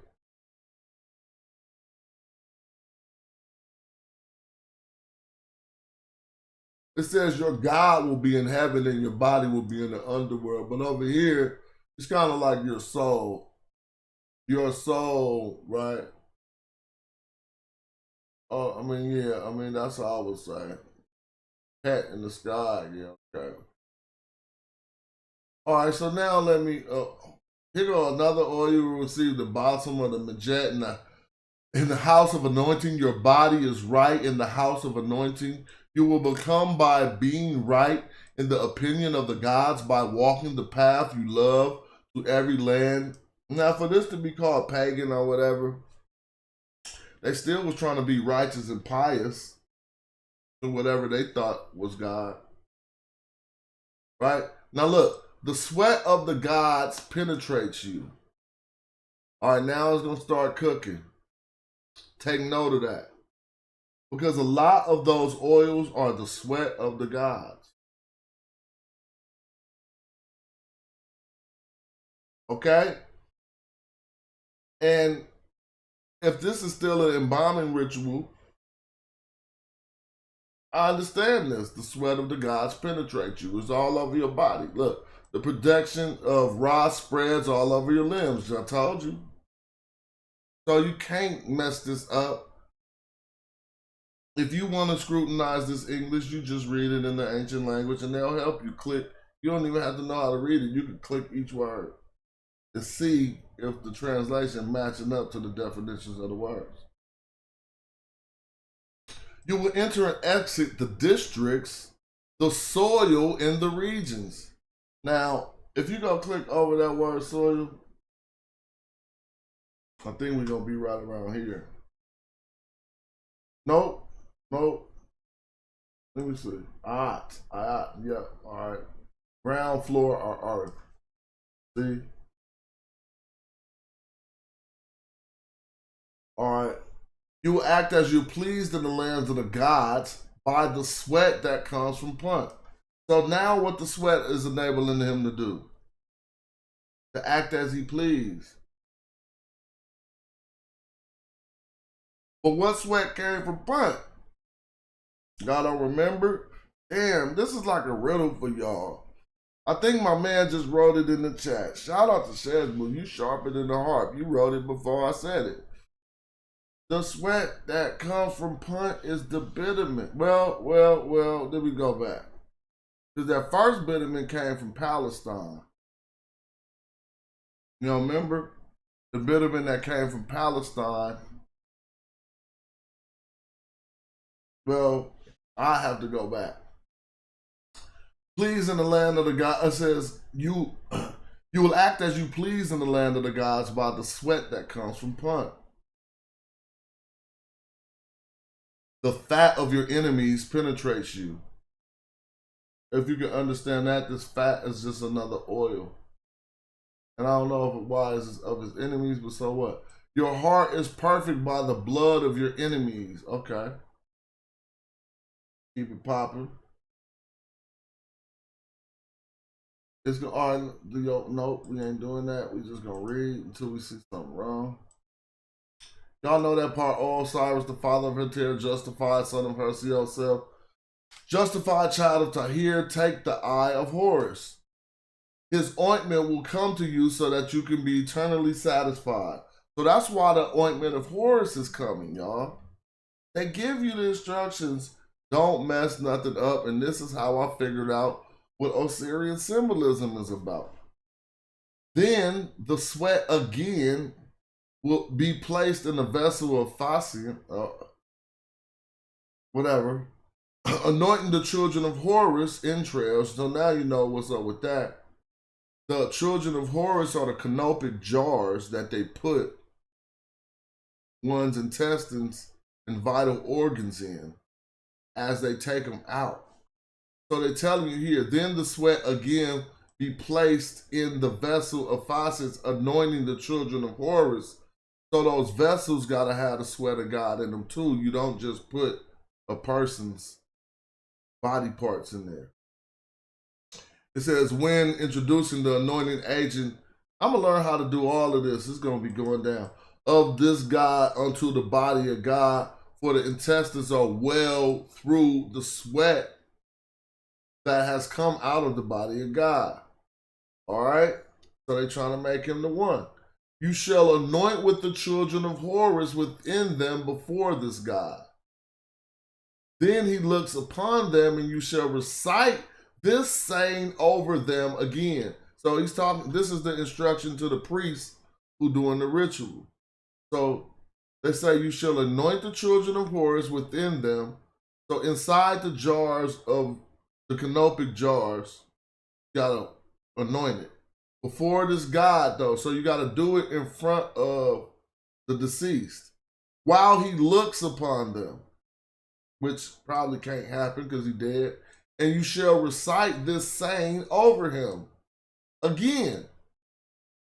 Then should be left to rest in the box until they examine again.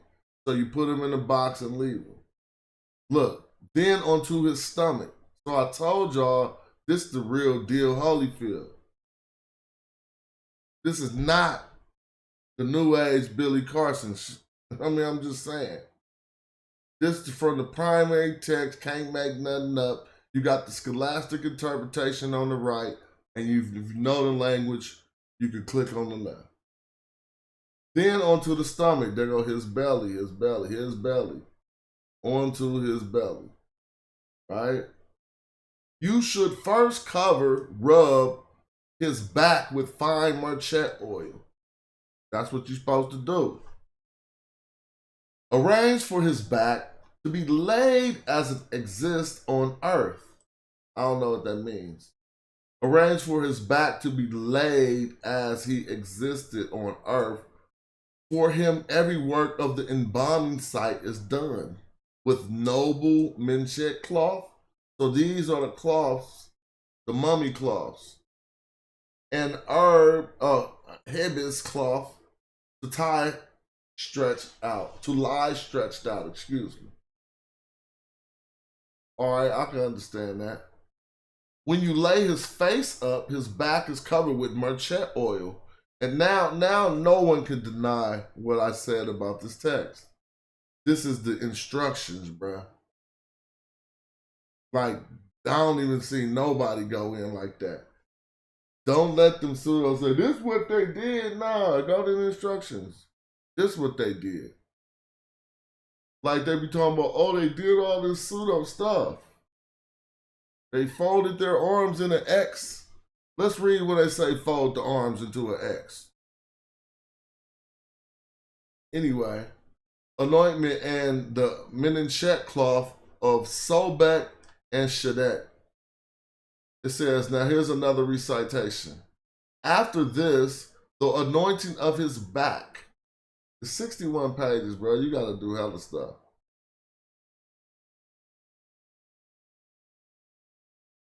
Oh, sorry, I ain't reading that. Y'all know what it is. This is just the recitation that you got to say every time.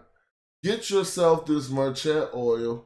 Take the oil. All right, I'm ready to skip to the part. But take the fluid of the gods, the outflow that came from Ra, the secretion that came from Shu, the sweat that came out of Geb, the god's body that came out of Osiris. Slow down. I just dissed you. They just dissed you. Blood. Y'all didn't hear how they snuck that in? So look, take the fluid of the gods, right? So these is fluids. The outflow that came from Ra, we remember that one. The secretion that came out of Shu, I really don't remember that one, but that's one of them oils too. The sweat that came out of Geb, I probably don't remember that either. The God's body. Hold on. Let's go over here. Let's find the God's body, bro. Because why is not the sweat no more? See? And I keep telling y'all about matching the image of Osiris. What came out of Osiris? Vitamin. All right, so, but we'll get to that part. I want to see the God's body over here, right here. It's right here. I will say this is the God's body. See? God's flesh. Right? God's flesh. This is even, I like God's flesh better. Because the color of the flesh is gonna come into play. It says, that came out of Shu, the sweat that came out of Geb, the God's body that came out of Osiris. Perfect are the fluids. All right? What comes to you will come to you. Osiris, I ain't reading this. This is just the recitation. The ointment of the Marchet comes to you and anoints your bones. That's what it does. There's the recitation again. The Menchet robe of Sobek Shadet comes to you. Skipping helping me go a little faster. I'm just skipping the recitation part. All right, it veils your body like noon. Who is noon?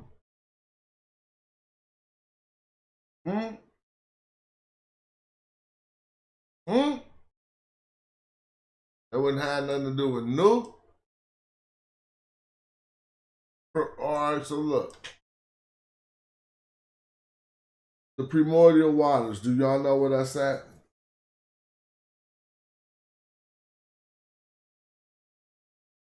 Do y'all think that's a lake? It says primeval. Primeval. Same thing. Do y'all know where that's at? Y'all thought that was a lake in the back of Egypt? They talking about in the cosmos. But actually the existence of everything, just like the, just the cosmos. So it veils your body like Nu. You receive your heaven's robe and the noble Menchet dress, so now they putting them on. This is another thing you learn. Guess what? The movies in Hollywood hella fake. Because your mummy wrappings, your first layer of mummy wrappings, it got the oil on top of it. It even got, so it wouldn't have never been like white linen. Well, let's keep going. You receive your Heb's robe. So you got the robe after that first ointment, right? With the noble Menchet dress. These are the wrappings. Ra clothes you with his sweat. So we know what oil seals these robes. It'll be the sweat of Ra, right? What comes to you comes to you. Here's the recitation again. Now look. Bitumen that came out of Palestine and the beautiful selfie oil that came out of Byblos are coming to you. Uh-oh, this is after he just got wrapped in the clothes. And it's true. Now they got to put some more bitumen on the person that's wrapped in the clothes. What for? They will beautify your burial in the necropolis. Okay. They will give you the legs in the secret place. They will give you your legs in the secret place. They will speed up your walking in the hall of walking. They will make you stride in the hall of the blessed virgin sublime. They go to recitation again. So that's what they first proclaimed that those oils are supposed to do for him. Right? They will come to you. Plants have sprouted from the earth. The flax that comes out of the rush field, the herb, the beautiful herbs that come out of the field of jubilation, the first outpour that clothes the gods when they come out. They come to you as magnificent menchet robes.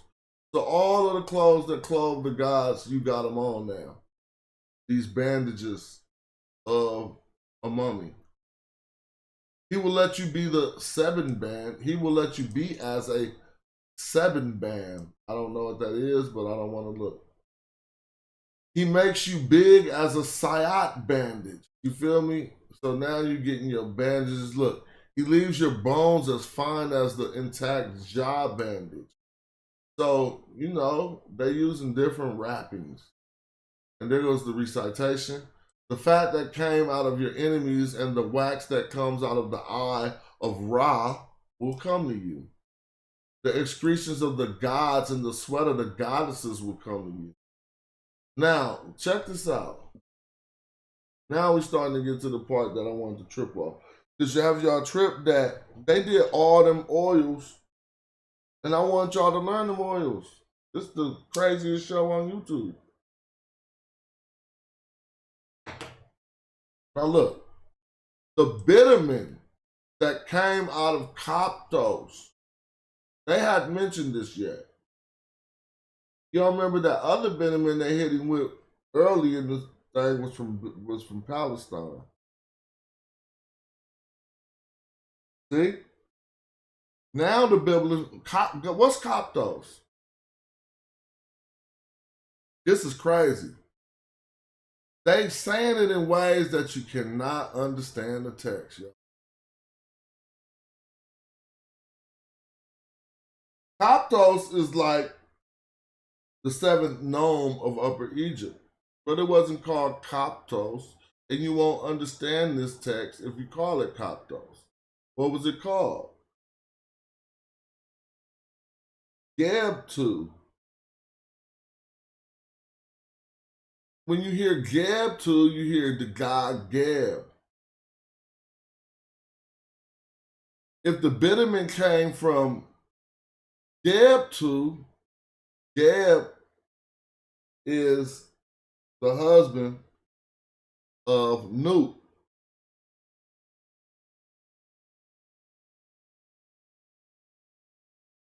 I just want you to trip off that, but then listen to what it says.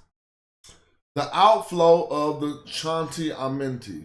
That says Kenti Amentiyu in ancient Egyptian, and that is Osiris. Be not confused.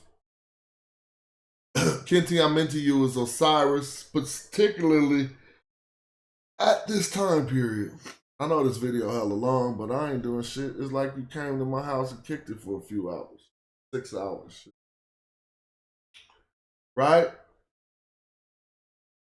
This is Osiris. The outflow of Osiris is coming to you. That is this bitumen. Now you must keep it in mind.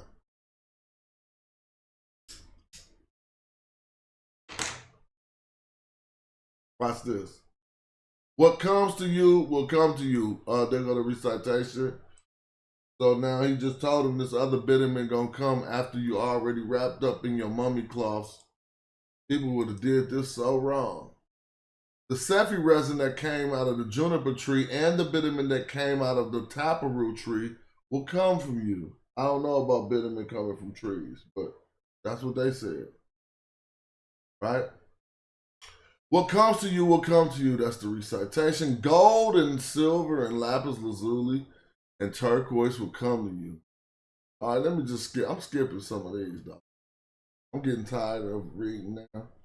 All right, I'll read the one about moringa oil just so y'all know more about oils. The moringa oil, which comes from the eye of Horus, and the honey, which comes from the eye of Ra, will come to you. The best oil of your enemy will come to you and make your heart complete with the fat of the rebel. It says, with the body of the ones who has wronged you. All right? Dang, bro. I know a faster way, but I ain't tripping, dude. I'm enjoying it a little. But now I'm about to get my skippy skip on. Right? Because I know how relevant it is. You got enough. All right, but you need to get this. The Menchet road from the temple of Sobek will come to you. They show the way in the noon. Okay? The noon. Oh, hello? Damn. Oh, hold on. I looked to see. I was like, am I still alive? In the noon, the primordial waters. It transformed its perfection to your body. Can y'all please see what's happening? It transfers its protection to your body so that you will rise and fall like Ra without cease in eternity after his back has been converted with the Merchet oil and the Merchet oil and the Menechet oil cloth. As his form was on earth, beware that he should not turn over onto his chest, his face, and his body, which is filled with medicine. So at this point, don't even turn him over, divine sealer. The gods who are in his chest, who otherwise move from their place, are being treated. You should turn his face upwards as it was before. Then be given the golden nails. So this is when they really put golden nails and stuff on your fingers, but all of the tomb raiding Egyptologists just stole it all off. I mean, for real, this is just evidence. This is part of those instructions. Just like they would put these oils, they would also give you golden fingernails on your fingers and toes. And that would be in the tomb when somebody dug it up. But they ripped all that off, bro.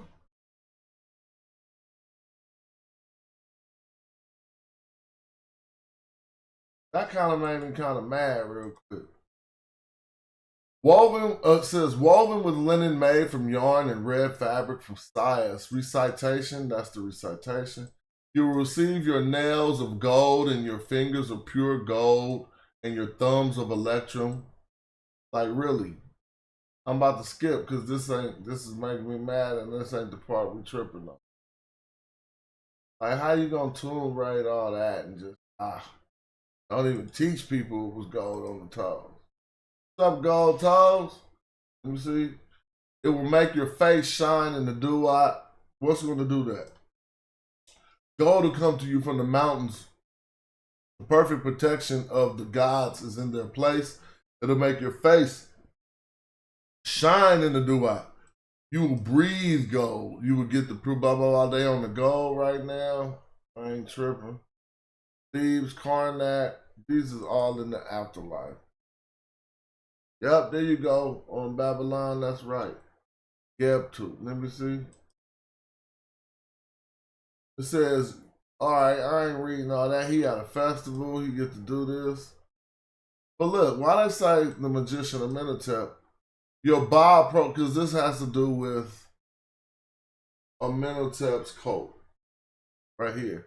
It says your Baal will approach the royal scribe, the perfect scribe, the magician Imhotep. That's your spirit. Your spirit will unite with Imhotep being in the valley in the great heart.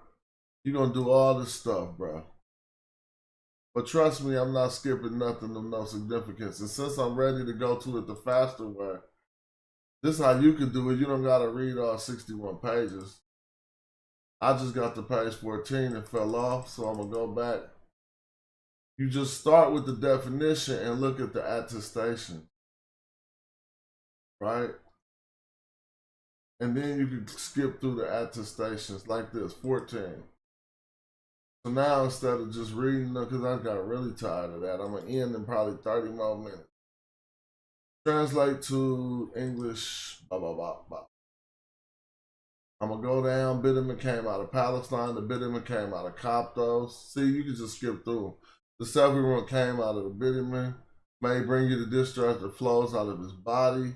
The Lady of the Lords comes to you with great honor, bringing you Bitterman that came from Punt as a fragrance in the abundance from the land of the God. All right. be given amongst them one great, let me see, once bitumen from the cops. I'm looking for one particular attestation. All right. And this is going to help me break down and end this part of the Osirian symbolism. All right, there it go, right here. So what page this wound up being? Let's see, 50. Damn, we would have had to read hell of more pages. So look, I'm going to go back to 49. Since I read enough for y'all to know that this is an actual process that's taking place, right? And he they're really doing this to the person, putting this stuff. We're going to go back to page 49 before we read what I want you to see. The ointments and oils, they secure your bandages in place. So let's stop. Because we didn't think they glued them on. They use this oil and stuff to make the mummy bandages stay right. And your psyop bandages in the places where they belong, right? The perfect merchant oil makes the inscription of your bandages. So this is how they probably dipped something in the oil and wrote on each bandage. Lasting and beautifies your body as merchant ointment. They are anointed for the second time. Now they say second time when they come in. That's funny. But they got it, this is different, but still the same. For a second time. They will bring your bones together all the way to your extremities. They will make your skin look excellent. Stop. Skin is supposed to look excellent. It didn't even say nothing about the color of the skin. But peep game at what they talking about. Right? It'll make your skin look excellent. Now peep. They will make your name great. You will act as you please in every land, for you are Thoth. Your enemies will not exist. Oh, Cyrus, they go to recitation. No, receive yourself a perfect life is ingrained in your arm. Now we're on page 50. So let's see. Check this out. Your hand will be cleaned in this way. So they're going to clean his hands. You see the hand right there? See the purification? Your hands purified. All right. Receive the bitumen for yourself. Your being is complete. Now, remember that black substance bitumen we talked about, them rubbing it on the deceased? See, they messed this translation up, and I can prove it over there when we come into the ancient Egyptian. This should not say, receive the bitumen for yourself, your being is complete. But let's see what it says. This is to receive, you receive bitumen. Now this is Neferi. This isn't yourself. This is something about good, right? But let's see. Why did they not define it here? Oh, I'm tripping. Good, beautiful, perfect, or finished. So they say, look, complete. They're taking this nefer, y'all, to say complete, not Kim, not none of the other words we could reference for completion. But they're taking neferwi to say complete. See that here? It means, what does it say here? Good, beautiful, perfect. They're getting complete from finish, which is the last definition. This is just like some good bitumen, but whatever. All right. Now it says your being is complete. Oh, because this part for being. Let's look at what it says when we click on it. Manifestation of God. Ain't that foul? That you gotta go look like this in order to see what it really say? It don't say your being is complete. This is your manifestation of a God. Remember I told you about Osiris symbolism? Remember I told you they made him black? They made these images black so that you will manifest the God. Well, let's see what the next sentence is about to say. But you can clearly see this says manifestation of a God or nature of a God. So that's what's complete. That's what this bitterment just completed. Receive the bitterment, and if you want to say complete, it just beautified you, it made you beautiful. Receive the bitterment for yourself. Your being is now perfect. Your manifestation of God is now perfect. Damn, y'all. Now show me where I messed that up anywhere. I'll wait.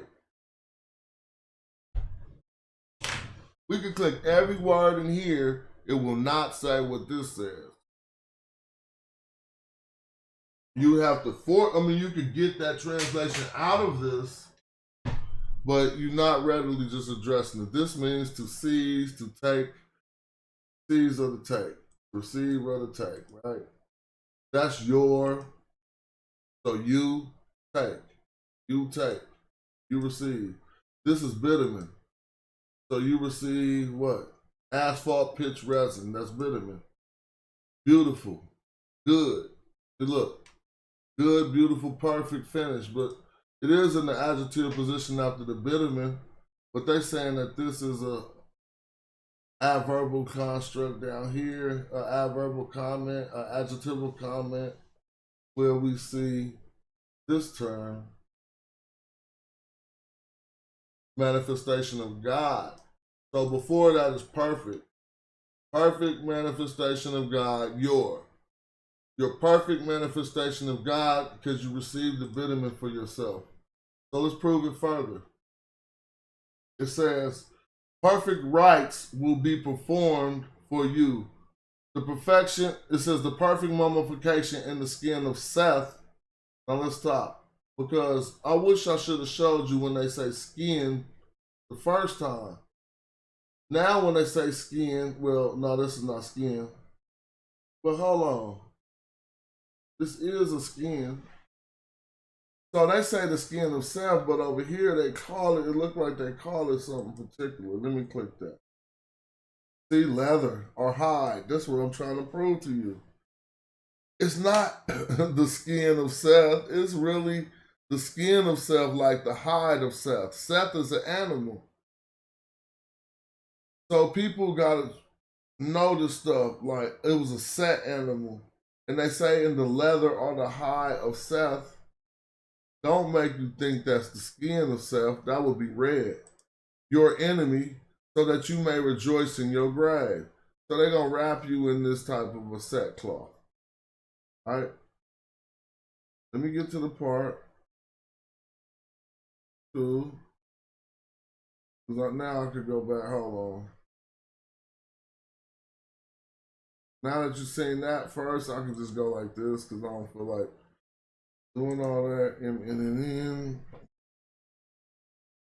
and continue to see things that they won't show you no place up.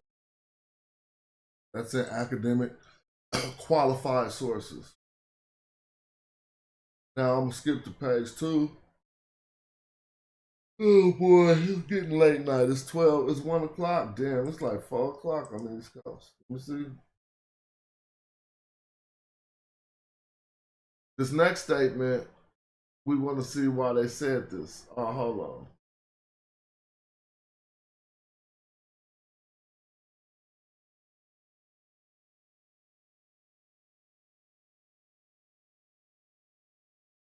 Okay. Don't gotta go too much further. But receive the bitumen for yourself, your being is complete. I showed you that this is the manifestation of God, right? When I clicked it. What God is they manifesting as? Osiris. Receive the bitumen, the black the black oil on your body so that you look black for yourself, your manifestation of the God is complete. Now remember, we showed that bitumen was the substance of Osiris. But now on to the second part, and I'm going to end the video with this part. First, I want to show you, well, if I just put a Z, an M, and a capital A, it's going to say to unite. Look, Zama, to unite, to join, right? But if I come back and put a Z, an M, a capital A, put a hyphen, and put, wait. First, I want to put KKW in here so you can see what that means. Because you see the first word was unite. Now what's the second word? KKW, darkness. Don't start thinking all new age and shit like they're telling you to unite with some dark force. That's not their theory. The Kaka'u is the darkness of the cosmos. So I just showed you the word unite. I just showed you the word Kaka'u, darkness. Now let me make them a compound word in ancient Egyptian. Look. Go Z, and here go the word. Samakaka'u with the hyphen to let you know it's a compound word. Click that, and what you get a word. A divine epithet. Now, who unites? No. See, that's how they don't even understand it. You're uniting with the darkness. Sorry, you're not uniting the darkness. You're uniting with the darkness. Because everything that this text lets us know, from Newt being the cosmos, right? And then they talked about you join with the primordial waters, right? And then you're becoming a member of I'm just calling it like this in the Christian tradition, saying you're becoming a member of the body of Osiris. But you're becoming a Wasir. And now you see that through this funerary tradition, one has to match the image of a Wasir, or in order to manifest in order to have your manifestation of the God complete, beautiful, whatever word you seen the word. Complete, beautiful, finished. It never said complete, it said finished. Beautiful, good. Your manifestation of God is any of those things, right? Now, in that same text, strangely enough, this word only goes back to that same text. So it says no occurrences. See, that's how they got you messed up. Because the knife that unites the darkness. Now, they only got one occurrence of that too, and I would have to see this, because now Jess, y'all also know what Jess can mean, right? Self. See, I can't make these type of things up. Look at this D and this S. They're telling you it's a knife. I'm going to open up a dictionary and type a capital D and an S, and it's going to say yourself. Self. It's going to say self. So I shouldn't be equipped. Himself. DS. This is himself. Just F is himself.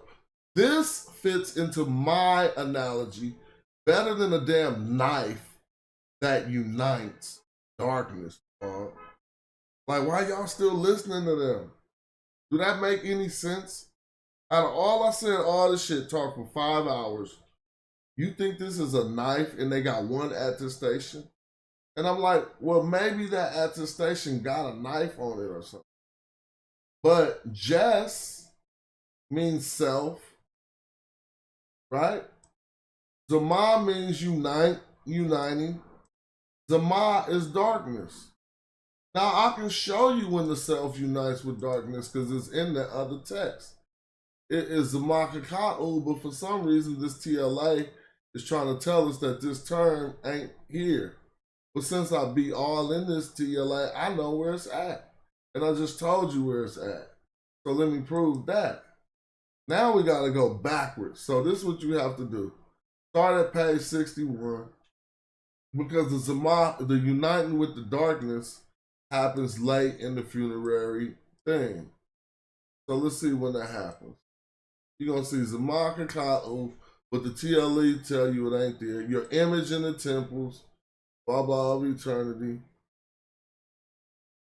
I'm going to have to look over here, man. Hold on. I know it ain't at the end page.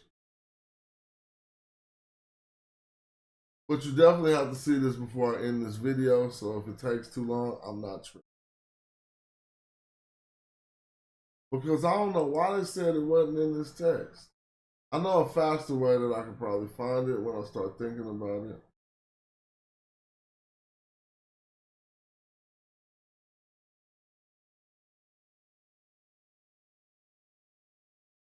Now you up in the Duat going to festivals and all type of stuff. You going to parties and stuff.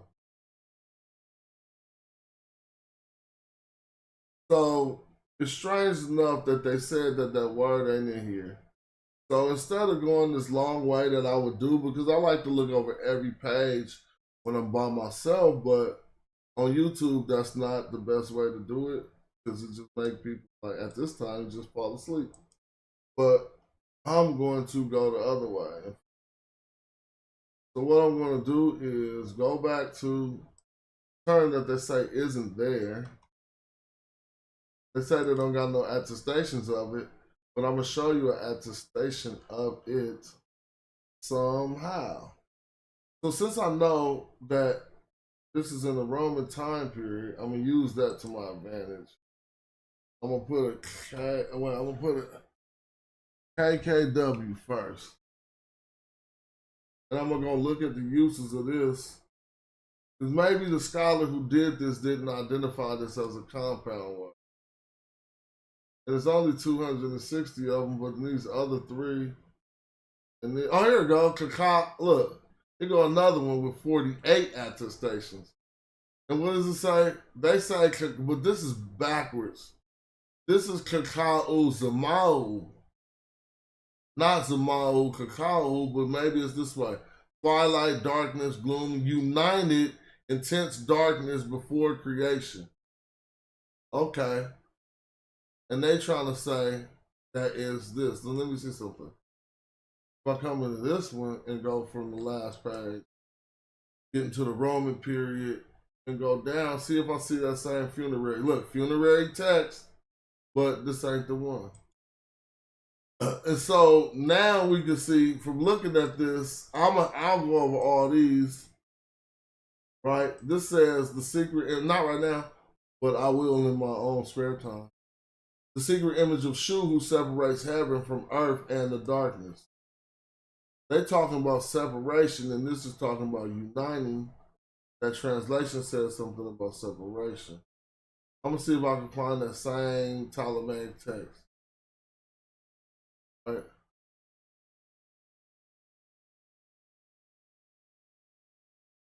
And complete darkness, that's what they're calling it. Funerary text. So I don't think they knew why this was in these texts. No, I'm not talking about the ancient Egyptian. I'm talking about some of these translators. All right, Hellenistic times, I think we get.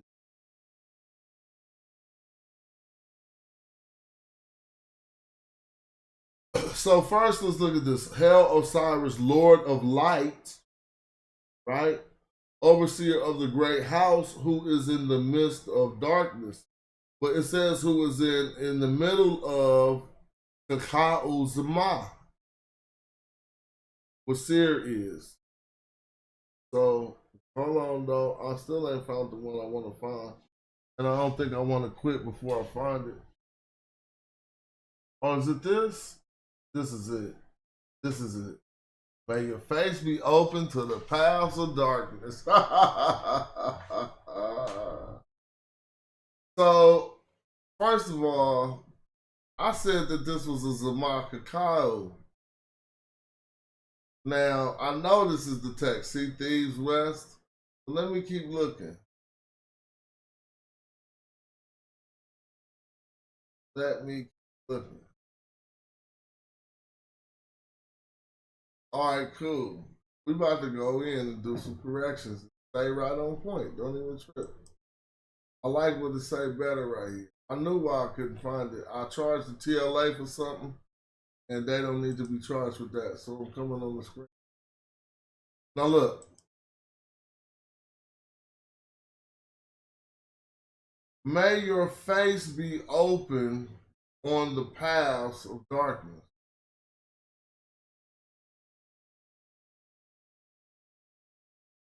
So, this hair right here for your face, it got the little flesh piece next to it. It lets us know they're talking about your literal face. This word, interestingly enough, it means to drill or to open. Look. To open or to drill. But I don't know if we can understand this if it's saying, may your face be open. You know what I'm saying? On the paths of darkness.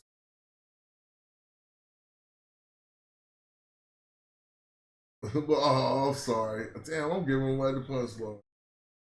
I'm scrolling too fast. May your face be open on the paths of darkness. So, right before this, strangely enough, we read something about his skin. May your skin be anointed in the dewat, which we already know was anointed with what? The divine material from Bot. Do I have to tell you what that is again? It's bitumen. Look. May he bring you the discharge that flows out of him, the asphalt, that's bitumen, that comes from his body. May he bring the divine material from Bot, that's like the fifth nome of Egypt, as he did for men. Let's slow down. Who is men? The other black god, not the other, but one of the other black gods. Now we see in this text, he's going to bring you the discharge that flows from him, the bitumen that came from his body. He's going to bring you that divine material from Bot, like he did for men. Men right here, right? Men, yeah. Men. Right, that's the god men, the black god men. Now you know why he black. Every time I keep telling people, I got the text to show why men is black. You would have to debunk this. Look, he's asking the deceased that he receives the discharge that flows from Osiris, and they're telling him here, it's the asphalt, bitumen, that comes forth from body is. See? Now look, may he bring you, this is the bring, right? He gonna bring you, this is perspective. So may he bring you the divine material from Bot. I told you this is the fifth nome. 7. I can mess up. Then is Geb 2 the fifth? I might have had those two inverted. Right? So he's going to bring you this divine material. It's not the bitumen from Palestine. It ain't even the bitumen from Coptos. It's the bitumen from Bot. Same black substance that he brought who? The god men. So I'm not going too far out on the limb to say that Osiris did this ritual the same way for men.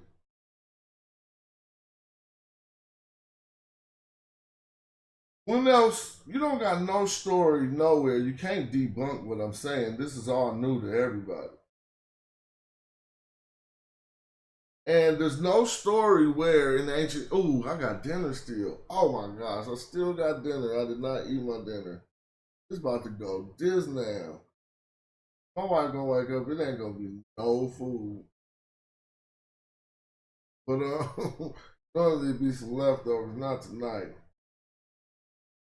So, but you see here, may he bring you the divine material from Bat as he did for men, the black God. Now remember in the very beginning of this video, I told you, there's something about this M and this N, consonants and blackness. Well, if you read it in the Meta Nature, when you see Bitterman, you translate it right, M-N, this is M-N. This is M-N-N, this is all kind of, so this is a biliteral that has an M and an N in it. Then this is the phonetic complement, that N, so this is M-N. You see two more N's. Vitamin, the black substance. But men, new, has that M and that N too, and it's not nothing, I'm not doing no linguistics. I just want to look and see, is there something to that? Like, what's up with that? But anyway, you see he gave men the material, and you know men is black, and he's doing it for you. Now he says, may your skin be anointed in the dewlight, right after talking about bringing you that divine material that made men black. It don't say it made men black here. You have to deduce that because you know what the material is. May your skin, and now you see it's about the skin, be anointed in the dewlight. Next they say, may your face be open to the paths of darkness. I apologize that I said Zamakakayu for this word, but this is Wa'at or Watu Kaka'u, the way, the paths of darkness, right? The path of darkness, and then now they're just telling you step out, you hyphy, you all good. And then with the recitation again, and they talking about upreach, blah blah blah, baking soda, whatever. What I use this to show, and I hope I've done at least a fair job of showing that the deceased, they use particular chemicals to make the deceased match the image of the divine monarch in the afterlife, which is Osiris, who sits on the throne. Now we've seen that what the sweat of the gods was, all of these different oils that they placed on the deceased. But the most crucial was the one, vitamin, which was not a sweat of the gods. It was part of Osiris's body. It is the substance discharged out of Osiris's body, which we learned here that he placed on men, god men. You look at the god men, he is black and virile. You know, I mean, you know, that's the god men. And so, lastly, we read, may your skin be anointed. May he bring the divine material from Bat like he did for men to self. May your skin be anointed. You can say, so that your skin be anointed. Because so that is perspective too, but that's a perspective that you want to occur. May is a perspective you want to occur as well. May you get some money. So you could say, so that your skin be anointed in the dewlight. May your face be open. This open word is killing it. On the paths of darkness. The road of darkness. So in closing, I'm just going to say, I think we learned a lot about the use of bitterman in some of their funerary tradition. I think we learned a little bit about, we can't relegate it to its practical uses. It definitely had practical uses. It helped with what it helped with. But we know the term mummy not from its practical uses. We know the term mummy from Europeans' most disgusting, I couldn't even think of a good word, profound, I mean, I don't know no word for this, but their misunderstanding of vitamin in the 1600s.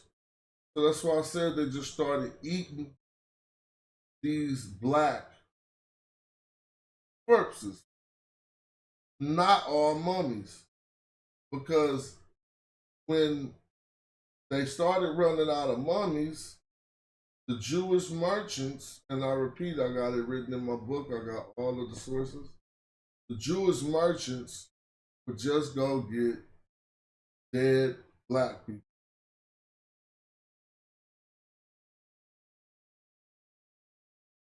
Cut them up and sell them in Europe as mumia or mummy, and you can find mumia in plenty 1600s European recipes. Medicine, salad. So then when they start figuring it out that they were pseudo, it started going occult and arcane. And they start having these occultic mummy black person eating parties. Because if y'all just think about it, if the carcass was not black, it might not have had bitumen on it.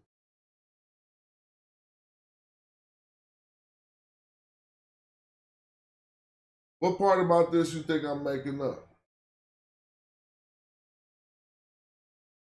It's just sad history that you have to learn when you read history.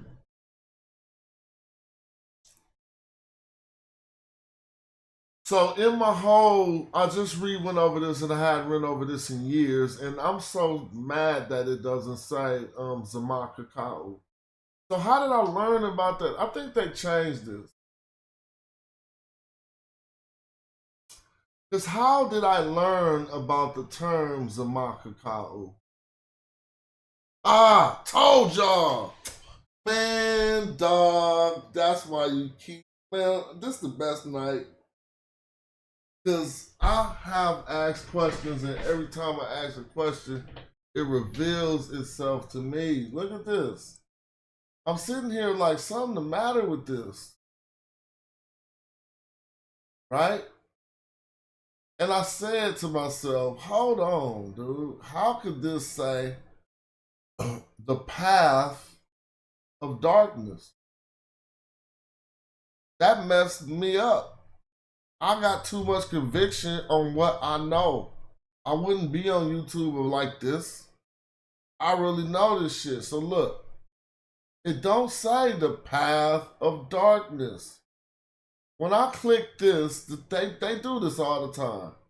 When I click this, the word about to change. I want you to see it in real life. Look, I'm gonna make it hella big. So you can understand, we got three different things on the screen. We got the ancient Egyptian script called Medu Neter. This is 2 K's, a U, and a Y. Right? A W and a Y. They didn't transliterate that all the way. They just put 2 K's and a W. So they put these 2 K's and this W. They're saying that this is some type of determinative that they didn't transliterate. Now, if you come over here, here's the definition in English. Darkness. So it allows them to say halves of darkness, right? Or wat kaka'u.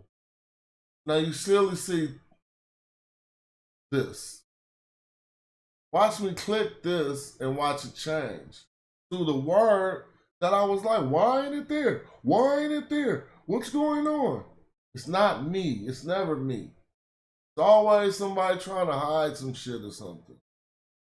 And when I click this is magically going to change to the term of scrutiny. Ta-da! Kaka'u Zama, darkness united, but they saying it wrong. Because this is a united intense darkness. No. I'm proving they saying it wrong because we just read a whole funerary text. Your face don't need to be open to the paths of united darkness. Your face in the path is to unite with the darkness. Oh, golly. What are they doing? May your face be open on the paths of darkness. They left out the uniting part. And I think it's on purpose. I do. Maybe this text only has these glyphs here, but they clearly know. Well, they don't clearly know. Something's so weird about it. Why? Because there's a word kaka'u that they just could have had this going back to. But when I click it, they got it going back to the compound kaka'u zama. Zama'u. Zama is to unite. Ka'u is darkness. So there we have it. Osirian symbolism, uniting with the darkness. That's scary? Then you got taught some pseudo shit. If anything like dark, that all come out of making Africa and black people look bad. Like everything with the word black that's bad on the front, that's what the fuck that is. This is your language that got you confused. Like black magic, black male, black everything, huh? Not like that in ancient Egypt. It wasn't like that in the oldest language that we got to us. I finally got to prove that all of this happened in this funerary tradition. And we seen them talk about Newt, which is the cosmos, the sky, Geb being the earth. We seen them talk about all of this stuff. It is to unite with this darkness that you become a part of the body of Osiris, who is the divine monarch, the ruler in the afterlife. And this is why you could walk around all over them places like they said you could. Because your life was justified and you lived life, your heart lighter than a feather. And when you passed through the halls of Ma'ati, you was Ma'akaru. That means justified. Shout out to y'all for watching. That's our long ass show for the night, man. If it wasn't for my wife and this nice plate that I got downstairs, I don't know what I'd do. But I'm gonna do something y'all never do. I'm gonna eat hella fat and then go straight to sleep. Might give me some nightmares or something. Sometimes I'll be asleep, body working too hard on the wrong stuff. You're gonna be like dreaming about some crazy stuff. But that was the show, man. I hope we learned a little bit of something about Osirian symbolism. In a nutshell, man, it's really about uniting. A lot of that black symbolism was about uniting with the divine monarch in the afterlife. You know what I'm saying? And just matching the effigy of the god, and the effigy of the god was black. And they couldn't have came to no analogy like that without even being black people. You don't even see no other people doing that, right? Buddha looked like Buddha. Buddha looked like the people who worship him. And so on for everybody else and stuff, lost people in America. Y'all, I'ma holla at you. Next show. Thanks for watching, man. I'm hella tired, but I'm about to go eat. Peace. Turn off these lights.